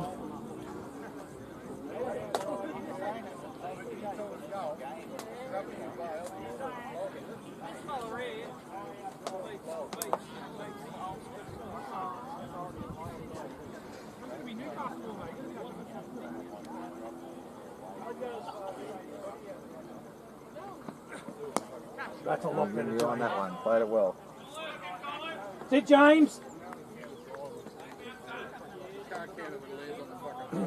James Collins has said took the keeping gloves last year when Benny was away, and real clubman, real funny man in the club. White line fever out there, has a bit of a joke out in the field, but off the field. Just had a bub too, little girl.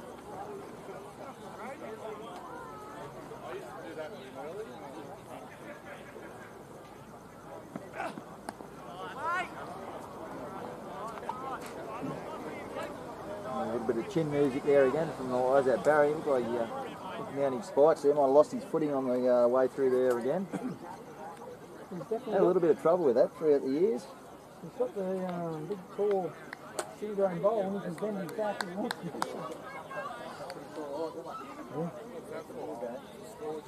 Is that his brother is playing seconds or something? Or is Barry playing seconds? Yeah, Sam Barry, yeah, he played one second game this year, but he's a quality bowler. There's someone else playing Barry. Jason's the old man. Oh, is it? Okay, cool. Yeah. Oh! Get ready for the season. Yeah, always a fun game. Jason's on the field. Yeah. Yeah, right. One club man, so Yeah, he's got the belly tattoos. yeah.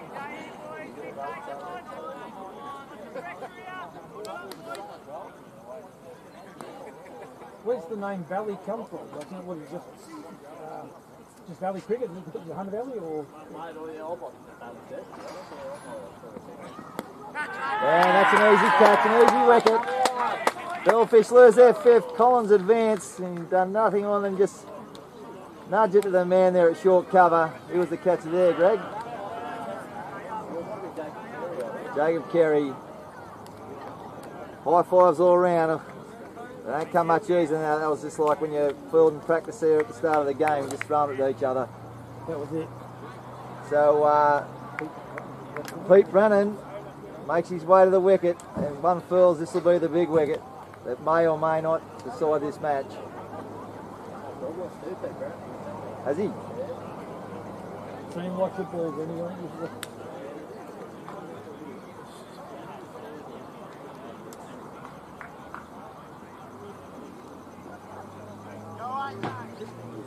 So Collins departs. He didn't trouble the scorers one bit. Placed the 9 deliveries.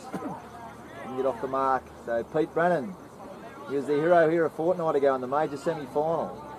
Took the game away from the Greta Ranxton side with 50 odd off just 24 balls. Straight away they put a couple of blokes out on the boundary as you would. They've done their homework. On Pete. Pete's renowned for putting one hit in the skate park up there on the full. So it's a big hit from here at East End. Here on the road on the full into the skate park.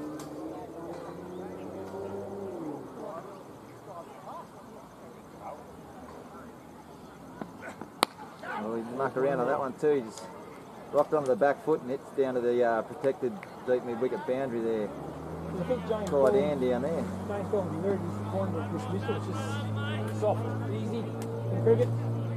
Just nothing just straight there.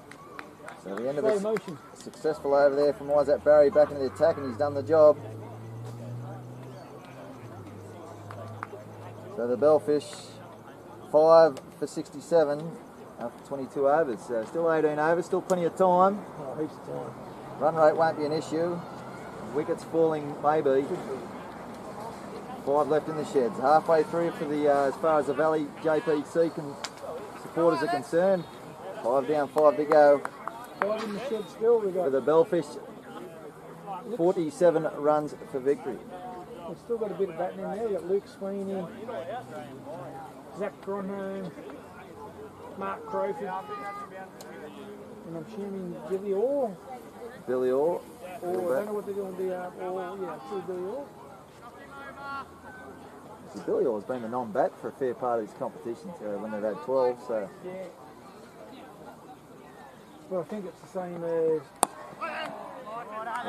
Pete Brannan's not. He's not concerned about the scenario. I think he's just going to play his natural game. That's probably how he should go. 100%. We all know how Pete plays and see 2 blokes straight back here on the boundary. Pete's motto is see ball, hit ball. I played a game. Pick a line in between them. Probably. Yeah. In between the 2 hats. Yeah, I know, but I don't know where this is.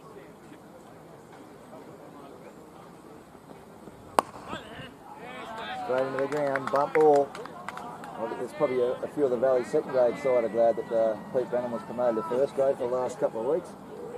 Every time on the podcast with Matty Maher, he gets a fair mention that caused a few issues of the Valley second grade side.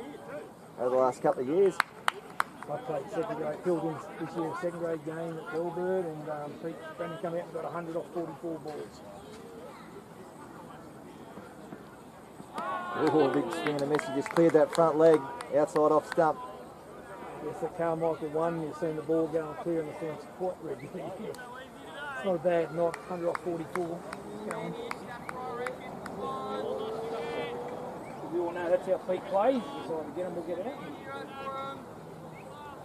Hopefully it's repeated the semi-final game, as you said earlier.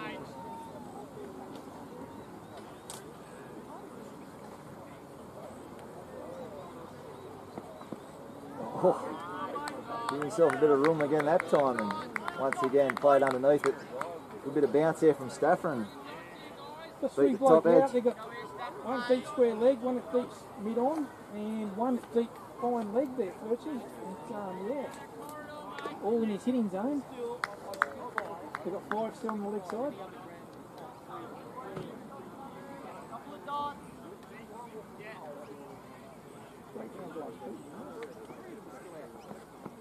Oh, that one stayed lower fraction. Played over the top of that one.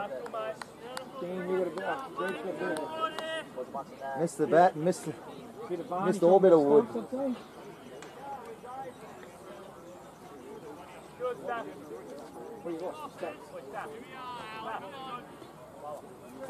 Yeah.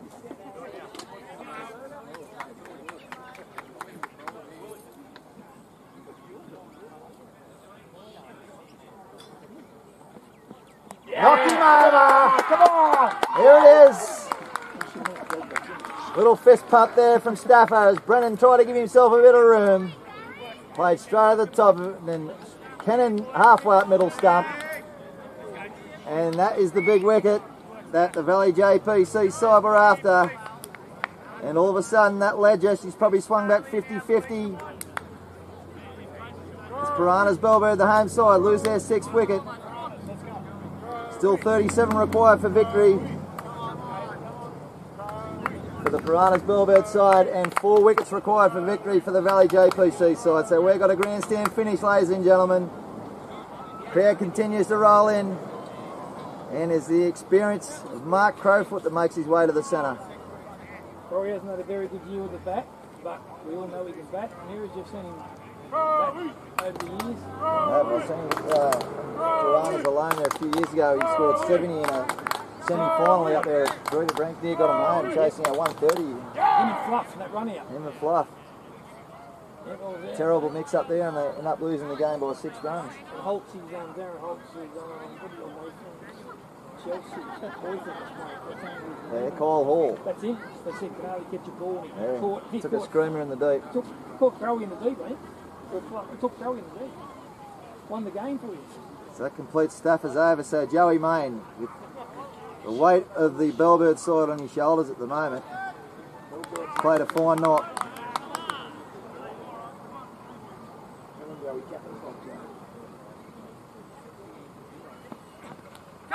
All down leg side, and he's got a little bit on that, I'd say, and it's going to race away to the boundary for 4. A handy boundary at this stage of the match. All bat.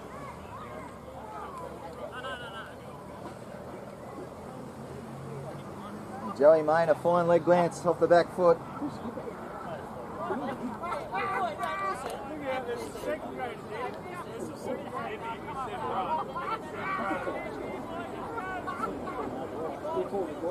Was it? Went a bit too quick there, I thought he'd come off the leg, but raced away down here. Offside field, close to. Must be playing short. So 6 for 71. Oh, that one lifted nicely.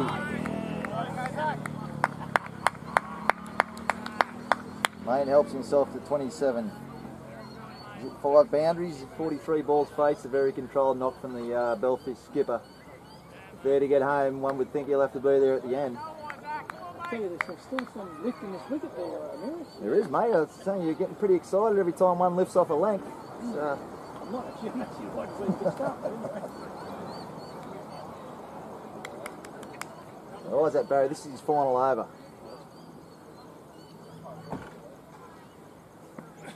Down the leg side, they'll sneak for a quick single. Crowy's not the best athlete, but he's they'll get through for an overthrow as well. That's a costly one there. Nice scramble there from the Bellfish. As I said, Crowy, not the best athlete going around, but it was a wide throw there from Givney coming around there from mid-wicket. Cost his team an extra run. No one backing up. There's probably a little bit slack on that side there from a little bit of inexperience there from Luke Dempster there at short cover. Crowy's been out for a hamstring or two too. He's had a couple of seasons. And Joey Main right in behind that one, bat and pad nice and close together. He'll be looking to just see the danger man Isaac Barry off. It's been a fine spell from him. His figures at this stage, Isaac Barry, 7.4 overs, 1 maiden, 2 for 23. You can't do much more than that as the lead seamer.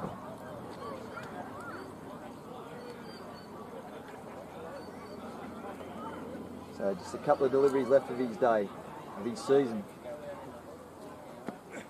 Oh, a little outside edge, an educated one. And it's going to go down to the third man boundary.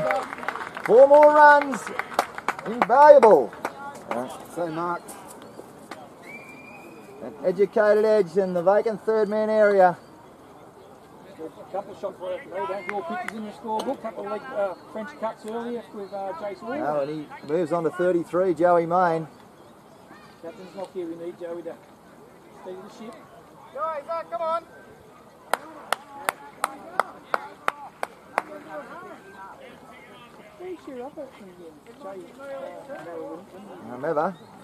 Never departed at the start of the season. Oh, did he? Yeah. I'll go back. No, went to Western Australia to start with, I think. Then they might end up back in Sydney or somewhere. Could be wrong. Apologies if I'm wrong there, but If he was playing cricket, just travel around playing cricket. yeah. We get him all the time through your emails too, asking to come over. Yeah, you don't know if you've been hacked or not. No. Genuinely. I'll get a few of those on the Cessnock page. Okay, so that completes Isaac Barry's spell. He's 8 overs, 1 maiden, 2 for 27. So a pretty fair day's play there from Isaac Barry. Greggy, he carried the boys with a bat, and then pretty fine spell, couple of spells of bowling there with the ball. James Collins just come over to the frog box here. James, he's got it evenly poised, mate. It's very tight. What more quicker than this to go? Yeah, I definitely reckon so. It's good to see the back end of Isaac Barry. He got me out. He's pretty sharp. Just seems really tough to face from. So I think that the runs will be coming from the other end, most definitely. A bit foggy down this way. Yeah, we're just saying that too. Actually, a couple of jumps to put one through slips there, so lots of legs, which helps. So yeah. Down leg side, and I'll pick himself up a couple of leg boys, you think, or just the one? We said Crowy's normally a straight batter, and he hasn't had the best form this year, but hopefully Crowy can get us through here. Speaking to the Piranhas, Bellbird here. So 6 for 78, the Bellfish, into the 25th over, and Alex Stafford's into his 7th over. He's 6.1 overs, 2 maidens, 2 for 20. He's been outstanding too. So all the Valley JPC bowlers have done the job. But certainly if they go down fighting in this match, it won't be on the back of any of their bowling performance. They've been outstanding. But the man in the middle here at the moment, the skipper, Joey Main, looking to bring his side to victory, and this time he goes back and just plays out to point, and there'll be no run.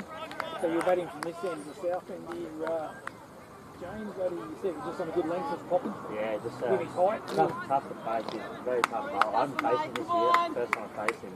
I think the ball hit me more than I hit the ball today. So. He's coming from fair height down, so he's got that he bends his back, which is definitely going to do in his last couple of overs. Yeah, I got the ball straight. I thought I'd be able to see him off, but he got me. Shot. No run there. Oh, mate, we're all the best, champ. Hopefully we can have some celebration drinks shortly. That's good.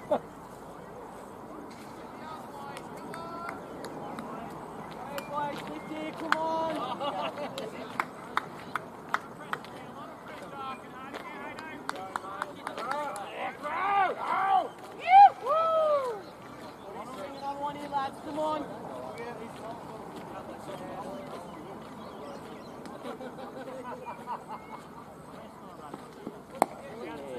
Very watchfully played there from Main. He knows how important his wicket is. He's not going to throw it away at any stage, I think.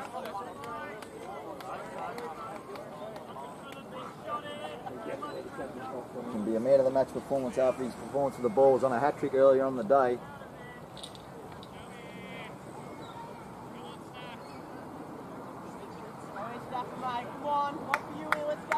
So Stafford looking to lift something for his side, get the Bellfish to 7 for her, and they'll have a grandstand finish.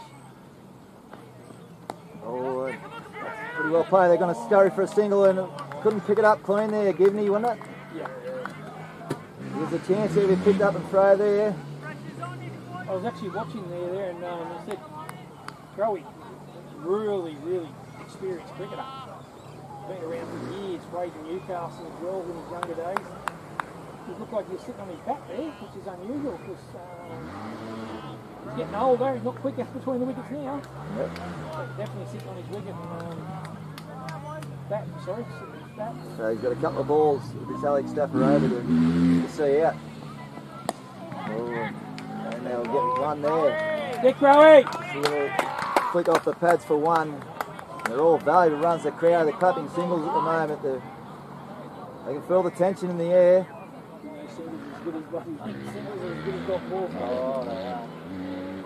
So that's the end of the over, and Crowfoot retains the strike. Sure, skipper Joey Main in his ears. Hey, just use your experience here, son. Just get in behind it. Look for a single somewhere. We've got all the time in the world about it. If it takes us 39 overs to get it, so be it. It'll be Archie Belly from the northern end back into the attack. Joey Main's unbeaten on 34.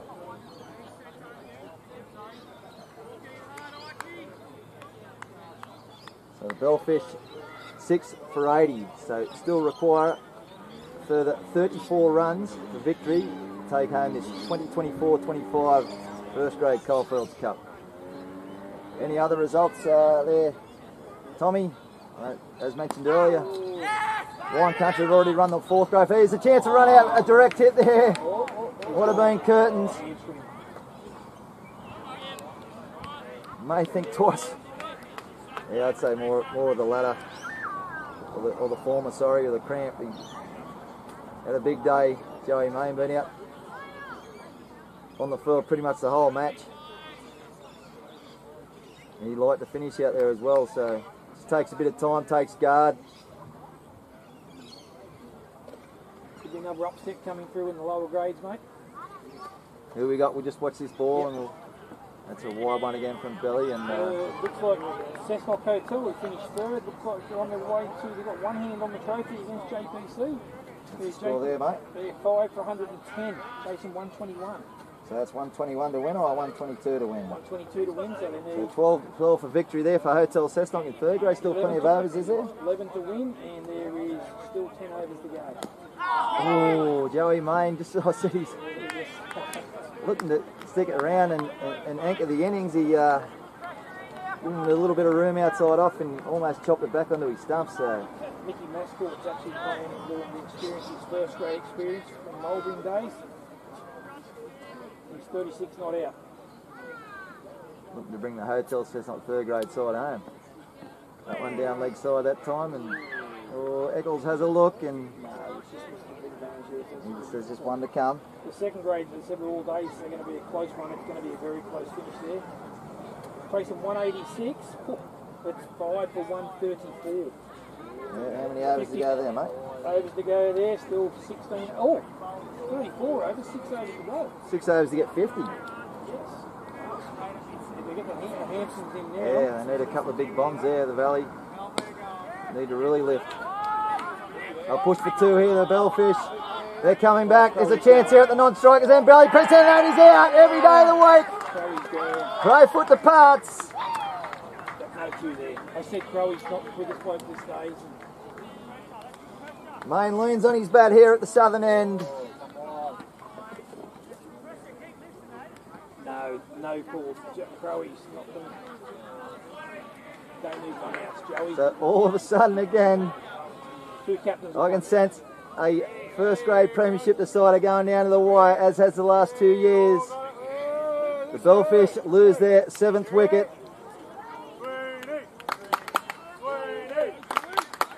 They'll take 1 run there. The chant goes up from the crowd as the big Piranhas, Bellbird, seam bowler Luke Sweeney strolls to the crease. Joint captains too, I believe. So I said that earlier on the call. It's just majority of it's gone to Joey Main this year. So Sweeney from the Piranhas side of things. So he was in this position last year. So maybe a case of deja vu. Hopefully not for his concern. So Archie Belly in again. Oh, and right outside off stump. Main plays and misses. End of a successful over there. We've got a grandstand finish, ladies and gentlemen. If you're watching at home, thanks for tuning in. Channel 69 Frogbox live stream TV. Joining commentary here with Greg Dan and also Piranhas legend Tommy Lantry. So we keep you updated with those lower grade scores. As mentioned earlier, the 4th grade premiership's already been won by Wine Country with a victory over Hotel Cessnock. The other 2 are still in the balance. So we'll keep you updated with those if you aren't already on your phones with Play HQ. Beauty of live scoring these days. So Sweeney, he'll face his first ball, which will be the last over of Alex Stafford. He's had a fair spell too. 7 wickets down.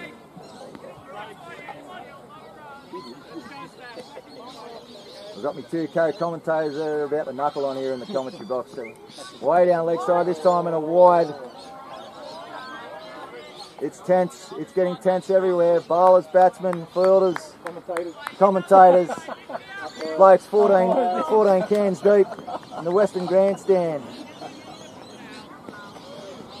Ladies and gentlemen, this is why we play cricket all year. East End, the venue for the 1st grade premiership.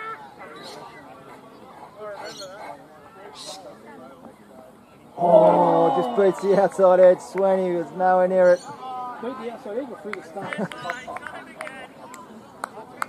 think he went through the stump. Through the stump, through again, Tommy. Right, we'll go with that. Just to add a little bit more spice. Like a clean bowled. JPC Valley need to start warming up for someone. They may bowl before bowlers, I think, haven't we? So, well, I haven't used Ross Parker. Is he the man for the 5th? But Tristan Nero hasn't had a roll yet. Hayden Moorcroft. They've got bowlers coming out their arse.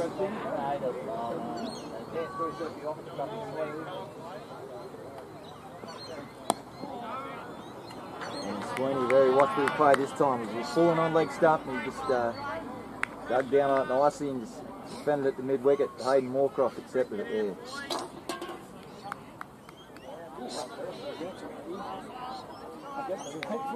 Oh, a heap of Richard pants.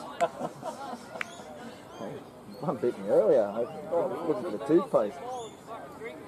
Good old remedy for ant bites. If you're watching at home, get the toothpaste on them. That does a good job.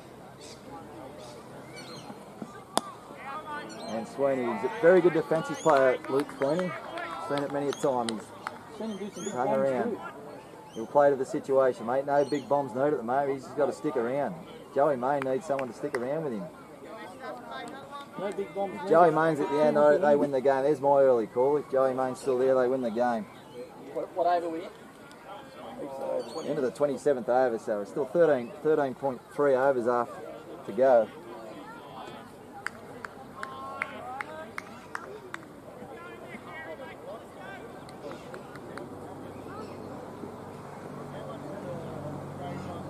So 30 to win. 3 wickets in hand.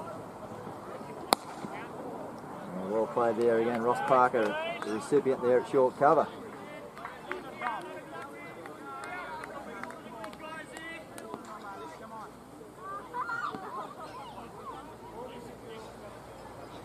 It'd be nice if our scoreboard attendant can keep that up to date every over there. We're a little bit behind there at the moment. Wicket down. 7 for 84 scorers at the moment. 7, I thought it was 82. Could be 7.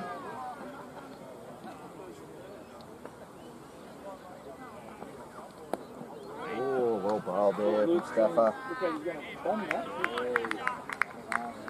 So Stafford just 1 ball remaining and what has been a fine spell of bowling once again.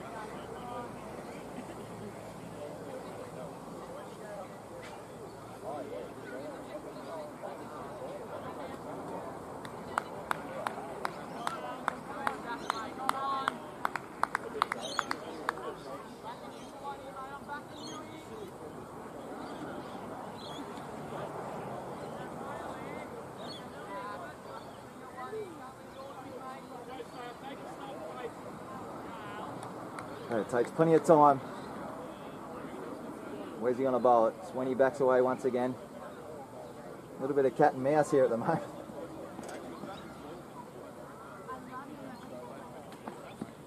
And well played once again. It's all about survival at the moment. And that is the end of Alex Stafford's spell. He's had a fair day as well. He's 8 overs. 1 maiden, 2 for 23. Joey Main knows he's got to be there, but he also knows that Big Sween's not going to be the runner between the wickets because he is idle. His name is Crowy, so there's the scoreboard updated now for all players to see.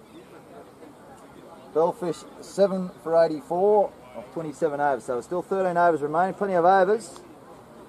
And for them to win, sorry, the button in there, Gregory, for Bellfish to win this, they require an extra 30 runs, and for the Valley JPC side, they need 3 wickets. On to second grade. Third grade, sorry. Hotel Cessnock, the third grade premiers over JPC at Civic Park. So well done to the Hotel Cessnock side.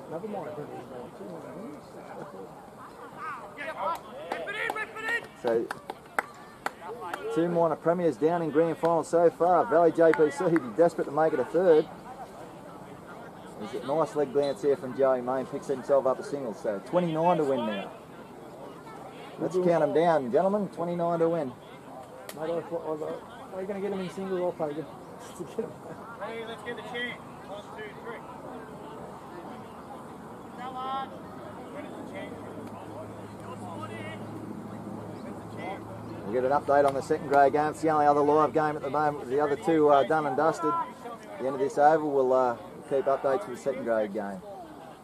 We'll stay with the action here. Greg down our, not much foot movement there from Sweeney as Belly threw it out wide and outside off stump, and he fished for it and didn't get a bite.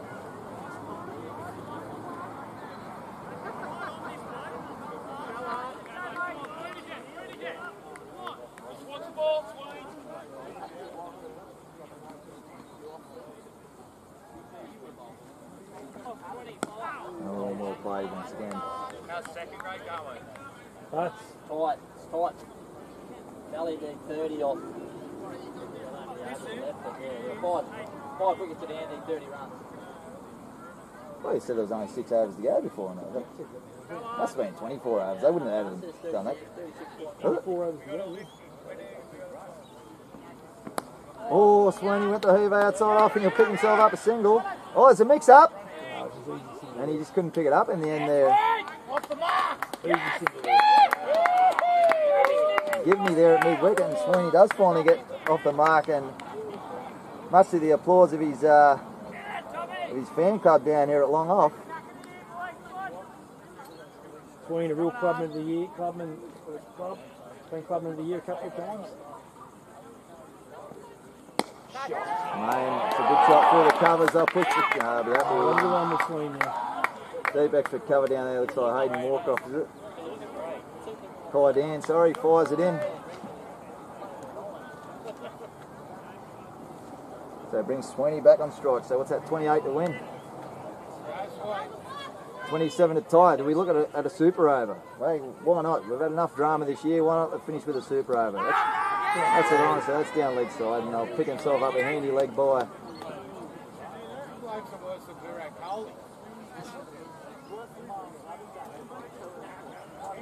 So that's the end of Belly's over. 3 off it. Valley at 5, 158. Second grade chasing 86. Off 3 overs, is it? 3.2 overs there. So 3.2 overs in second grade. Valley require another 29 to win against Bellbird. That's played at Cook 5 that game. 2 sixes he did. So Mick Hanson's got to go big there in that game. 1 furls. Troy Barnett, the leading run scorer in second grade this year. He's still at the crease too, so there's still hope for the Valley side. Brucey Dempsey said that Mick hits a big ball. What ground they playing at? Cook 5. The rope's in a little bit. There's a couple of little wet patches like they were here, so that on the eastern side of the ground, the rope's in a little bit there as well. So Tristan Muir finally into the attack. Won't get a chance to have a warm-up ball. He'll have to be right on the money straight up here.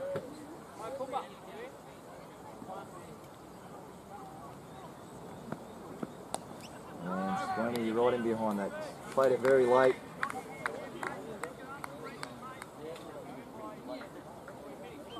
So let's keep an eye on that second grade game. It's the only other one live at the moment. The other 2 are done and dusted, so we'll keep you updated with the update on that game at the end of each over here in this first grade fixture, which will go down the wire as well. Oh, and there's runs there. Sweeney will look for a couple. He'll come back. He should get 2. Valuable runs. Luke Sweeney, a nice little late glide. Years of experience there. He saw the vacant third man there. He just opened the face. Typical one-day shot.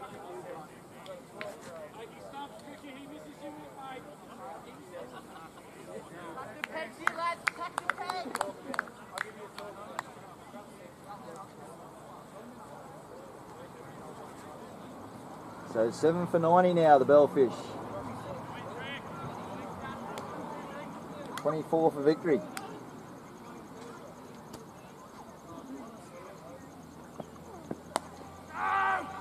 Time barely solidly played again. Tristan Miller, he'll always just be a little bit back of a length. Sweeney will enjoy that, just rocking on the back foot. He plays well off the back foot.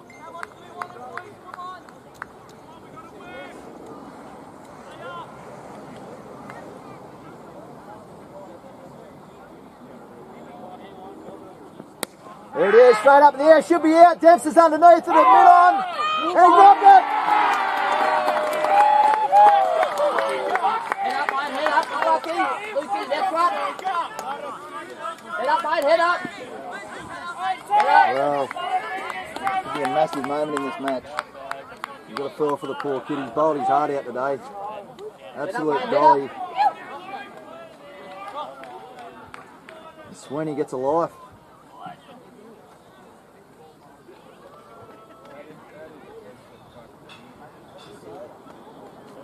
Well, grand final pressures. Muir again. Shot. And this time takes full time. This time Joey Main taps it. It's going to go to the cover band. It's 4 runs down to the scoreboard. That's rubbing salt into the worm. Dempster down on his haunches. You've got to feel for the kid. Give him a hole. The crowd give it to him. Good shot. Good shot. There's no mercy from the drunks on the hill. Joey Main, he remains. He's played a superb knock. And well bowled from Muir up in the block hole. Leg stump line. It's got a text from, I said, Sam Burgess.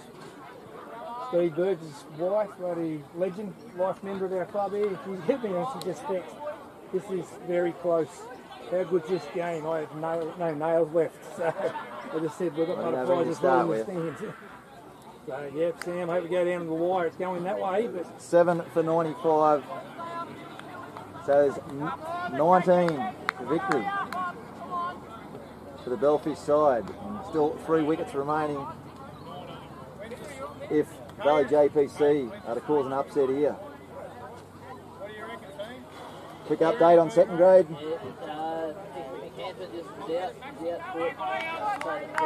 Mick Hanson's out. 6 for 164, 23 required. 23 required from 2 overs, is it? And Sweeney Crowd onto the catch. front foot. Bangs it straight into the ground to Jacob Carey there at short cover. Go here, boys! Another chance, go to Tom! Time to make the runs, mate.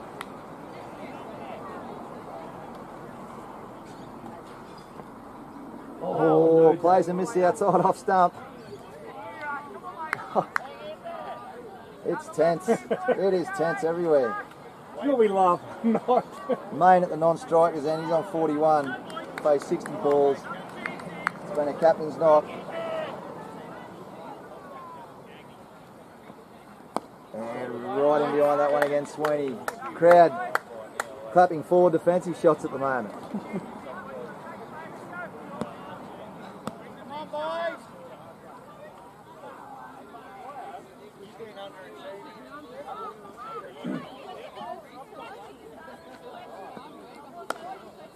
Short this time, Dempsterfield.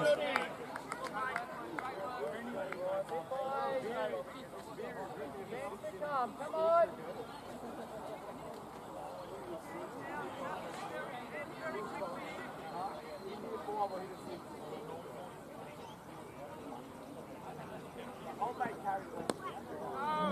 And behind that one once again. So Belly bang on target here, and Sweeney's equal to the task in defence. Quiet, Tom. It's a quiet. I've heard you all day, mate. Nervy, I think. A bit nervy. The butterflies in the ring there. I'll take full toll. And Sweeney, it's an action replay of the ball before. It's a little bit squarer this time, and that's the end of it. Fairly good Archer's belly over that one. So still a further 19 required for the Bellfish side for victory. We cross over to the second grade at Cook 5. Oh, his umpires buggered up again. There's another one to draw. No, it's not. They called me back. Bad, like I said. Poor old Steve Eccles having a torrid time out there. He's had 3 miscounts today, and the scorers were telling him that's a fourth, but I'd say the scorers were at fault that time. I guess mirrors my guts feeling like this every last year's final. A little bit of deja vu, Tommy. Well, we played the game and it's close games. And Doesn't matter what you're chasing, mate. They all got 400 in the end, don't they? I feel so young Lukey there. He bowled really, really well. But, Quick update on twos, mate. Yeah, Valley was 21 off 21 from 12 deliveries there. The Valley, if they are to snatch victory from the jaws of defeat against Bellbird at Cook 5. Gettable. Whatever, who'd you say Mick Hampson's still in, or Troy Barnett's still in? There's it. And well further there. Try down there at short cover.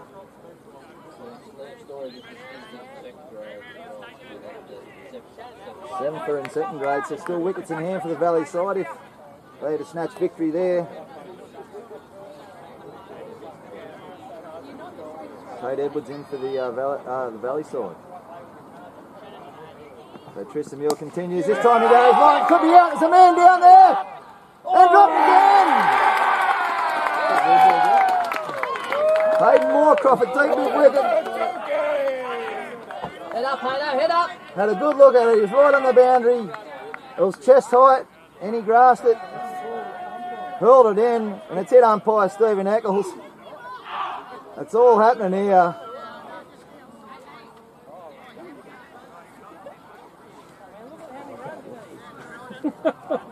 So it's a result single in the end. He had a good look at it. Poor Hayden Moorcroft, straight down his throat. Threw his hands into his chest and on the grass he went. So there's 2 golden opportunities gone missing for the Valley JPC side. Grand final pressure, as we spoke about. Does funny things. All involved. And Sweeney right in behind that one once again. And the chance going up for Luke Sweeney, their hero. Every defensive strike, every single he hits. Crowd favourite. we can do with the water boy. I said that's a big hit for Joey Main, being a captain. Big hit, and he batted really well. And that one's out! Right catch. Fine catch this time. Sweeney stands there. That's right, no ball. That's a great catch. Yeah, considering What's Sweeney standing there for, ladies and gentlemen? he's just a bit disappointed. Just disappointed. I tell you what, he dropped an absolute dolly a couple of overs earlier. Luke Dempster. That come with heat. But long on, you might have just, at mid-on, sorry there, it might have been just out of frog box view. Diving to his left. Took the catch. Sweeney departs. The Bellfish now 8 wickets down in a cliffhanger finish.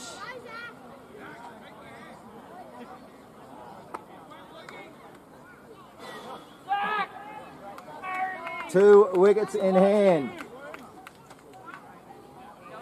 20 to get. Dear, do we start talking about super over? Another wicket in the second Oh. grade. Tate Edwards is gone.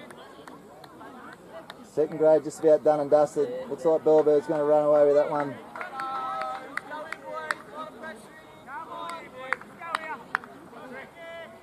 Other minor criminals going down too. Could be 4 minor criminals all going down here at the moment. Oh, don't talk too short. It's Tommy. No, Well, I'm happening back there. in the team, boys. Main remains at the non-strikers and on 42, not out. He's batted beautifully. Zach Cronin to the crease. Tricky. Still 2 balls left in this Muir over. 8 for 96. Still requiring 18 for victory, the Bellfish, and 2 wickets.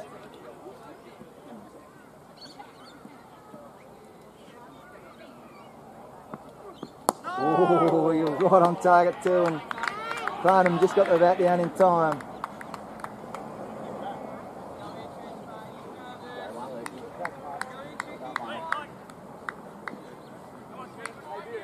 Great catch there from Dempster.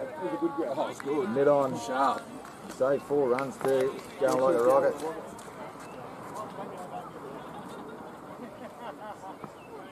Oh, Farnham in behind that one again. Well played. That's the end of a very good Tristan Muir over. Hey, where else would you want to be on a Saturday afternoon but East End Cricket Ground? The ECBC celebrated, you know. You got a number for me, Mirrors? 18. We need 18. 18 to win. 3 hits, Joey. Scoreboard should be updated every over from here on in. Another wicket from Valley in second grade gone. Boy gone in. Yep.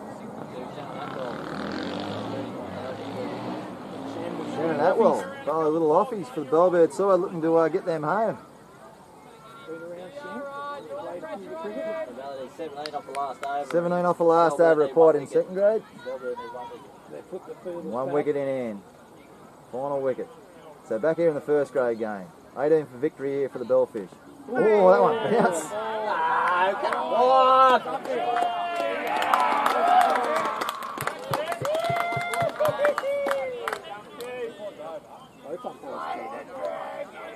So it's called no ball. It lifted off a length. So a free hit at this stage of the game. What this can do, the outcome of the match.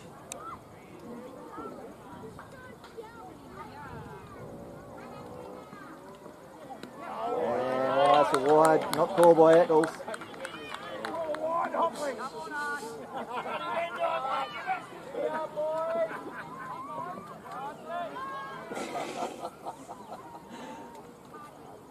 Definitely wide on the move. I'm not saying anything, I'll let you boys fight it out. I'll take over back from the match. Call it as it is. Joey Main looking to get his side home as they inch towards the finish line. Still 18 required. 2 wickets for the Valley JPC side. Everyone on the edge of their seats, commentators included. And this time Main straight back down the wicket.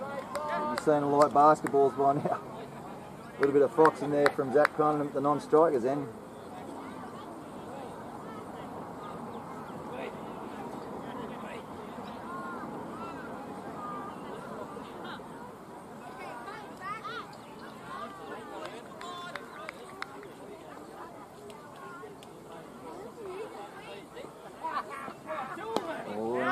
for a quick single. Ross Parker, he was on the balls of his feet and he was in nicely to cut that one off, so every dot crucial.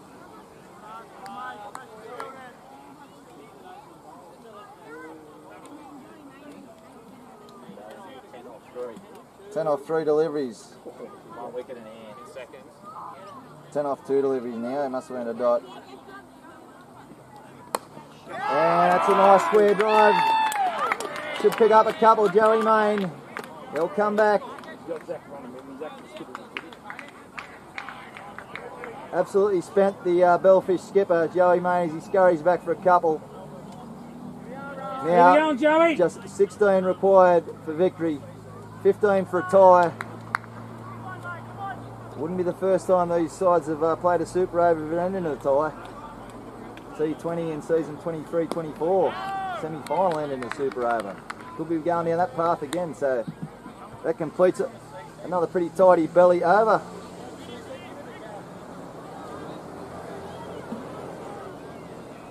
The Bellfish with 2 wickets in hand.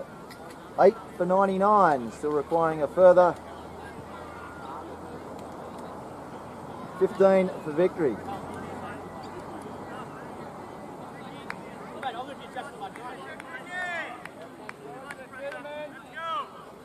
Second grade to be completed by now. Bellbird home in a tight one there at second grade at Cook 5. Congratulations to the Bellbird side. Defeating Minor Premiers Valley in a tight one. 6 runs. 3 lower grade grand finals done and dusted, so just 1 to go here.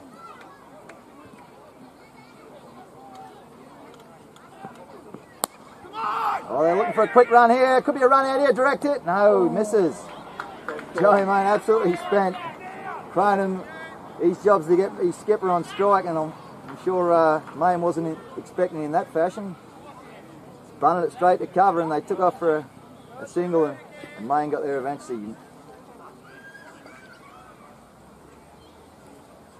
So there's the 100 up for the Bellbird side. It's a long time coming. They now require 14 for victory.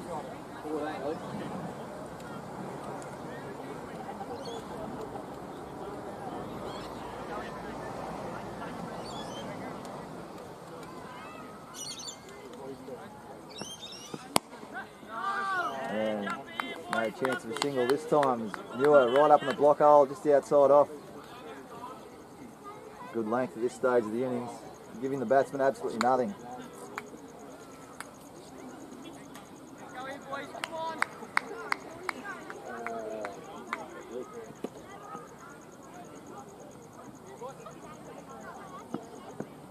Oh, it's come back between the gate. Straight over the top of middle and leg stump.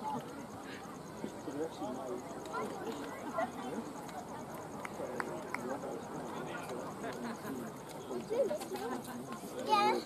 Yeah, right. No, Mom, it's only a tiny bit. So they got Liam Robertson and who else in the sheds? Oh, that's it, yeah, 8 down, sorry. I told you, it's been a long day. I'm battling the count myself. Oh, that's a gift. Down leg side.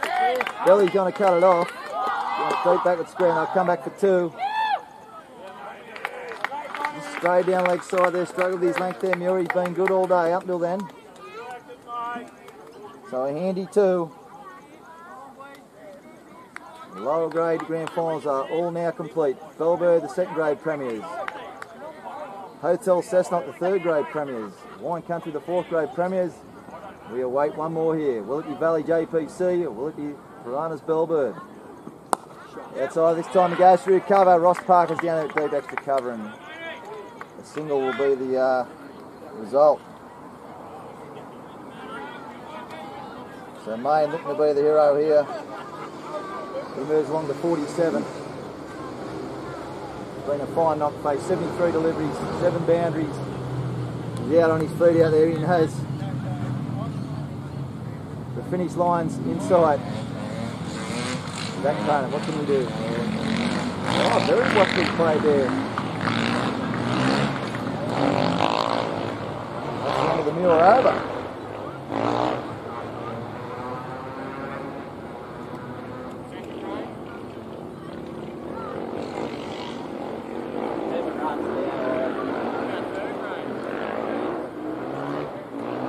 Hotel Cessnock 1-3s. So 8 for 103. Be that guy.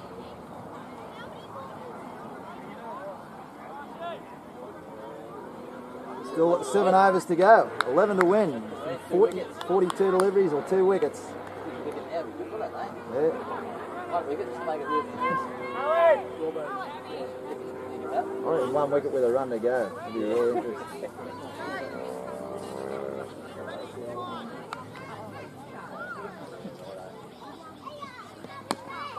And Billy right on target once again. Joey Main right in behind it.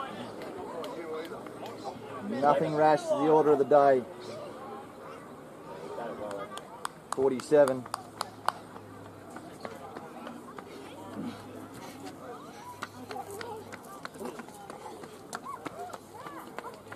Oh, it's a fully, that could be close. Not out. Going down leg. I don't think it was high, she was on its way down. Eccles signal going down leg. Main shot the fully. Probably unexpected. Tried to whip it away and just played over the top of it. Yep, Shadows well and truly onto the ground now. Oh, beats the outside edge. That's all happening. Neither side giving an inch. Still good. I love it. Carry the story.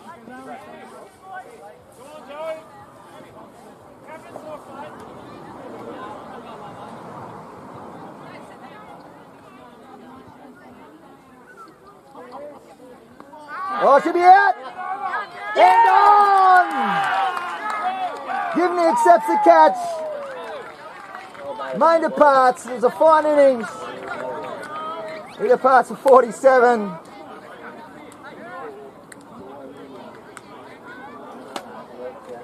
And still requiring 11 runs for victory. And you must say now Valley JPC with the upper hand as the Bellfish number 11, Liam Robinson, makes his way out to the crease. I think he'd be pretty nervous.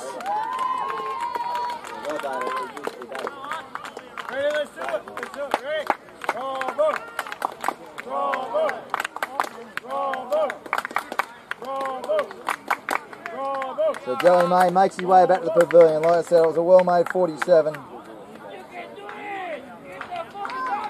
76 deliveries he faced. 7 boundaries. Surrounding applause from his teammates and the members there.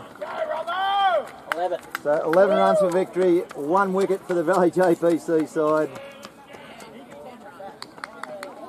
Shadows pretty much all over the ground now. Down leg side.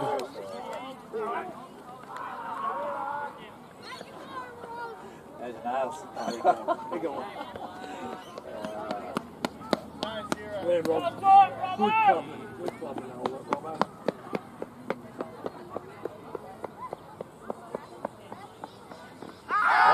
Close, but no cigar. Sliding down leg side again. That's what we wanted. Well done, Robbo. Brings Zach Cronum on strike. And I reckon the instruction here from Hotley say you got to go big. Yeah, exactly. Cronum, he's dug in, tried to stick around with his skipper, Joey Main, previously, but I've seen Zach Cronum hit a big ball, and I think that's where he's got to go. Correct. For us to win, for Piranhas, Bellbird, the Bellfish to win this, Zach's got to have 2 good hits. That's all it'll take. 2 good hits here, clear the rope, which is all over. Just clean the back. You see that? Clean the back. So we've got, in the hitting area here on the fence here, we've got Dempster at long on. Moorcroft at deep mid-wicket. Stafford at deep extra cover. In comes Muir.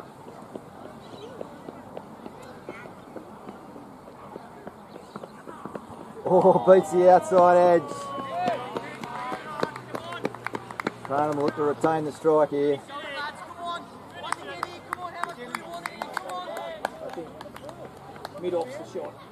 Straight down. Could only go 1, 2, 6, got 5 out. Oh, sorry, I didn't see.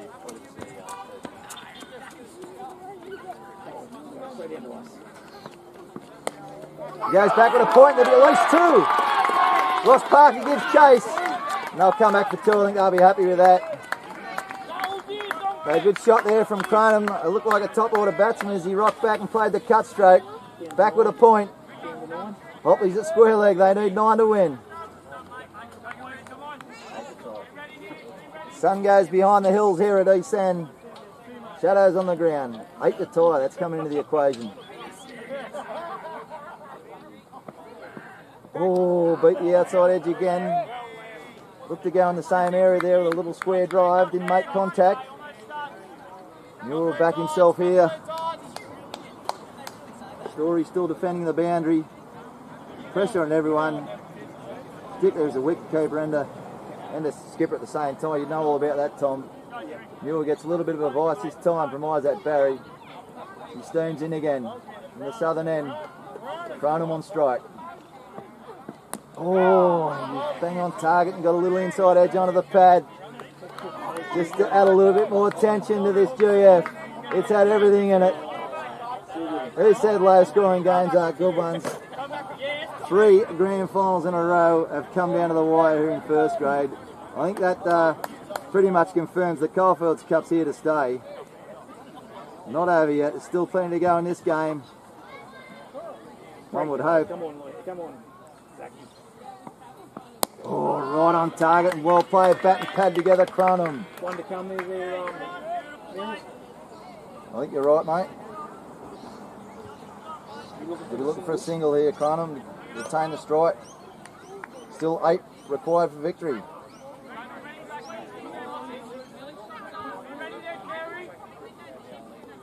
Well, 9 for victory, sorry, 8 for retire. Oh no!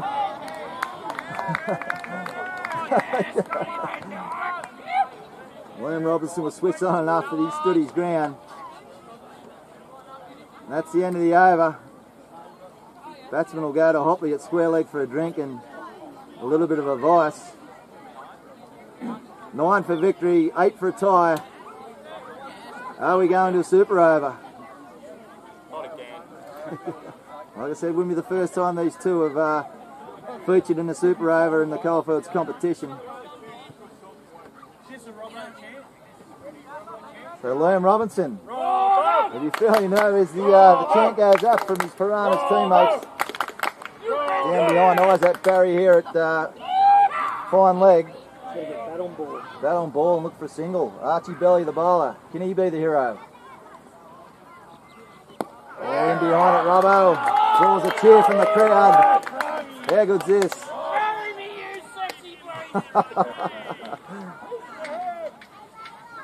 Some woman with a deep voice from the crowd says, "Marry me, you sexy beast." Oh, dear. Oh, in behind it, and he keeps it out. Does his job. Got 4 more balls to do that. Gets a fair mention on the podcast each week. Liam Robinson. That Dan story gives you that. Yeah. I'm sure Dan might be in his ear again. I'd like to repay Dan here. Come on, Liam. Oh, well played, that one. Oh, probably could have took a single there. Could have snuck one there. Cronum is pretty happy with what he's seen so far in defence. He can do that 2 more times this over, or 3 times, sorry. He'd have done it. He'd have done his job.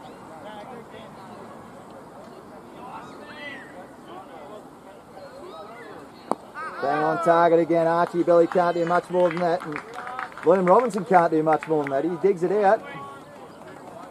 So come on, William. 2 deliveries left in this over. 2 to come, isn't it? I think so. Right, you be right. Yep. Let it go, Robbo. We'll take a maiden at this stage of the innings. I would. I've seen Zach picks up big 6. So it's still 9 required for victory.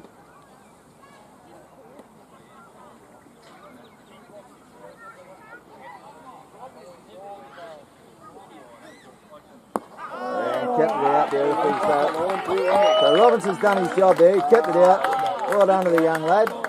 A little fist pump here, no doubt, from his batting partner Zach Cronum. Once again, Hopley with the words of wisdom as he comes over with a drink.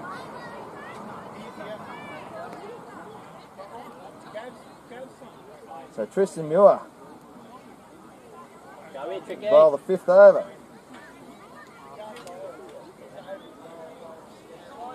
So that's Archie bowled out. He's bowled 8 overs, 3 mains, 1 for 19. So the top 4 bowlers are bowled out, so they're going to have to use a new bowler. So he's going to bowl his first over with the match in the balance. The top 4 bowlers are bowled 8, and Tristan Muir's bowled 4. So he threw all his eggs in the basket early, and it worked. Yeah, definitely. It's been good captaincy in that end because we've got the top 9, so it's good. Yep. So still 9 to win for the Bellfish. Muir charging in. Wide outside off stump, and Cronin would be disappointed he missed out there. It was almost a free hit. Yeah. Flay the arms. And Exactly the same shot as last time. He done that, he puts it through the gap there for 2 with the cut shot. But yeah, a little too hard, I think, and maybe a bit wide and move the feet. Come on, Zachy.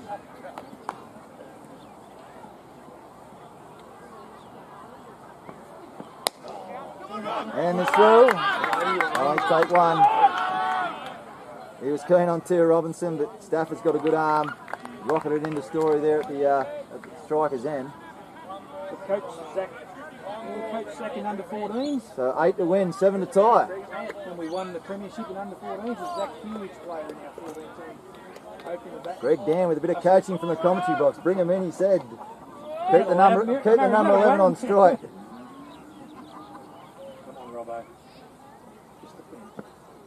And he does that, exactly that. You listen to you, Tommy, that was right up in the block hole where you want to be bowling to the number 11. What a cracking game. Neither side deserves to lose this game. Unfortunately, there has to be a loser. Every ball with tension. Crowd on the edge of their seats. Oh, in the air momentarily. Jacob Carey there at short mid-wicket. I thought for a moment it was half a chance, but it was well to his left.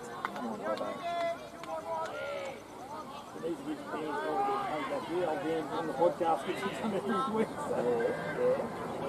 Yeah.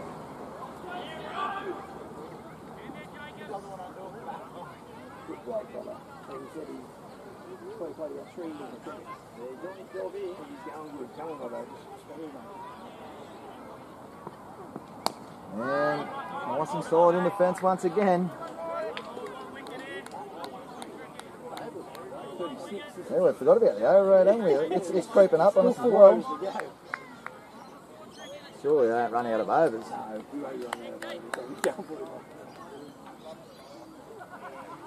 There's still 8 required. Oh, just lets that one go outside off stump. That completes the over. Robbo's done his job again. And his Goldfish teammates clapping there, so well done, he's done his job. Possibly comes in for some advice. 9 for 106. That's 37 overs, so there's 3 overs to go. So there's 8 to win from 18 balls and last wicket. It doesn't get any better than this in a first grade decider, ladies and gentlemen. Thanks for tuning in at home. Just get there and wait for the right ball and have to go for it. He's got 2 big hits. Hayden Moorcock to bowl his first over of the match. He can be a hero. Hero. The first over of the match. Skids him through nicely.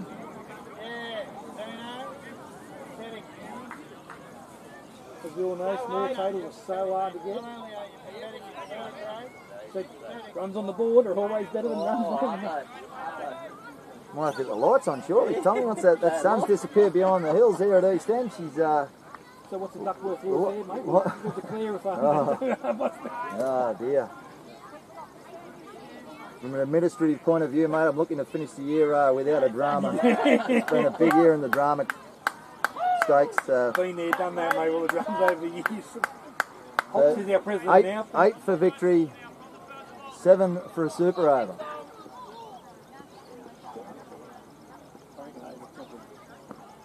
Oh, and a bit of heat there from Moorcroft, ripped it in. Cronin was going to wind up, but he instead evaded. And it carried through nicely to Story chest height. Yeah, not a bad warm-up ball. So where we got a long on, we got a wide long off. Mid off the shot, straight over top of Cow corner. straight over top of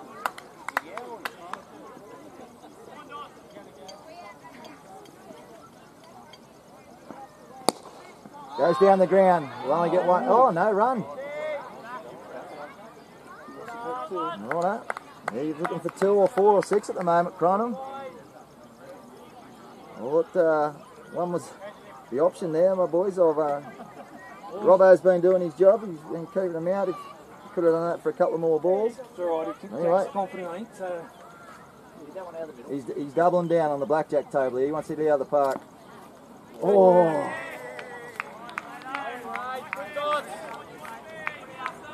So how many balls? Let's count them down. How many is that? Is that 3 or 4? 3 this over.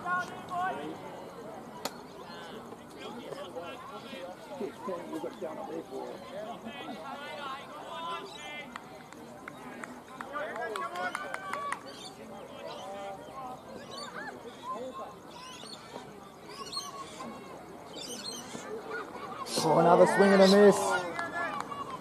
4 dot balls. Yeah. pull the driver out shortly. Too high. Got it. All day. 2 overs up this one, isn't it? Sure. Yep. Right on ball, Zach. Run outside, run outside. This is the 37. Yeah, there's the single. Well done. There's the single. There's a standing ovation from the crowd for the single.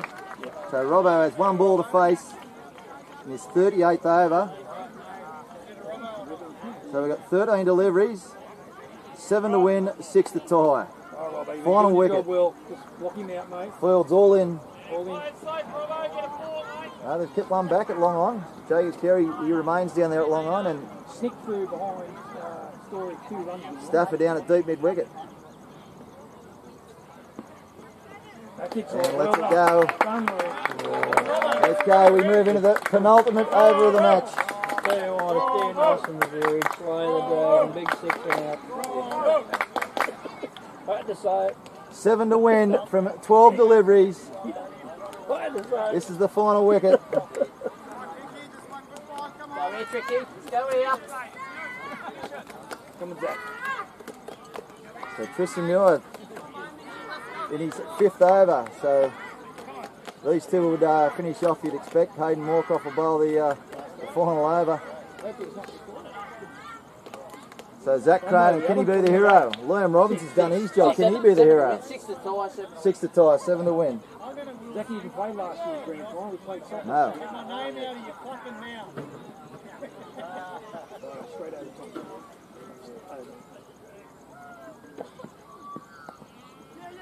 Oh, there's the run. I'll take the one. Runs a gold. So there it is.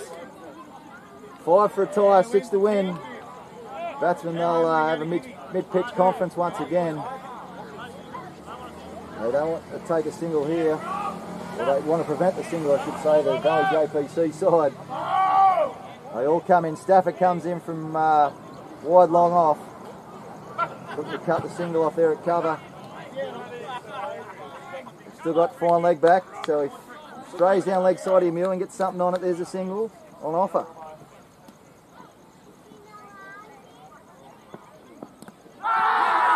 There it is down leg side, and they'll scurry through for a leg ball. No, you're safe. And they'll be happy with a single.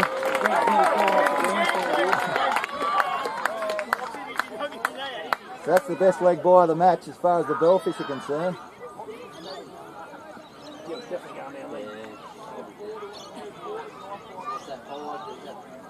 One shot will tie it.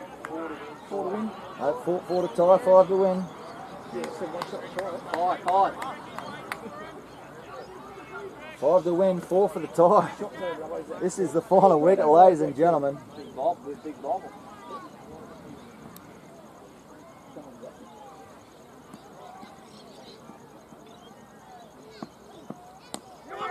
And we look for 2 here for sure. There's a definite 2, isn't it? But they come. So all of a sudden, 3 for victory, 2 for a tie.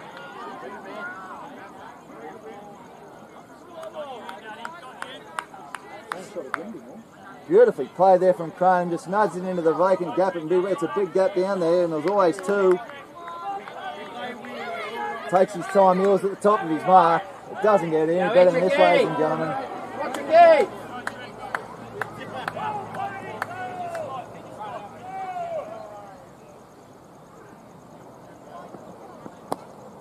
Now look for a single, he's going to scurry through, he should get there. No, Robbo, hit ya. Don't play that, mate. Don't play that. So 2 for victory, 1 for a tie. Oh my God.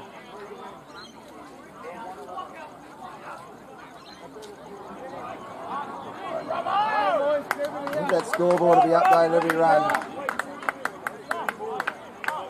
2 to win, 1 to tie. That's on the score, 38.4 overs, 912, just confirming that. Oh, there it is, it should be 2! They're going to come back for a couple, and that'll be the victory for the Belfast side. The crowd run onto the field. Entertainment. The Valley JPC, gallant in defeat, down on their haunches, on their backs. Oh my God, Father. Ladies and gentlemen, if last year's grand final wasn't epic enough, throw another one into the works. As the Bellfish climb off the floor, the match had more twists and turns than a fairy tale. Oh my God. And with a setting sun in the background, Piranhas Bellbird take out the first grade premiership in the Coalfields Cup for season 24-25 by 1 wicket. Liam Robinson, he done his job. Liam Robinson. That is a moment in his life he will never forget. He blocked out a couple of overs. The man couldn't sleep last night. He wanted to go get drunk. A fair chance he won't sleep for about a week after that. He said it's the best outside edge he'll ever get in his life. As it went down to 3rd man, scurried back for 2. He's in the side. The only Liam Robinson's a mate with the boys. Oh, brilliant. And Tommy, after the anguish of last year's loss, it's the old saying, mate. Sometimes you have to lose one to win one. After losing in such heartbreaking fashion last year, to snatch it from the jaws of defeat this year. Well done to both sides. Joey Mayne was outstanding with a 47 not out. All the Valley JPC bowlers can hold their head high, mate. They were outstanding with the ball. As I said, Liam Robinson, mate, he's a clubman. He get there. He's cricket ability. He'll admit it himself. He's not up there. He doesn't normally bats number 11. He's a mate's player. He just wants to play with his mates. So, well done, Liam. That was awesome. Awesome. So we'll wander over for the presentation shortly. Tommy, thanks very much for joining me in commentary today, along with Greg Dan, also the other Bruce Dempster, and the other ones that have joined us here and there throughout the commentary this afternoon. What a great game of cricket we've witnessed this afternoon, and an outstanding finale to the Coalfields Cup for season 24-25. Robbo! You've been listening to Channel 69 Frogbox live stream, free to air. I said Robbo. We'll depart here from East End. We'll leave you with it. Everyone have a fantastic off season, and we'll see you back here bigger and better next year. Thanks, Tommy. Thanks, Greg. No worries, man. It's a great day. Signing out from Good here. year, Thanks very much. Good year. Oh. Oh my God. I'm going to take a few answers. Yeah, I'll come up.